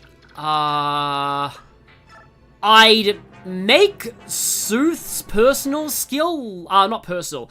I'd make, Whisper less bad. Like, I'd make him less bad. I would add actual support conversations. That's really the main thing that I would change. I'd add actual support conversations. And really, like, not much of the... Like, okay, I'd buff Thunder. Especially, I would buff Thunder. I don't think that I'd really nerf Axes, because I feel like that's just, like, making things less fun. But I would significantly buff Thunder Magic, because Thunder Magic doesn't need to be that bad in Radiant Dawn. I'd buff Mages in general. Give Mages a higher speed cap, because Mages are really bad in Radiant Dawn.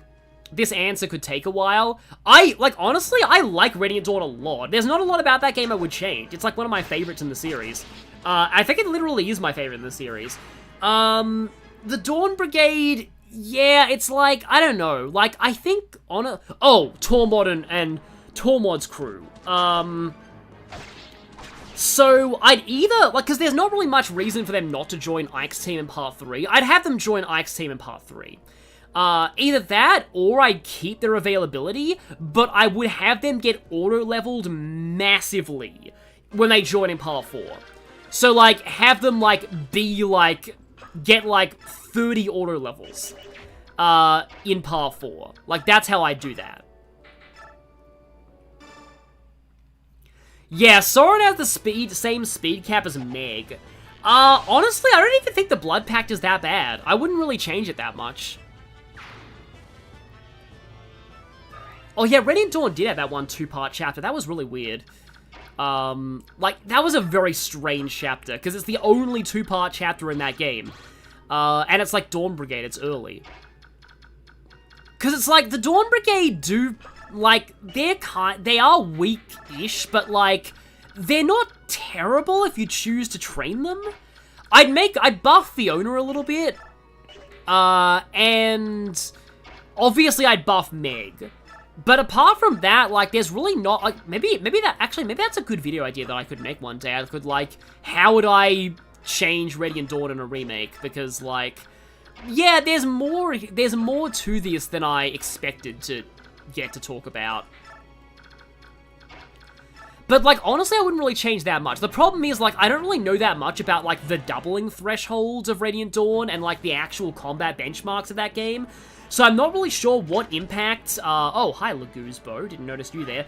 I'm not really sure what impact that, like, slight modifications in stats would bring. Like, because that's why, like, I really, really appreciate, like, that's why I appreciate Engage's game design so much, because, like, aside from Kagetsu being broken, like, the fact that they perfectly balanced Vander's stats so that he weakens enemies without killing them in the early game. And he also is a good tank.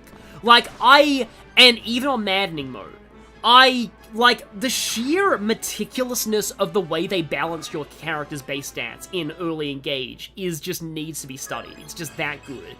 And that's why, like, I can't stand people mocking Engage, because, like, do you know how hard it must be to actually figure out proper stat balancing for base stats in Fire Emblem? Like, that's gotta be really tough to do right. And Engage is definitely the closest they've come to, like, almost perfectly balancing your numbers. I don't like the fact that Clan is just barely short of one-rounding Armor Knights in the early game. They just spawned in exactly the right places to block me. That's Blockocopter from Advance Wars, but soldiers.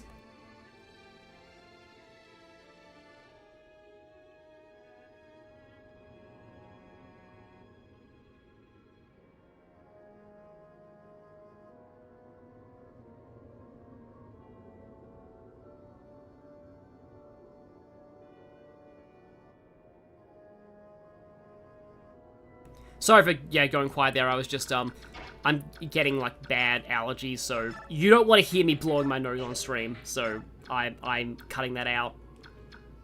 Wow, that guy has 32 HP? Okay, then. Yeah, Engage's late game does fall off a little bit, but I still think it's probably one of the best designed Fire Emblems mechanically. But, like, I really like Radiant Dawn, that and Conquest. Conquest as well is pretty well balanced as well. Like, I am astounded, that, like, absolutely astounded. I'll probably should give warning when I stop to, like, blow my nose in the future, because, like, it's, like, sudden changing, because, like, it was really cold recently, but now it's gone back to remembering that it's summer. So, yeah, I think I'd actually rather use this. I am getting, like, seasonal allergies again, which sucks. Yeah, the Dawn Brigade show up in Micaiah. Yeah, Micaiah's Paralog and Engage is, like, one of the few bad maps in Engage. Because, like, that map doesn't work without the terrain, without the height bonuses. Like, trying to make that map work without the height bonuses is dumb. And Micaiah doesn't even use her staff gimmick. It's just, that's probably my least favorite Engage map. Thankfully it is just a paralog, but, like, I don't really like Celica's paralog that much either, but, like, there are some kind of fun gimmicks on. I want to say that, like, the monsters have, like, some kind of gimmick on them, or they, like, warp or something. But, like, yeah, it astounds me that, like, nobody is, like, bad. Like, there are no truly atrociously bad units in Conquest. In Conquest! The game that is, like, absurdly difficult. Like, one of the hardest Fire Emblem games ever. Probably the hardest. And there are no egregiously bad units in Conquest. Like even Mozu is, like, fine. Because she's, like, your only archer if you get her to that point. And, like, the fact that, like, you know, like, Benny has a good resistance base. And growth as well, I want to say. So, like, Benny is pretty good, despite being an Armor Knight who joins late in the game. There are a few characters like Xander and Camilla who I think are a bit too good. But, like, the fact there is simply no...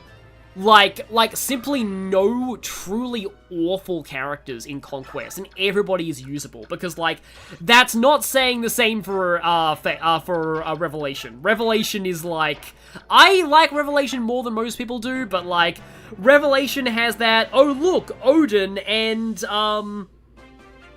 is this the first time you're fighting? Oh, no, you can fight Wyvern Riders in, chapter 10, no, 11. That's 11, yeah. But anyway, yeah, like, everybody is usable in Fate's Conquest, somehow, like, by some absolute miracle. Like, everyone is usable, nobody is, like, egregiously bad. It's just, like, the fact that they managed to make that work in Conquest of all games is also amazing. Like, the game designers of Conquest deserve to be applauded for that. Like, seriously applauded for that.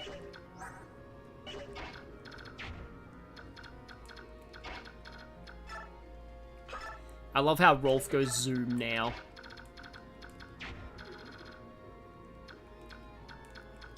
No, I've heard Reyna's pretty good even in, like, the other routes, I think. Like, I've heard Reyna's pretty decent. Like, it's not a surprise to me that she's good in Conquest, because, like, she's good on most routes, I think. I'm not really sure why they changed the name to Reina in the localization. I think she was called something different in Japanese, and, like, she's from Hoshido, so she didn't really have a name that's that drastically different. Like, I can understand changing, like, Suzukaze to just Kaze, and, like, Omozu to Mozu, wait. No, Mozume to just Mozu. Like, some of those I get, but, like, yeah, like, Reina's name was totally different in Japanese from what I remember. And I need to blow my nose again.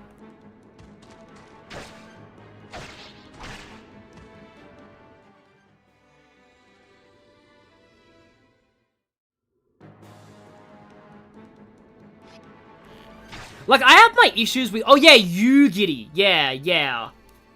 Which is kind of a hard name to, like, really understand. Like, that is a Japanese name that most Westerners wouldn't really get, because, like, you don't really hear that name very often, but still. Reina doesn't really sound Japanese, though. I mean, it is theoretically a name that works in Japanese. But, like... Also, holy crap, we're hearing this enemy phase theme so much. It's the last time we'll hear it, though, because we're going to be changing our player phase and enemy phase battle themes soon. Yeah, combats do go pretty fast with that experience. Yeah, in Orkami they did shorten a lot of the names. That one's a bit weird to me because, like, a lot of those characters were named after real mythological characters, and so you kind of lose a lot of the references with the shortened names. Like, you know, Susanoo. Well, I mean, they still call him Susanoo, but like Kushi. She should be Kushinada, I think. And yeah. Anyway, I love it when Gatefree doubles things. Yeah, Reina is queen in Spanish. That's why I feel like it sounds less Japanese to me than Yugiri does. Cause like, yeah. I guess in a way I sort of get it, but like, I don't know, Yukimura kept his name, and that's good, because I think Yukimura Yukimura's a nice name, and it works for like that is annoying. And, by the way, yeah, Thunder is not effective on Wyverns in this game, that's in Radiant Dawn, it's Wind on Wyverns in this one. However, their resistance is so low that it might as well be effective on Wyverns. But, yeah. Yukimura does sound like a good name for, like, a tactician. Not to be, like, name stereotyping.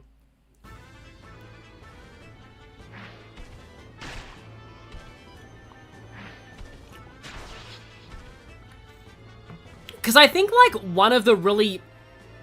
And this might be a reason why a lot of the Hoshido names did get changed. A lot of the Hoshiden characters in Japanese were named after... They were named after World War II era Japanese battleships, and that doesn't have great connotations for a worldwide release. So, especially in a game where, like, the Japan-coded faction are the less aggressive one in the war. So, I understand them wanting to downplay that a lot in the localization. Because, like, nearly every Hoshiden character, or at least the retainers, like I think Suzukaze was a warship, Kazahana was one as well, I think.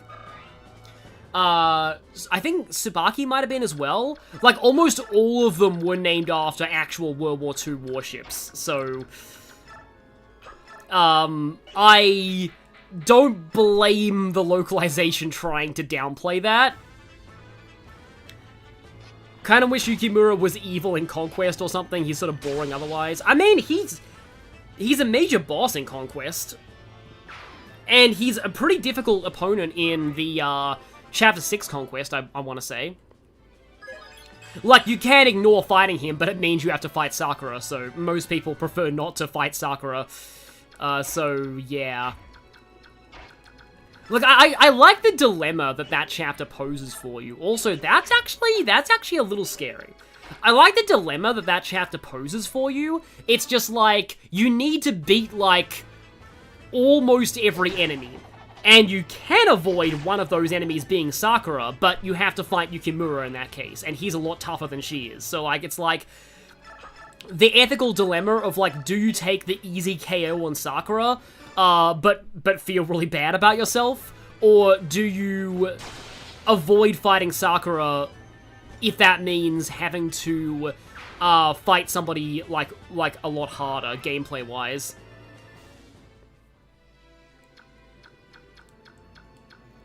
That's why Fates' Korean localization was based on the English instead of the Japanese. Probably. And yet Koreans hated it because Korean gamers are allergic to English.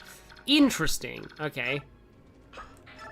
Yeah, Ryoma is also the problem child in that chapter, as well. But you can freeze staff him with Elise. That does make him a little more manageable. I mean, he's still really rough, don't get me wrong. It's been a while since I played that chapter, but I want to say that, like, that chapter is rough. I mean, I could wait here and... Oh, you have Physic. I want to steal that before I leave this map. Yeah, let's make sure that we actually... If I take and drop... And then maybe Titania can... No, I don't want him to be still... Hang on. Weight 11. No, Mia can't carry him. Rolf can't carry him. Okay. I might be able to get him over there, though, by the next turn. Yeah, no, English is a dumb language in general. I feel sorry for anybody who has to learn English. It's a stupid language. You figured out how to beat Realma in this chapter? Oh no, this guy knows I'm going for his staff. He knows. He very much knows. I think it's still gonna take one more turn though. However, yeah, let's do the shove. Push and then you know what? This is so mean, but like, let's just box you.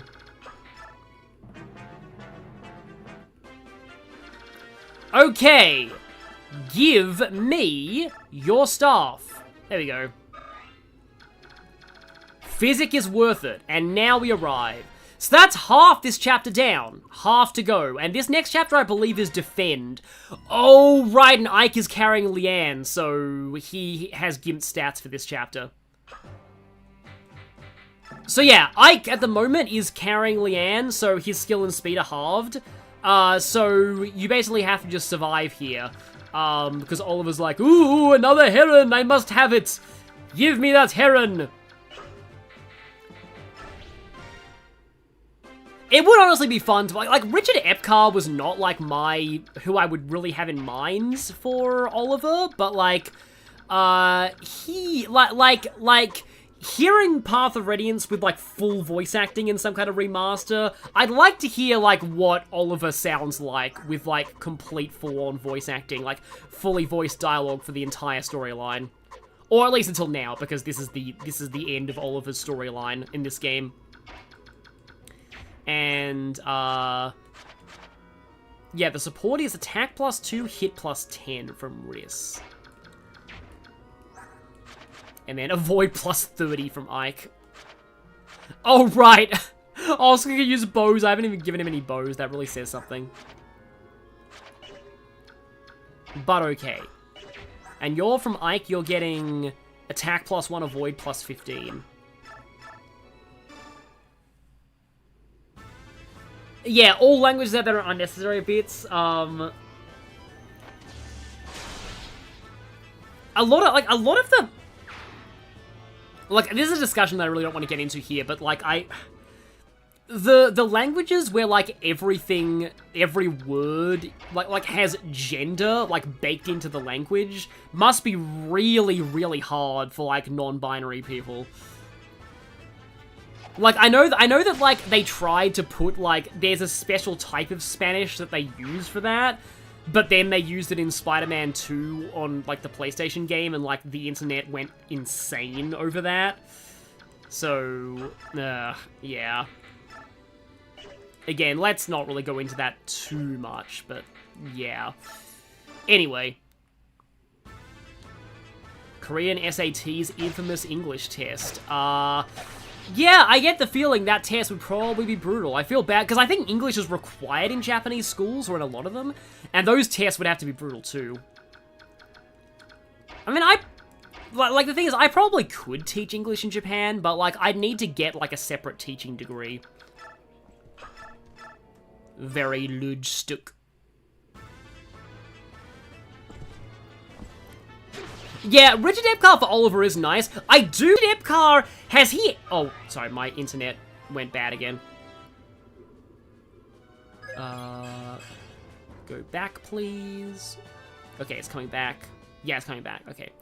Anyway, what I was saying is, Richard Epcar,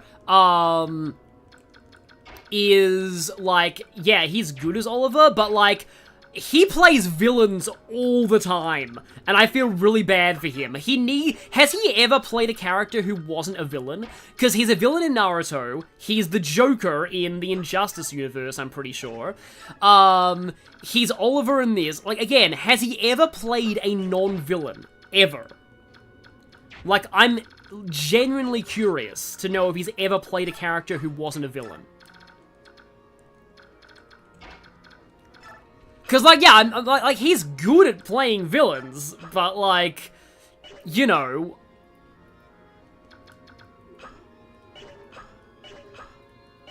Wait, is he Hanneman?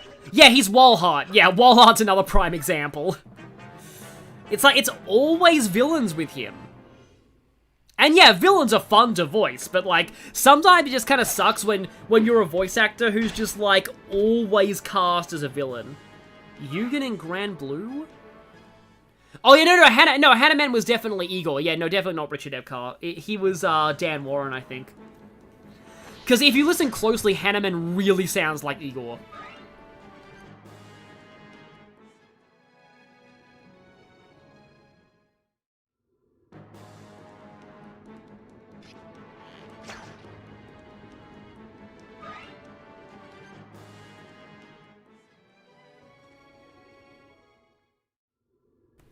Oh, he's the voice of Bobo. That's good. That's at least not a villain. Doing Bobo must be so fun, though. Those voice actors are great. Oh, is he old Joseph in JoJo? That's even better. Because, you know, that's the oh no guy. So yeah, old Joseph is great. I have actually heard some dub footage of Bobo.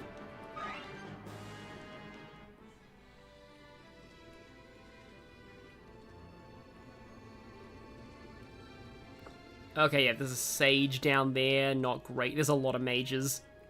You really aren't supposed to go down to the lower part of this map, but, like, I'm doing it because I want the experience. He's Count Berglitz.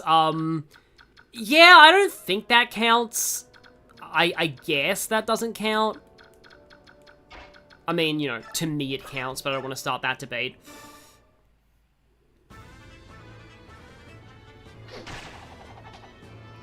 R.I.P. Unsho Ishizuka. I would assume that's the voice actor of old Joseph in JoJo, because I know that he passed away.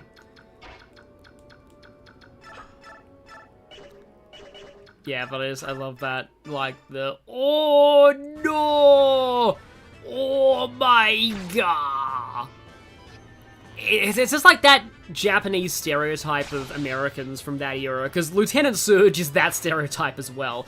I think in Japanese he says a lot of English. I don't think he actually swears in the Red and Blue games in English. I know that in the anime he says damn a lot in Japanese, which is silly.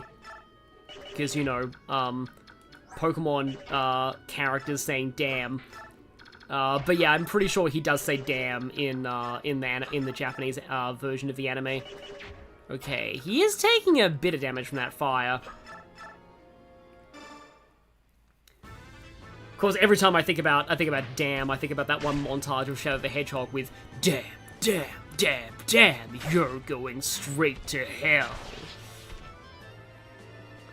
In the manga, Surge said that? Yeah, I can believe that. Oh, he was Dojima as well. In Persona 4, as well as old Joseph. Oh, wow.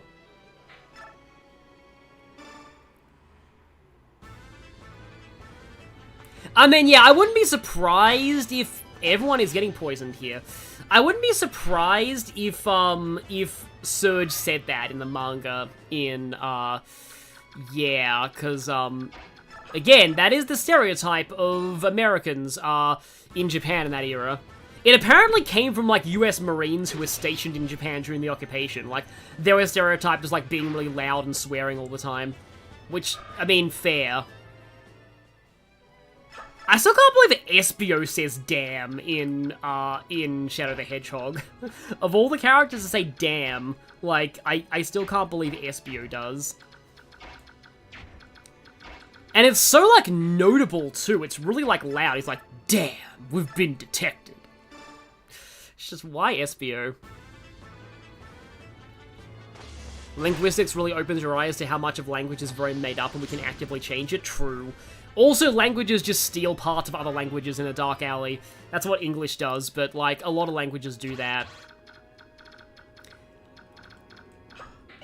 But yeah, I'm kind of curious to get, like, there's apparently a part of Raido, the first Raido game, where you, like, deal with, like, a time subplot, and, like, they actually try to, like, make up future language. So, like, you have characters speaking in, like, very, very incomprehensible dialogue that's meant to be, like, a future dialect. Like, that sounds cool to me. So I can't wait until I get to that point. Sonic says, damn, if you fail a mission in one level. I think it's lethal. It's probably Lethal Highway. Lethal Highway is the one with the one where you have to chase the ship, right? Then there's that level later where in order to go neutral, you actually have to let the time limit run out. Cause like winning the race in that level, just win the race. But winning the race in that level, is considered the good ending. Whereas failing the time limit is neutral. Then I think, like, the other way to get, like, that particular semi-hero path is to go through Cosmic... Oh, wait, no, you have to go through Cosmic Fall good ending to get the actual hero ending, don't you? Yeah, that's that whole thing. Korean language system may not have existed because, Toadism was Chinese back in the old day. Oh, also hi. I need to be careful here. Like, I thought for a moment that Sonic didn't say damn in that game, but like... Oh, yeah. Yeah, he does. Okay, yeah. Damn! Let me just try and do that impression shadow coin. Damn, they got away! Leave it to me, I'll chase him down! I have a mutual on Tumblr who, like, absolutely loves Jason Griffith's Sonic performance, and actually, as much as I think Roger Craig Smith is a good VA, they don't like Roger Craig Smith's Sonic, and I'm kind of the opposite. I like Jason Griffith in Unleashed and Black Knight, but fan of Griffith in the other games. And I'm not even that big of a fan of Ryan Drummond either. Yeah, Sonic saying damn in an official piece of media is very cursed. Like, extremely cursed. I mean, I don't think he even says that in the movie, which is a lot edgier than, like, the games get. I love what Hellfire looks like when it misses. Like, the big fireball hits the ground, and it doesn't even summon, like, the Pillar of Flame. Oh, you met, right? Yeah, I'm really jealous of people who actually get to meet Sonic voice actors. I mean, technically I met, you know, I've met Travis Willingham for Knuckles, but I didn't get him to sign anything for Knuckles. I almost met Bryce Papenbrook. He was at a convention in another state to me. It would have cost me a lot of money to go down there just to see him, and even more money for the convention tickets and the autograph, so I didn't, but, like, I want to see, because I want to get Bryce Papenbrook to sign my Sylvaise page of the Sonic coloring book, because I'm Sylvaise pilled now. I can't believe that happened. I used to be talking about how, like, oh yeah, I see Silver and Blaze as just friends. Not every male and female pair has to be romantic, right? And then I'm like, actually no, I've become Sylvaise pilled. I mean, I wouldn't tell him that though. Like one of my pet peeves is, I don't like it when people ask voice actors about shipping. I just feel like that's just that's just an issue of bad tact. You really shouldn't do that. Unless, like, the ship is, like, super, like, canon, and, like, you're asking them, how did it feel to play out that relationship? Like, some of the Critical Role cast have interesting insights in, like, you know, how Liam O'Brien felt doing the Vax and Keyleth romance in Critical Role. That's fine, but when it comes to purely fan ships, I don't like it when people ask voice actors about shipping. Because it's just, like, it feels very cringe to me. Like, nothing against you if you do that, but, like, to me it is just kind of cringe. Yeah, I remember looking at this, I was surprised to find out that, like, you are Sonaise and you haven't played the Rush games, because most people who ship Sonaise do it because of Rush, so I'm wondering how that happened when you didn't even play the Rush games, but anyway. I guess there's a lot of fan art and fanfiction out there. Yeah, either that or the VA themselves openly discusses the ship, yeah, then it's fine.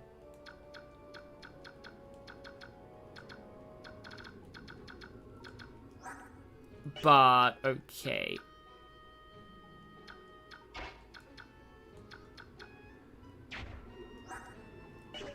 Yeah, Digital Circus does seem like a weird play, well, it's probably got some weird shipping stuff, like, in the fandom, so I kind of want to, honestly, okay, here's the thing.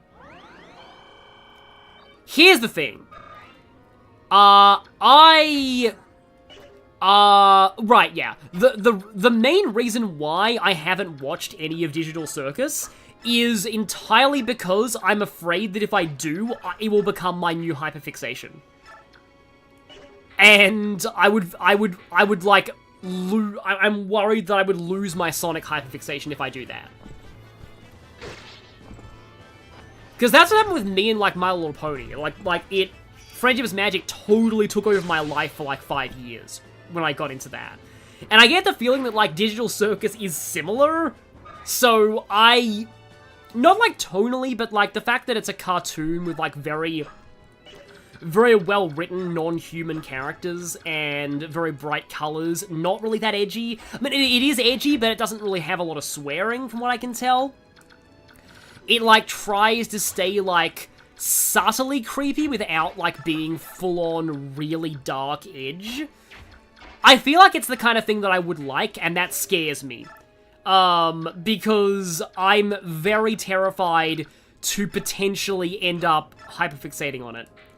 And it consume my life for the next 10 years.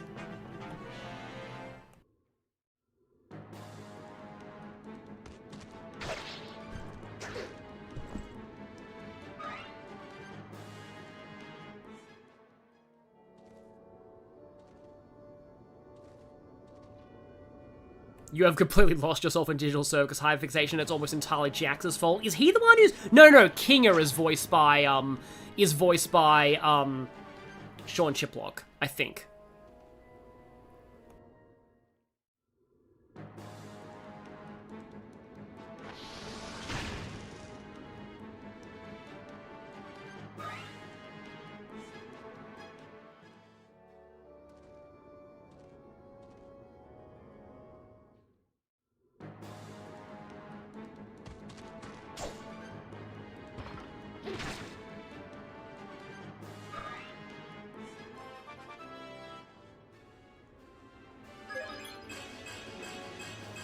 Yeah, I am blowing my nose a lot lately. I really hope I'm not getting sick. Because this is kind of a little not really that normal. I love the Armalite crit animation though. It's just like, I want to keep going. I don't know if I should end the stream after this chapter. Lizzie Freeman is Podney's VA and she's Reload Metis. Yeah. Haven't heard anything with Jax's VA, but it's really, good. Yeah, Gage got another good level up. Yeah, Adrian One says we really need to get you into Steven Universe. That's another show that I'm really afraid of it becoming a hyperfixation if I do get into it. But the other thing is that it's like, so this is weird, and this might... People can very easily take this the wrong way.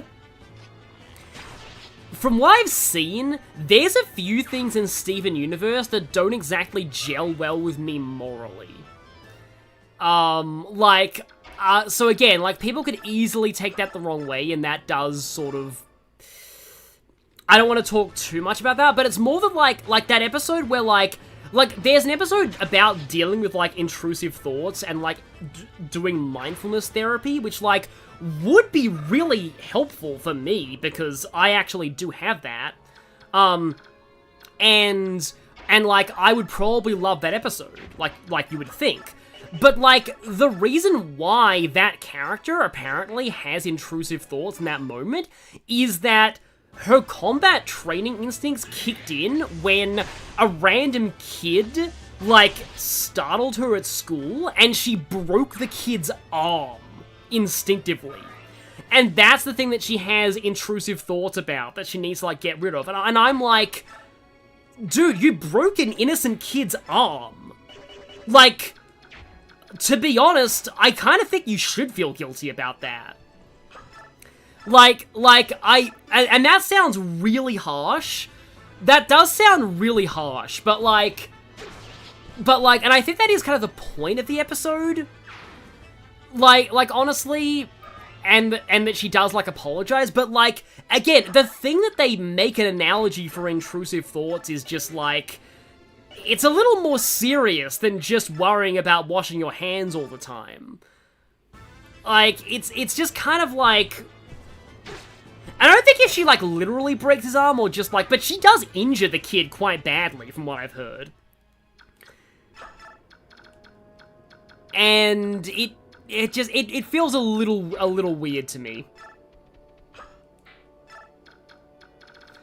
But, again, because I haven't watched that, I probably don't really have grounds to really speak on that, but, yeah, it's like that and, like, I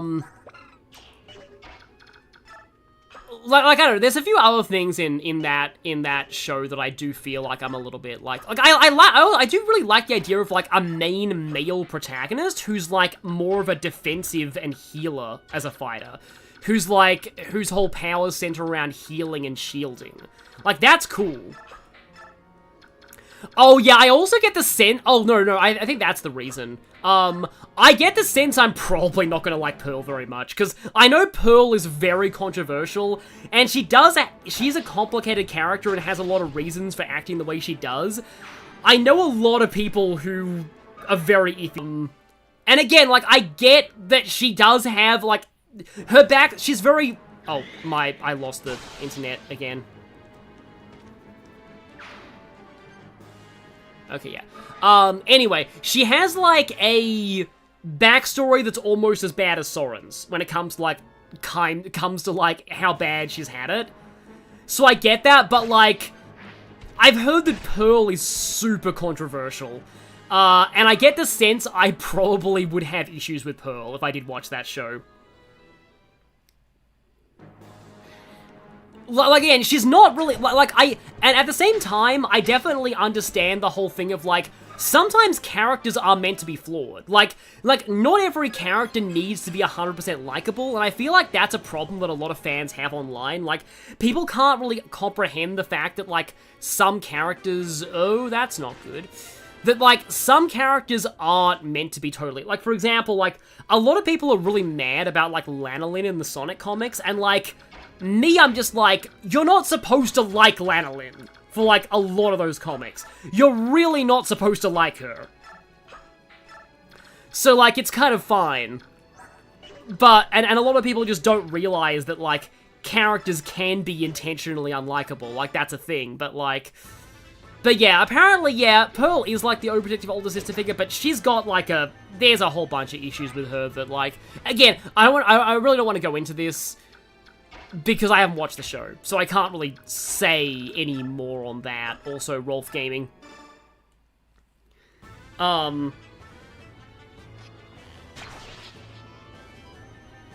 it's like, as you can probably tell... Oh yeah, Luna Amethyst, I like a lot of morally awful characters. Like, as you can probably tell if you've been on this channel for any length of time, I have problems with morally awkward characters if the narrative isn't telling you you're supposed to dislike them. That's just a thing with my taste in characters. For example, Henry in Fire Emblem Awakening. Like, I really did not like Henry the first time that I played that game, and I still don't. And, again... That's why I have issues with a certain root of three houses. Like, Dimitri in his boar phase is fine, because you are explicitly not meant to like Dimitri when he's in boar mode. Like, all of his friends are saying that, like, Dimitri sucks when he's like that, and he really needs to stop. Like, the whole point of boar mode Dimitri is that he sucks. And that's why it's more okay with me. But, like, when you have a character who is very awkward morally, and yet you're supposed to admire or like them, that... I have a hard time liking characters like that. And it's just like, yeah. Should get back to watching an important trail stream. Is there like a major point in a trail story that's happening? Also, slightly worried about Volk here. And I admit, like, this is... It's very much a me thing. I'm not, like, judging people for, you know, liking certain... It's only been 6 turns, really? Really? How's it only been 6 turns? That's this chapter in a nutshell, honestly. But like, yeah, it's very much a me thing. Like, I have a very rigid sense of morality. So, I like my good guys to be good and my bad guys to be bad. Like, that's just who I am in media.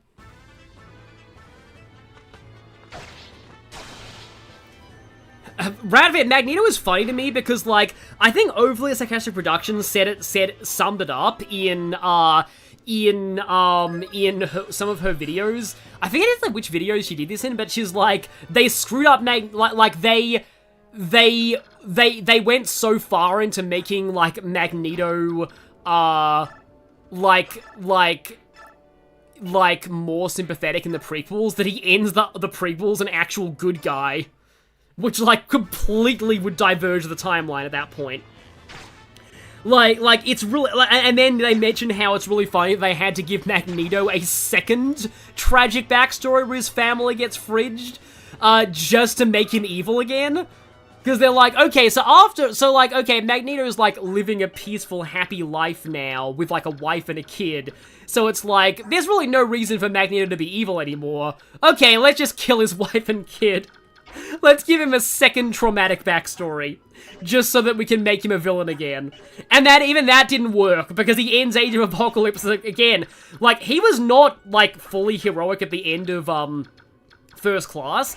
By the end of Age of Apocalypse, he's a full-on good guy. So even that didn't work. It's just like, that was...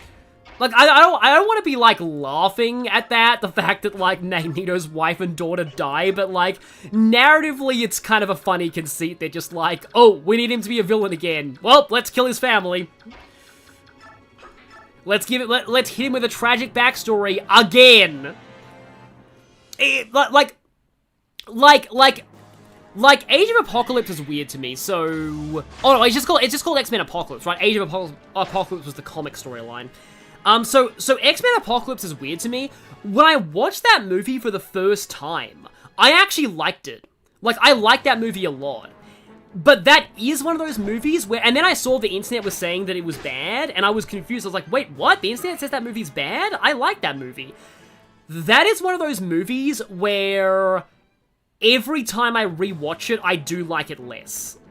Like, I find more and more reasons to think, actually, the internet has a point about this movie. I haven't seen Dark Phoenix, because I've heard that Dark Phoenix is awful. I think they rushed out Dark Phoenix just so Marvel wouldn't get the license to X-Men, and that failed. So, welp, this map's gone on for so long that people are recovering from poison on their own. Also, Soren is kind of hurt right now, so we've got to be a little careful of him there. But, yeah. Yeah, well, the thing about the superhero genre and villain redemption is that, like, you need recurring villains. Can I somehow get Physic onto Riss this turn? Don't think I can. Nah. I'd like to, a lot, but I don't think I can.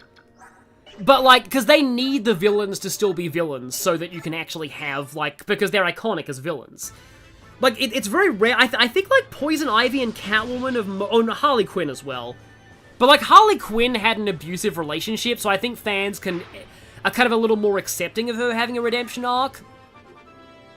But Catwoman as well was more of an anti-hero than a villain. Like, so I think she's also, like, fine.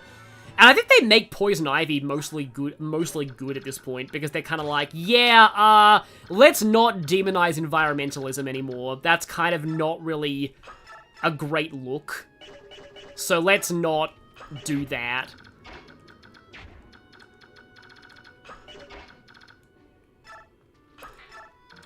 I'm pretty sure that's what's been happening with that, and like they like shipping Poison Ivy and Harley Quinn now. So that's another reason why they kind of like to make her yeah. But in general, like, yeah, they don't really like doing, because it's kind of hard because like the moment that you do major status quo shakeups, you kind of lose the appeal of those franchises in the first place sometimes. So that's kind of why it's hard to do those like big status quo shakeups.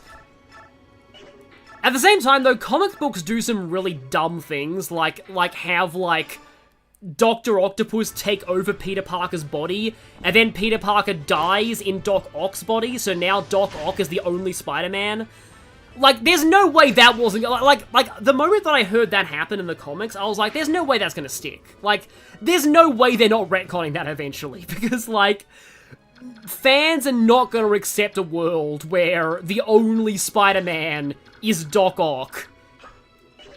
Like, and Peter Parker's, like, full-on dead. Like, alternate universes, that's fine. That's why there's a beauty in leaving alternate universes alone and not destroying them all the time, because the beauty of alternate universes, you can go... Like, that's what alternate universes are for. Yeah, have that universe where Dr. Octopus takes over Peter Parker's body and Peter Parker's dead. Like, for an alternate universe plotline, that would be great. Like, do that. Like, fans are probably not going to want you doing that in the main universe, though. Just saying. It's like, yeah, like, again, like in the Spider-Verse movies, like, Peter Parker dies in Miles Morales' universe. That's fine. It's an alternate universe. You can kill Peter Parker all you want there. Yeah, comic books, yeah, that's the superior Spider-Man timeline. 3 Jokers moment, yeah. I talked about the 3 Jokers in one of my parts on Persona Q2. It was a special screening part, though, so a lot of people didn't watch those, but, like, they kind of tried to reconcile the whole different, like, people write the Joker differently by saying, oh, there were actually 3 Jokers the whole time. And then at the end of the story, one of the Jokers kills the other 2, so we're back down to 1 Joker. So it didn't mean anything in the long run. Because, yeah, that also happens a lot in comic books. Anyway, sorry, I'm going on a whole bunch of really random tangents. But like, yeah, I do, like, again, Spider-Verse is pretty cool. Like, multiverse stories are fun, like, when you let them stay, like, multiverses. Speaking of which, I'm surprised that, like, Spider-Noir is getting his own show. That's really cool. Although a lot of people think that character debuted in Spider-Verse, and he didn't. Like, Marvel Noir has always been an alternate universe of Marvel. So he's always existed. I remember my sister watched Spider-Verse, and, she and her husband thought that all of the Spider people in that movie were created for that movie. Like, they thought that, like, Miles Morales was created for that movie, and that, like, the pig Spider-Man, cartoon pig Spider-Man was created. Nope, he was real. I believe that world also has Captain America. But yeah, that's a world where everyone's a cartoon animal. Still not as weird as the Doctor Strange alternate universe where everything's made of paint. I wonder if you could actually write a comic set in that universe. The paint timeline. Like, that would legitimately be very interesting to... Like, I'd be interested to see. Like, you'd need a really good artist. Like, a very talented artist. But, like, telling a story where, like, everything is just splotches of paint. Like, that would be really interesting. Sorry, I couldn't hear you over the timeline rebooting again. Exactly. Yeah, the timeline where the Marvel and DC cross over, all the villains team up, and every one of them agreed the first person they should kill was Red Skull. Yeah, I've seen that. I've seen the Joker being like, even, like, Red Skull is one of the few people that even the Joker hates. Like, even the Joker thinks is a monster, which is really, really saying something. Makalov is not dead yet, because I haven't used him, but Devson almost died. Yeah, actually, I think it's less punny, but I do think Captain America as a dog would make more sense than Captain America. Again, Captain America is funny, but, like, I mean, well, it's a pun, but still. If you like puns... Okay, so Gatry has the physics staff. Gatry goes here. Rolf goes here. Takes the physics staff. Riss goes here. Takes the physics staff. I had a restore staff this whole time. I wasn't even curing anyone of poison. Because lol. I recently saw a video essay that actually liked Multiverse of Madness. I was really shocked, because, like, I haven't watched that, so I don't really have the right to judge it, but, like, that guy was saying, like, people only think Multiverse of Madness is bad because it has a few scenes that are really bad. But, like, I do think that's a bit of a justification, though, especially if, like, the really bad scene is, like, one of the most iconic scenes in the movie. That is the one where it's like, hey, Charles Xavier, and, I'm gonna mention spoilers for that movie, by the way, but, like, yeah, so, sorry about that. Hey, we have Professor X, and, Captain Carter, and, Monica Rambeau, Captain Marvel, I think it is, and Black Bolt, and Mr. Fantastic, finally played by the guy you always wanted to play Mr. Fantastic. Oops, no, Wanda just mulched them all with no effort. Yep. That's it. Yeah, because that's, like, the problem that a lot of people have with multiverse crossover stories, is that, like, multiversal characters are just made of plasticine compared to, like, because you can't kill iconic characters from the main timeline. Like, you would never actually drop a statue on Captain Marvel in the main timeline and just have her instantly die, but hey, it's a multiverse Captain Marvel, so she can just die like a chump and it's fine. Yeah, so that's another problem that people have. Yeah. Werewolf Captain America was a thing. There's a Marvel I wouldn't be surprised if it was. I know that there's Marvel Zombies. That's a whole thing. That was also in the comics before the MCU happened. But, like, I wouldn't be surprised if there was a werewolf. I know, this reminds me, there's an episode of the original I'm going on crazy tangents right now. There was an episode of the original, I'm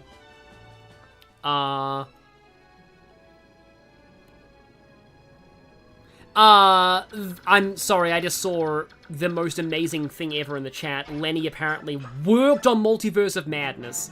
Seriously, Lenny, if you get to work on one of the Sonic movies one day, congratulations. I know that's your dream, but please, please let Lenny work on one of the Sonic movies. I think Lenny works as, like, a film, like, editor or something. I mean, obviously, Lenny, don't talk about your, like, actual job if it's confidential here, but, like, I think he does, like, some kind of, like, film, like, editing or something like that. Yeah. I guess I have... So, sorry to insult the movie that you were... I mean, clearly that wasn't... It's the script that was the problem, and now the chat's freaking out about that.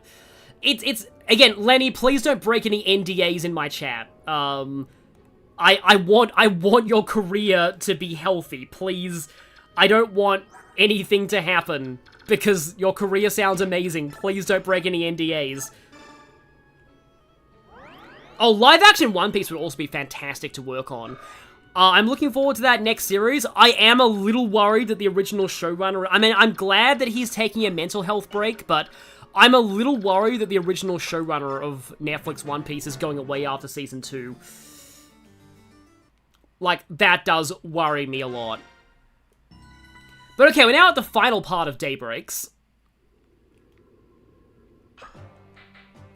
And in this one, finally we get to fight Oliver. Fun fact, Oliver is the only boss in the game who has higher stats on Maniac mode versus Hard mode.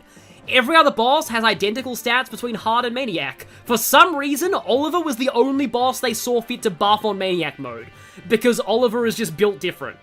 But he has a 9 magic stats, so he has 16 attack power. Like, Soren at this point? Yeah, Soren takes nothing from him. So, yeah, he's bad. He's very, very bad. And only 10 defense and 32 HP. Like, honestly, the real problem with Oliver is getting to him yourself before the NPCs kill him. Exactly, True Beauty, yes. It's the mustache, yeah. The mustache gives him increased Maniac mode stats. I forget if his stats are even, like, that I had Serena's Forest up a moment ago. Hang on a sec. I'm gonna check his Maniac mode stats. I want to see if they're any good. He's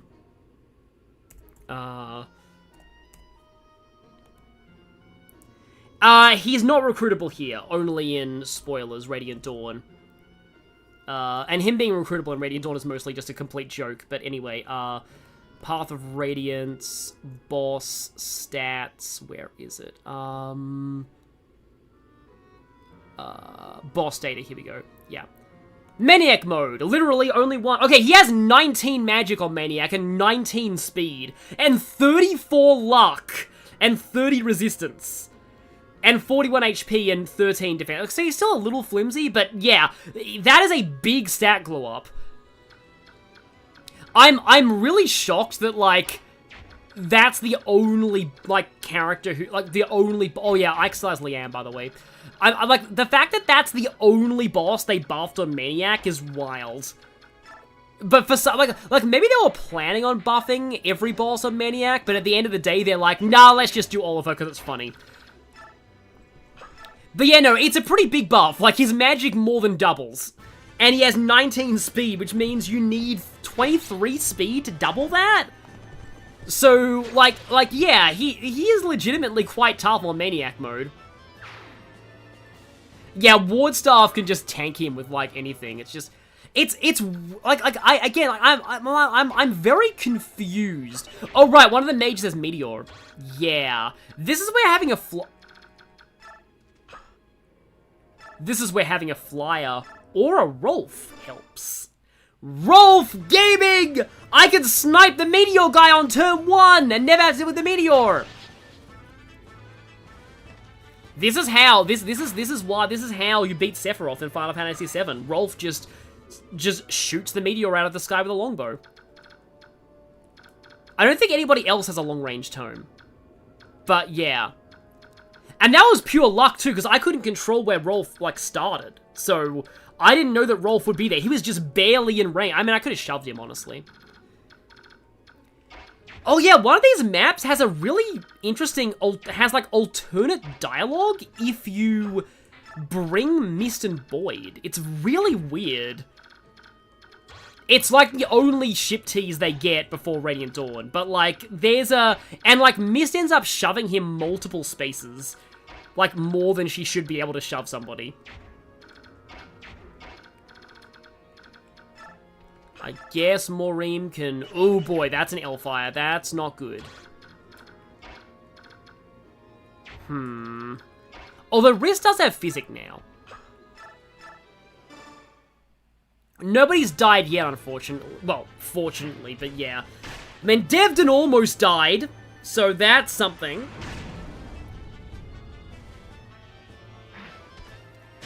Oh yeah, and she shoves him even if she's on a horse, which is also great. Granted, it's kind of sad the only ship tease they get in this game is, like, slapstick. But, yeah. Okay. I need to not be too reckless. Oh, there is a poleaxe there. But their movement ranges aren't that big.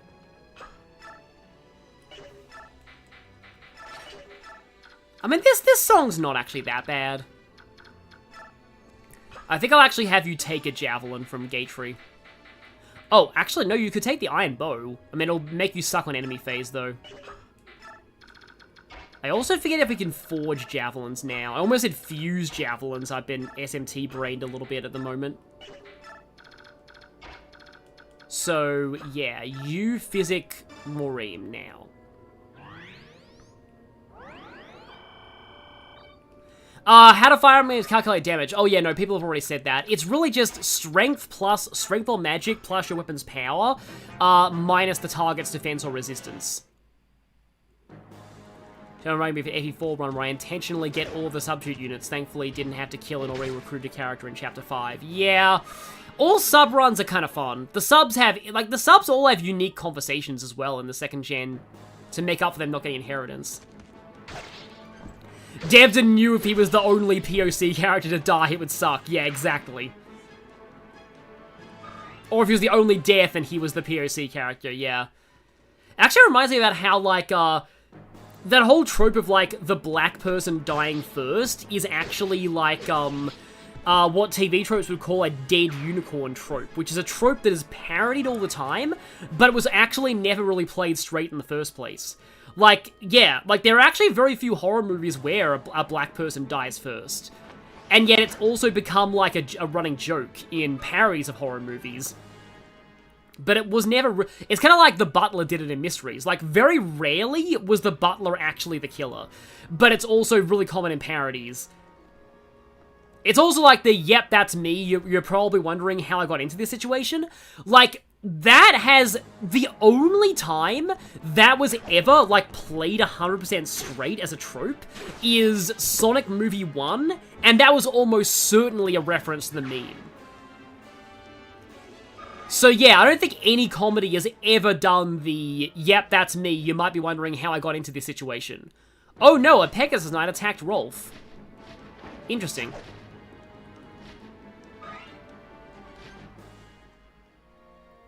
Oh yeah, there are some games where weapon rank gives you an attack bonus, it's always like weird like that. Again, Pegasus Knight attacked Rolf. Yeah, it just gets one-shotted anyway, so not really much reason to use Gamble, but like, I wish I had, like, a Thracia repair staff, because then I would seriously consider repairing Rolf's killer bow. No, true, no serious horror movie would ever dare to do that trope, yeah.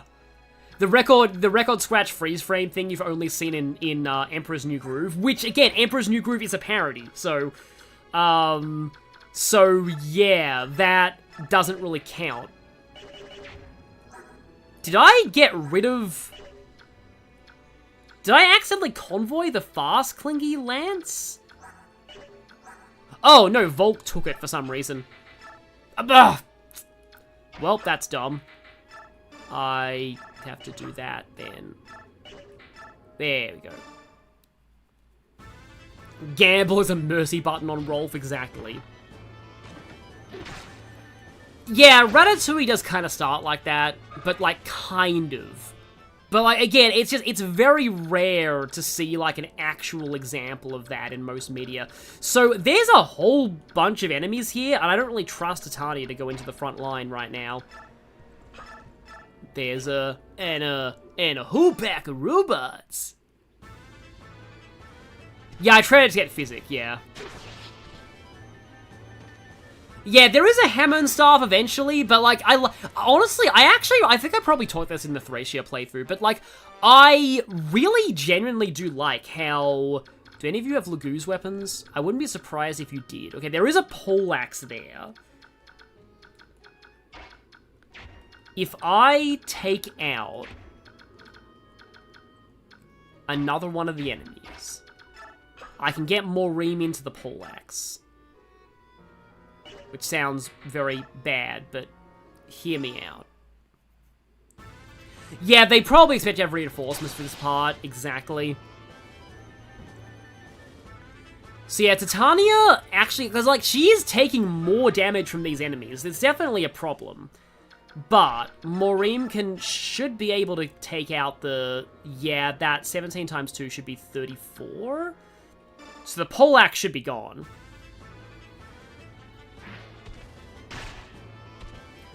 But yeah, I like that Thracia gives you a repair staff that early, because it really... And a lot of good weapons worth repairing, like the Brave Axe, the Vouge,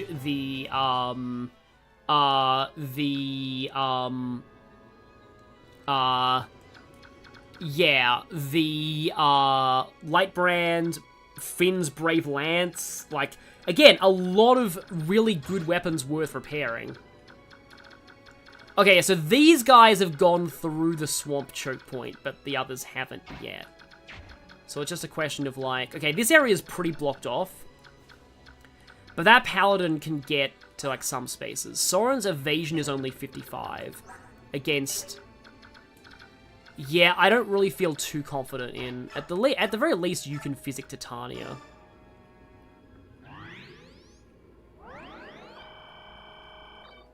I'm probably, you know, like, underestimating the enemies too much, which might come back to bite me heavily. Oh yeah, there's that guy who needs to go.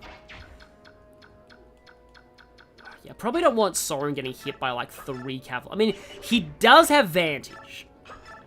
To be fair, he does have Vantage. But yeah, might need to stop tangenting as much, because, yeah.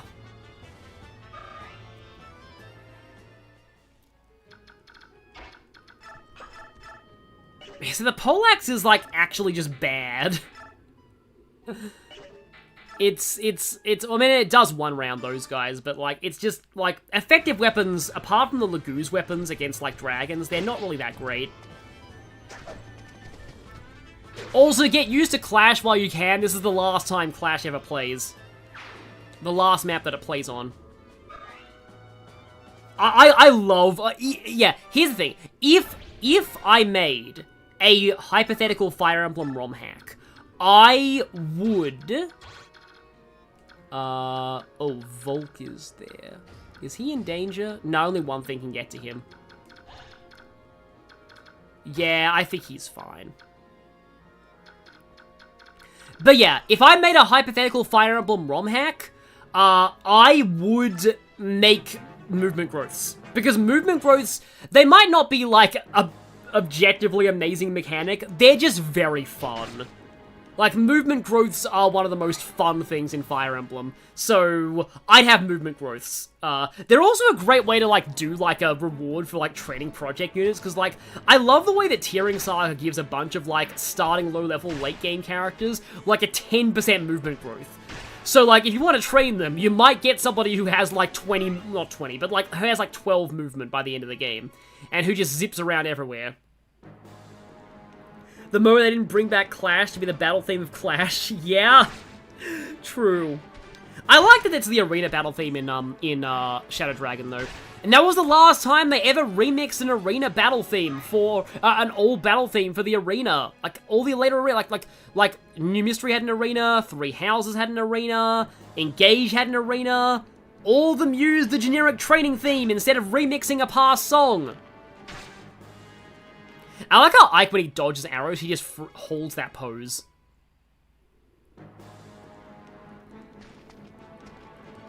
I want to say there actually is a ROM hack that does movement growths, but you have the option to turn them off.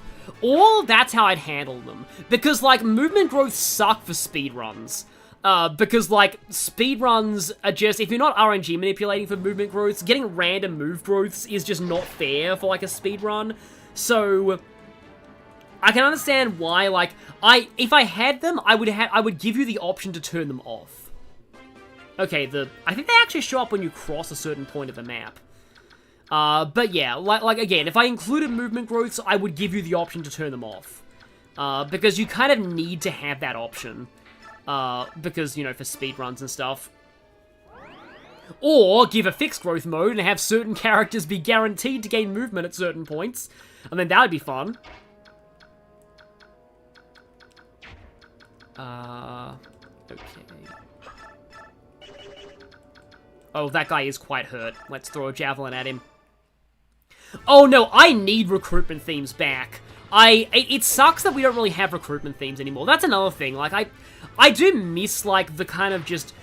Like, I've said this many times in my videos and stuff, but, like, I feel like one of the reasons why they stopped doing,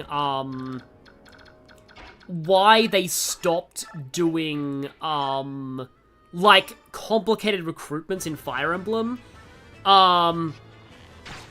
is that, like, every character now, they really want to just sell the characters. Because, like, with Three Houses, they know that characters are what sell Fire Emblem now. Like, sadly, for me, good gameplay doesn't sell Fire Emblem anymore, to be cynical. Like, good gameplay is not the reason why mainstream audiences buy Fire Emblem. They're there for the characters now. And so, because each character is, like, a massive amount of, like, work, and is also, like, you know, somebody's potential selling point for a game now, they don't want to let players miss characters anymore. It's like hugely it's hugely detrimental if anybody can miss recruitments. Unless it's somebody like they have to make like the later recruits like Lyndon and Sophia, the old people that nobody cares about. Man, I think Sophia's actually a pretty good character, honestly, and Lyndon surprisingly has his moments in some supports and stuff. But like, it says something that when I was in Japan last year, in the Fire Emblem section of like an Akihabara merch store, Lyndon, Sophia, and Sombron's like badges were all discounted. That kind of says something. I mean, I don't even think Sombron's that bad of a villain, but like, I can understand why people wouldn't want to buy his merch. But, so yeah, that's just the whole thing. It's just like, they can't really afford to have people miss characters anymore. Do I still have Physic available? So, like, they just... waiting for my... I do. Thank you, Physic. I'm so glad I stole this. Sophia's also one of the engaged characters to get the least Choose Your Legends votes. That makes sense. Unfortunately, that makes sense.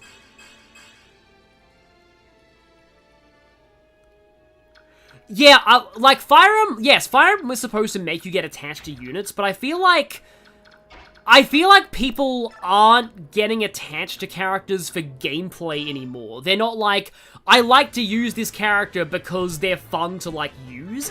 They're like, I like their support. And the thing is that, like, the reason why I kind of have issues with that is that, like, supports are going to be the same in every playthrough. Like, it's just like... You basically got, like, everyone... Well, not everyone, but, like, this is reductive, but, like, people are sort of liking characters for the exact same reasons now as other fans.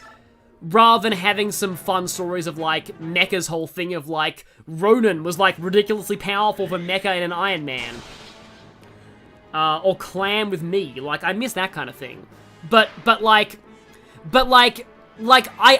do think there should be a balance. I don't think that we should, obviously, we shouldn't have, like, Xavier levels of recruitment back, but I do think I don't want to have us just being given all the characters for free, or have nothing to look forward to, because that was my problem with Three Houses, in that, like, literally every character who will ever be playable is met in the monastery in the first month of the game. Like, there's no mystery on who you'll recruit later on, because, like, every single playable character is front-loaded. And the reason why they said that was because they thought that players wouldn't get attached to characters if they didn't show up early. And, like, that's not true, because, like, Jafar joins really late in Fire Emblem 7, he's one of the most popular characters in that game, partly because of the build-up to him joining you. Renault is, like, one of the last characters to join in FE7. And Renault, with his really intriguing backstory, is a very popular character. And he doesn't even, he barely even shows up until, like, he does show up in village cameos until the end, but, like, yeah, kill stealing Janeth. But yeah, like him too, like, there have been plenty of late joining Fire Emblem characters that have been memorable. I guess Jill joins, like, partway through the game. Like, she hasn't joined late, but I guess she doesn't join early either. So yeah, by the way, Tibon and the crew are here. Janeth is basically Bird Leaf, and Ulki is Bird Mordecai. And Tibon is Bird Broken. If Tibon gets to Oliver, the map is over. And so the challenge at this point is just getting to Oliver before Tibon does, if you want Oliver's experience.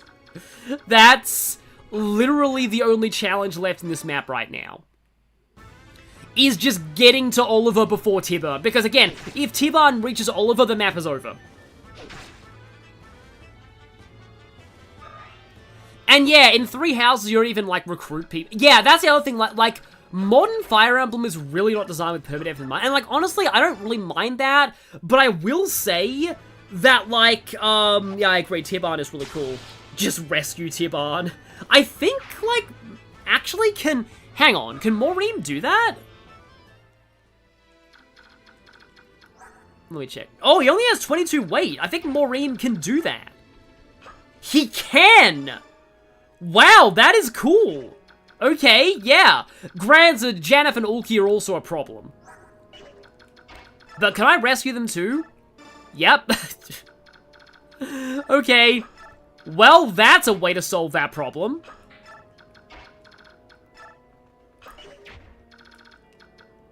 Tiban is just probably screaming right now. He's like, let me out! I need to kill this guy! And then, like, we're like, we've got beef with him too, and I need the experience. Sorry, Tiban. Yep. That can actually happen. That is very much a thing that you can do in this game. Oh yeah, but here's a fun fact. So, if you scroll through the green units, you can actually see Leanne's stats. I believe this is one of the only chances you get to see Leanne's stats. I think she shows up in one of the later chapters as well, like chapter 28, but this is one of the few chances you get to see her stats. And she has no seeing skills, so she can't actually be a heroine in this game. But yeah, there's Leanne. She's not playable until the sequel, but like, if you scroll through the green units, you can actually do that.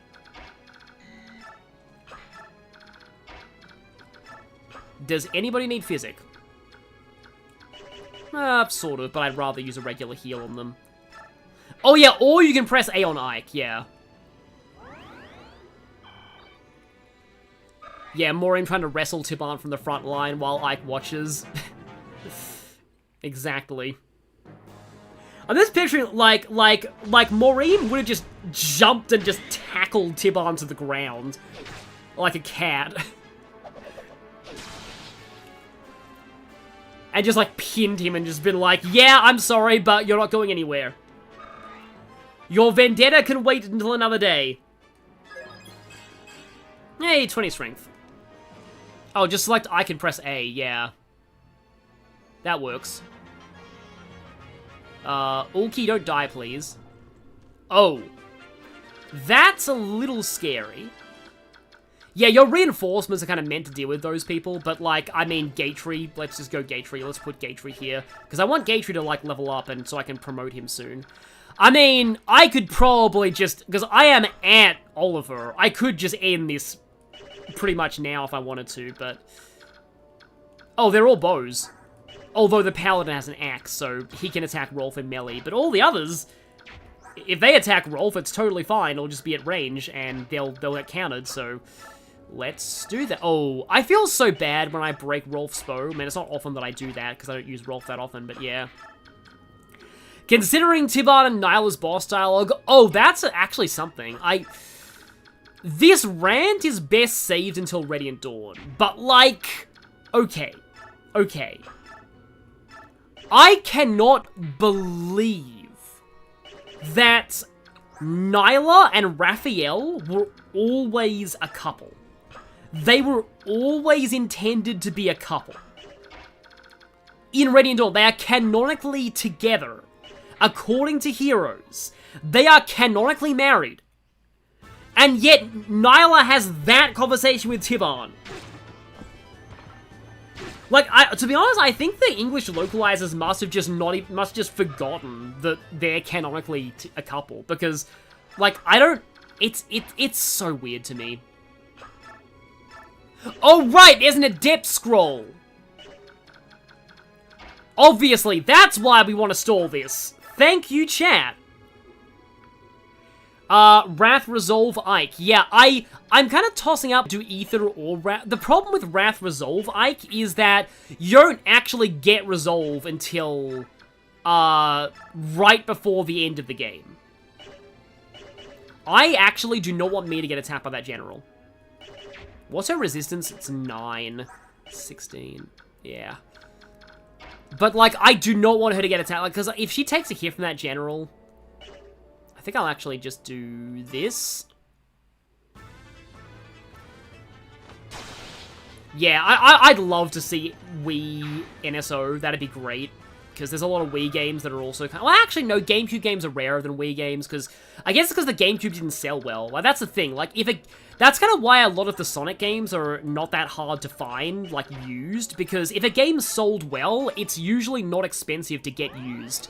Whereas if a game's sold badly, that's when it becomes really expensive. Especially GameCube games.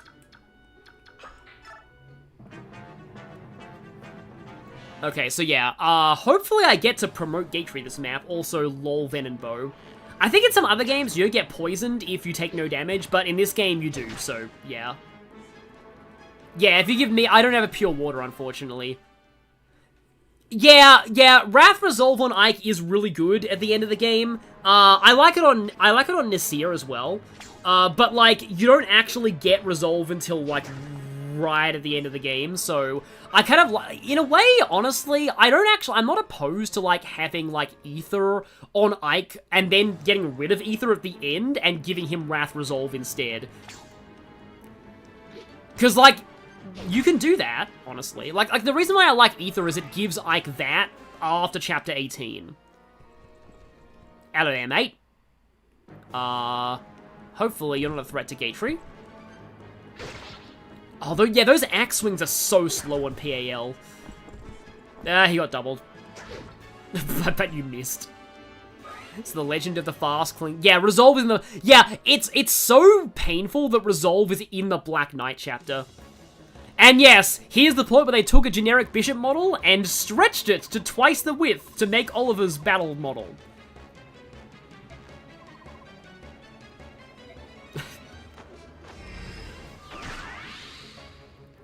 Oh, Oliver's definitely a fun one-off villain. As far as, like, villains who are only villains for one arc go, Oliver's probably one of the best in the Fire Emblem series. He's really good. Okay, good, you're not blocking me. Okay, good, you're not blocking me. I was worried for a moment that I'm like, that's gonna stop me getting to Oliver, but no, they're not, okay. Firstly, though, I would like... Oh, yeah, Gatry's definitely got this. He's definitely... Let's see. Can I finish one of you with the fast clinky? Exactly, there we go. Wide Bishop. Oh yeah, Titania and Shinnon do have sped up animations, which is fun. Yeah, the developers knew what they're doing by putting Resolve in the Black Knight chapter. It's like, well, you could put this on Ike to have, like, an easy way of winning the Black Knight fight, but you can't, like, equip skills in the middle of a chapter, so no, lol. Yeah, I do get the idea of, like, them milking the Oliver meme, because I don't really think it's that funny, but, like, you know what? We're gambling. Let's go gambling! Yes, our Armor Man cap defense. Oh, and I got Adept as... No, that's just gamble, I think. There you go, we hit both of them, nice! It's like coin flip, but it's always a critical.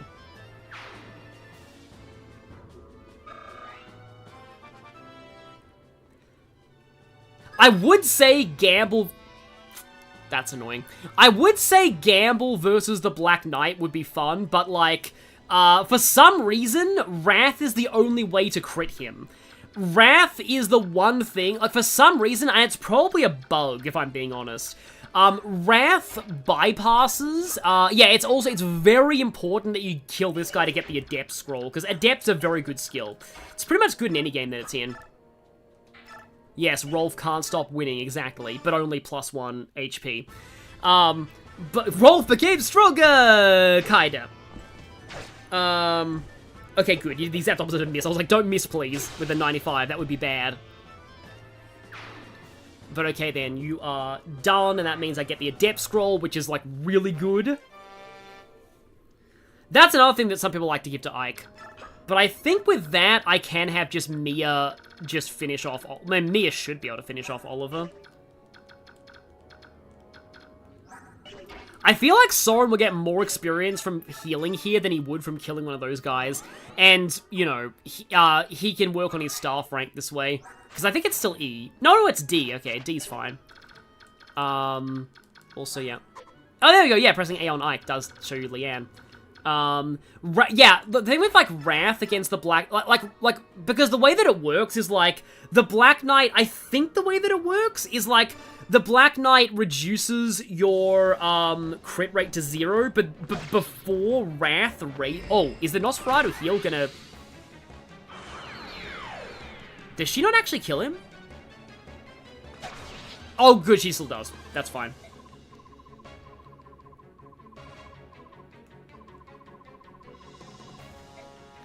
Okay, I was worried for a moment there, because, like, you always got to take into account the Nosferatu heal, which I think the damage numbers on Engage's stat screens actually do show you that. Rolf became stronger on a technicality. Oh, hey, defense is nice. Mia's actually been doing pretty alright for me at this point. And yes, Nosferatu, the thing that confused everybody. Okay, Sanaki officially apologizes to them. You know what? We can watch this cutscene. This cutscene's good.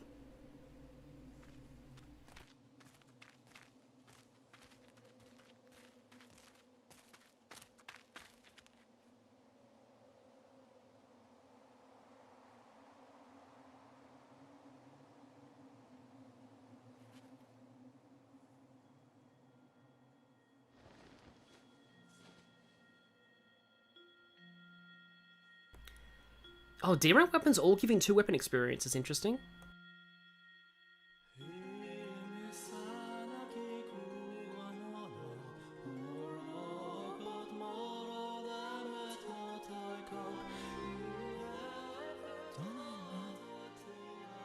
Mist, isn't that Mother's song?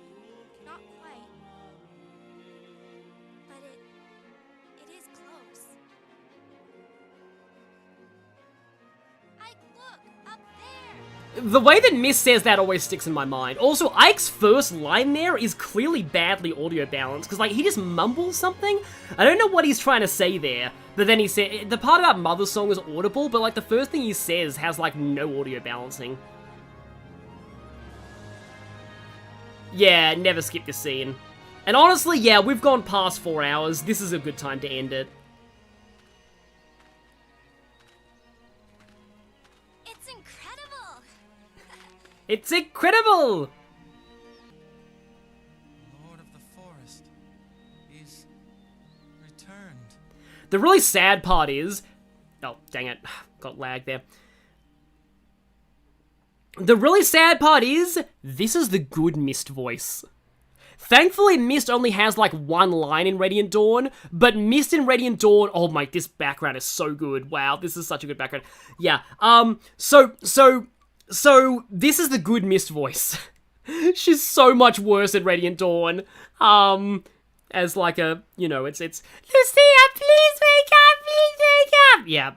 Yeah, that, thankfully, she only has that 1 voice line, but it's bad.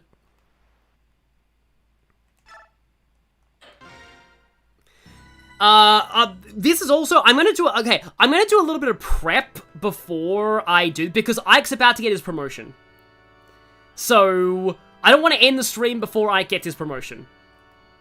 Sanaki's so tiny in that thing. But yeah, here is Ike's Force plot promotion.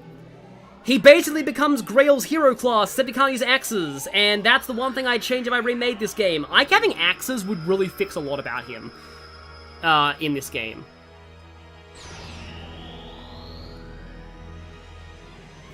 Oh, Mrs. voice in Ike's memory flashback, isn't she? Right, she has more than 1 line. But yeah, Lord is Ike's upgraded class, and this art of Ike, and I love that he gets a different portrait on promotion.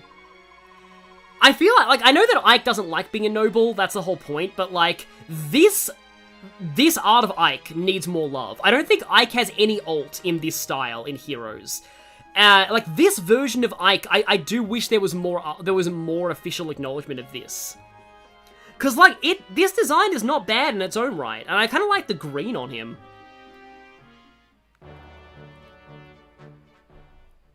Yeah, Rolf's voice is terrible in Radiant Dawn 2. I'm nervous. What for here?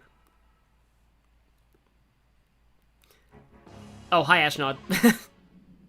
This is about the point where the game starts telling you about Ashnod's backstory. So yeah, we're officially entering, like, literally Act 2 of the game, like the second half of the game. So this is a good time to stop. We're going into Dayan territory now, but I love these maps just being in the snow. There are a lot of really good maps at this point too. So now, pretty sure every girl's voiced by Laddie Manella in that game, and also Rolf. Yeah, so this Tanith conversation, this actually explains to you about Ashnod's backstory, so it's important. Why is this 2 stars?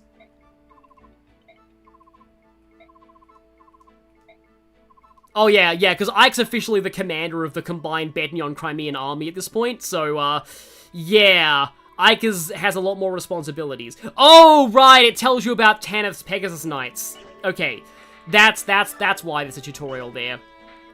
So, before we go, I need to promote Gatry as well. And with this, I think my whole main squad, besides Riss, is promoted. Yeah, Brave Ike is based on Grail. You don't really get much things based on Lord Ike. And, again, Ike doesn't like being a Lord, but the design is kind of cool, and I wish it was acknowledged in more things. I like how generals look in this game. I love arm with gold trim. Actually, Gatry's back. I just realized Gatry's basically an ultramarine. Space Medids, the enemy is out. Those aren't ultramarines, those are blood ravens, but anyway. And he can use swords now, for what that's worth. But hey, yeah, so, like, I like the bow generals of the DS games. I kind of wish they'd bring that back. But yeah, he can use E-rank swords now. That's important. He also has access to Luna, I suppose. But 12. Okay, he's only barely slower than Soren, isn't he? Oh, by 3 points, but still. But yes, he is now the big Klingy, exactly. And Ike, so yeah, here's Ike now. Ike's a lot better at this point. He's still iffy for being locked into swords, but he can get higher stats now. The main thing about Ike is that he has access to Ether via an occult scroll. And I think I will actually give him Ether. So effectively, Ether is like Turbo Adept. It gives you 2 attacks, but the first one is Soul and the second one is Luna. I think its odds of activating are lower than Adept. I think it's skill over 2% rather than skill percent, though I could be wrong. Yeah, they wanted to have, like, generals with every possible combination of weapons at some point in the series. But yeah, I'm gonna give Ike Ether. Like, there's not really much else I could do. I could give Volk Lethality, but, like, yeah. So yeah, Ether's fun on Ike, but him being kind of locked to one range is still a problem. He's still not great. He gets better at the very end of the game. Then in Radiant Dawn, he's amazing for the whole game, but, like, that's a different game. Oh, so I have Adept now. I wonder who I should give that to. Gatry's skill isn't exactly high enough. Oh. I mean... That's just for memes, though. Because, like, I mean, Mia doesn't exactly need it. But Vantage Adept with her skill stat is definitely fun, though.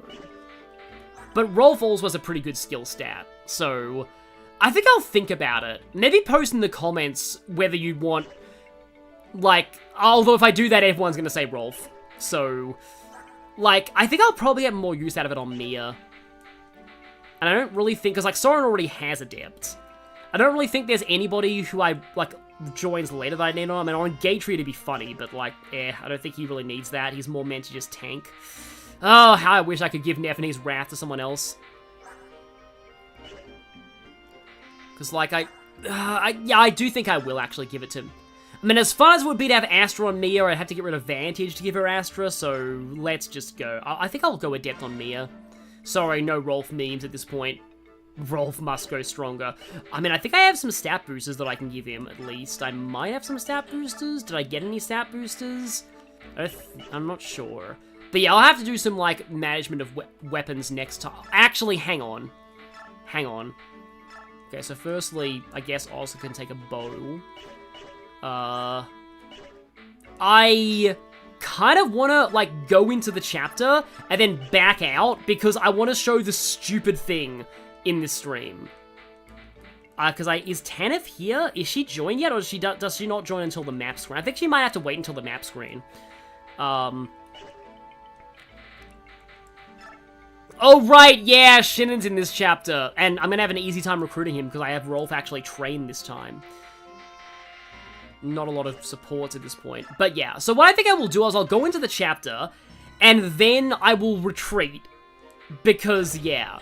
So if I do leave base, and skip the cutscenes here...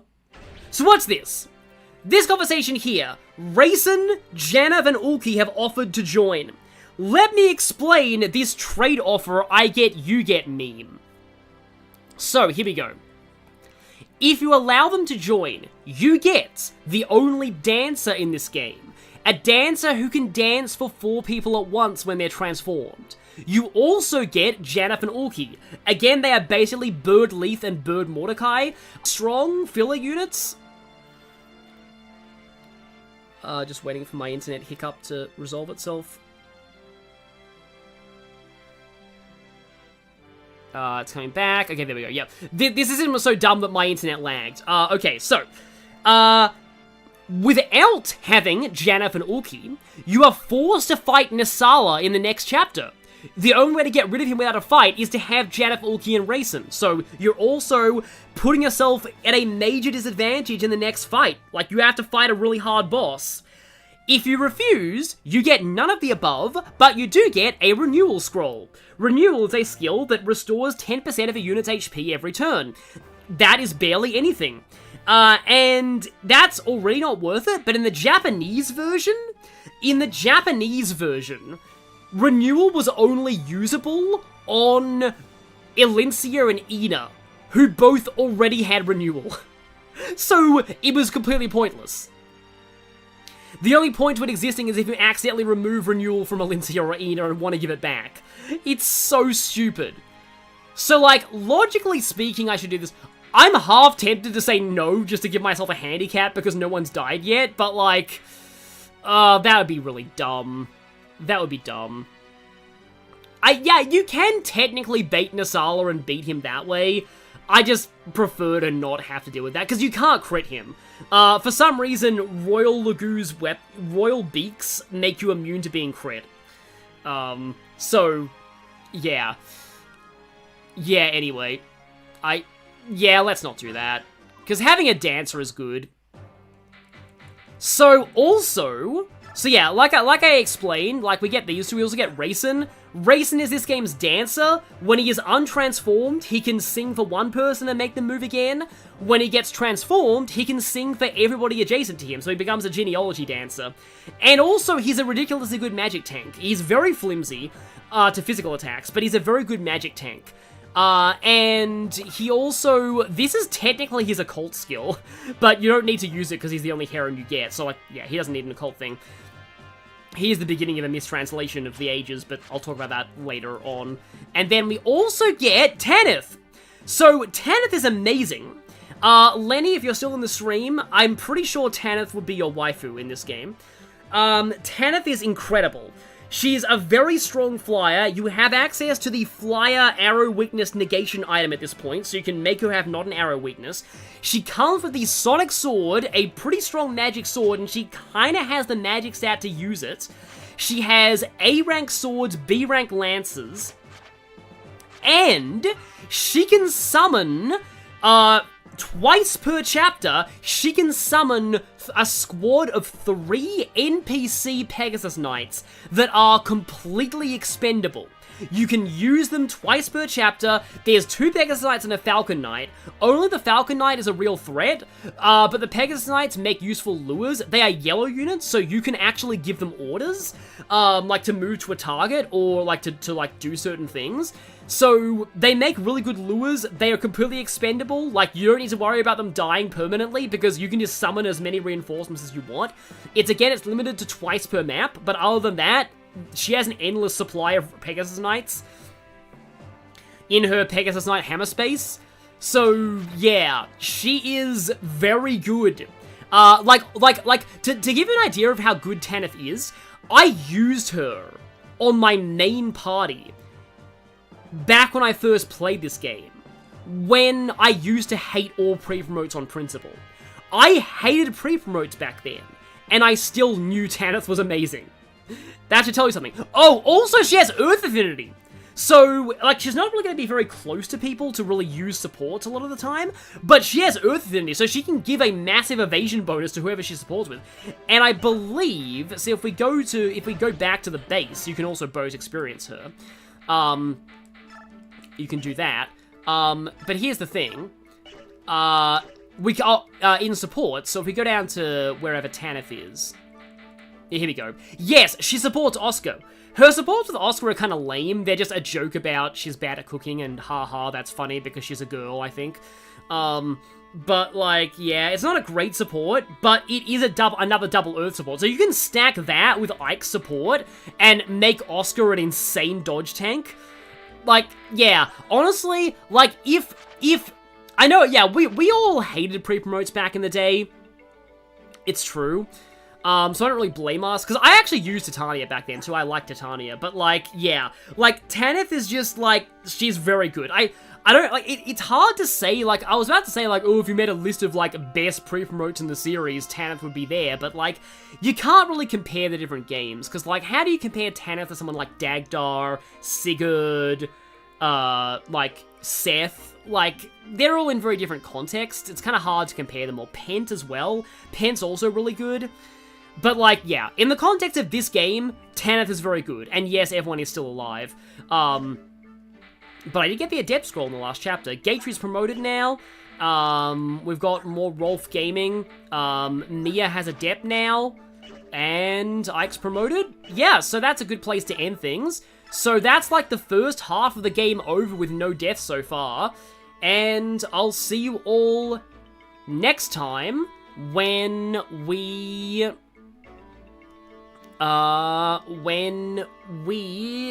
forge into Dayan. So, thanks for being here. Sorry that I was a bit salty earlier. I hope the internet issues weren't, like, that bad later on. And I'll see you all next time.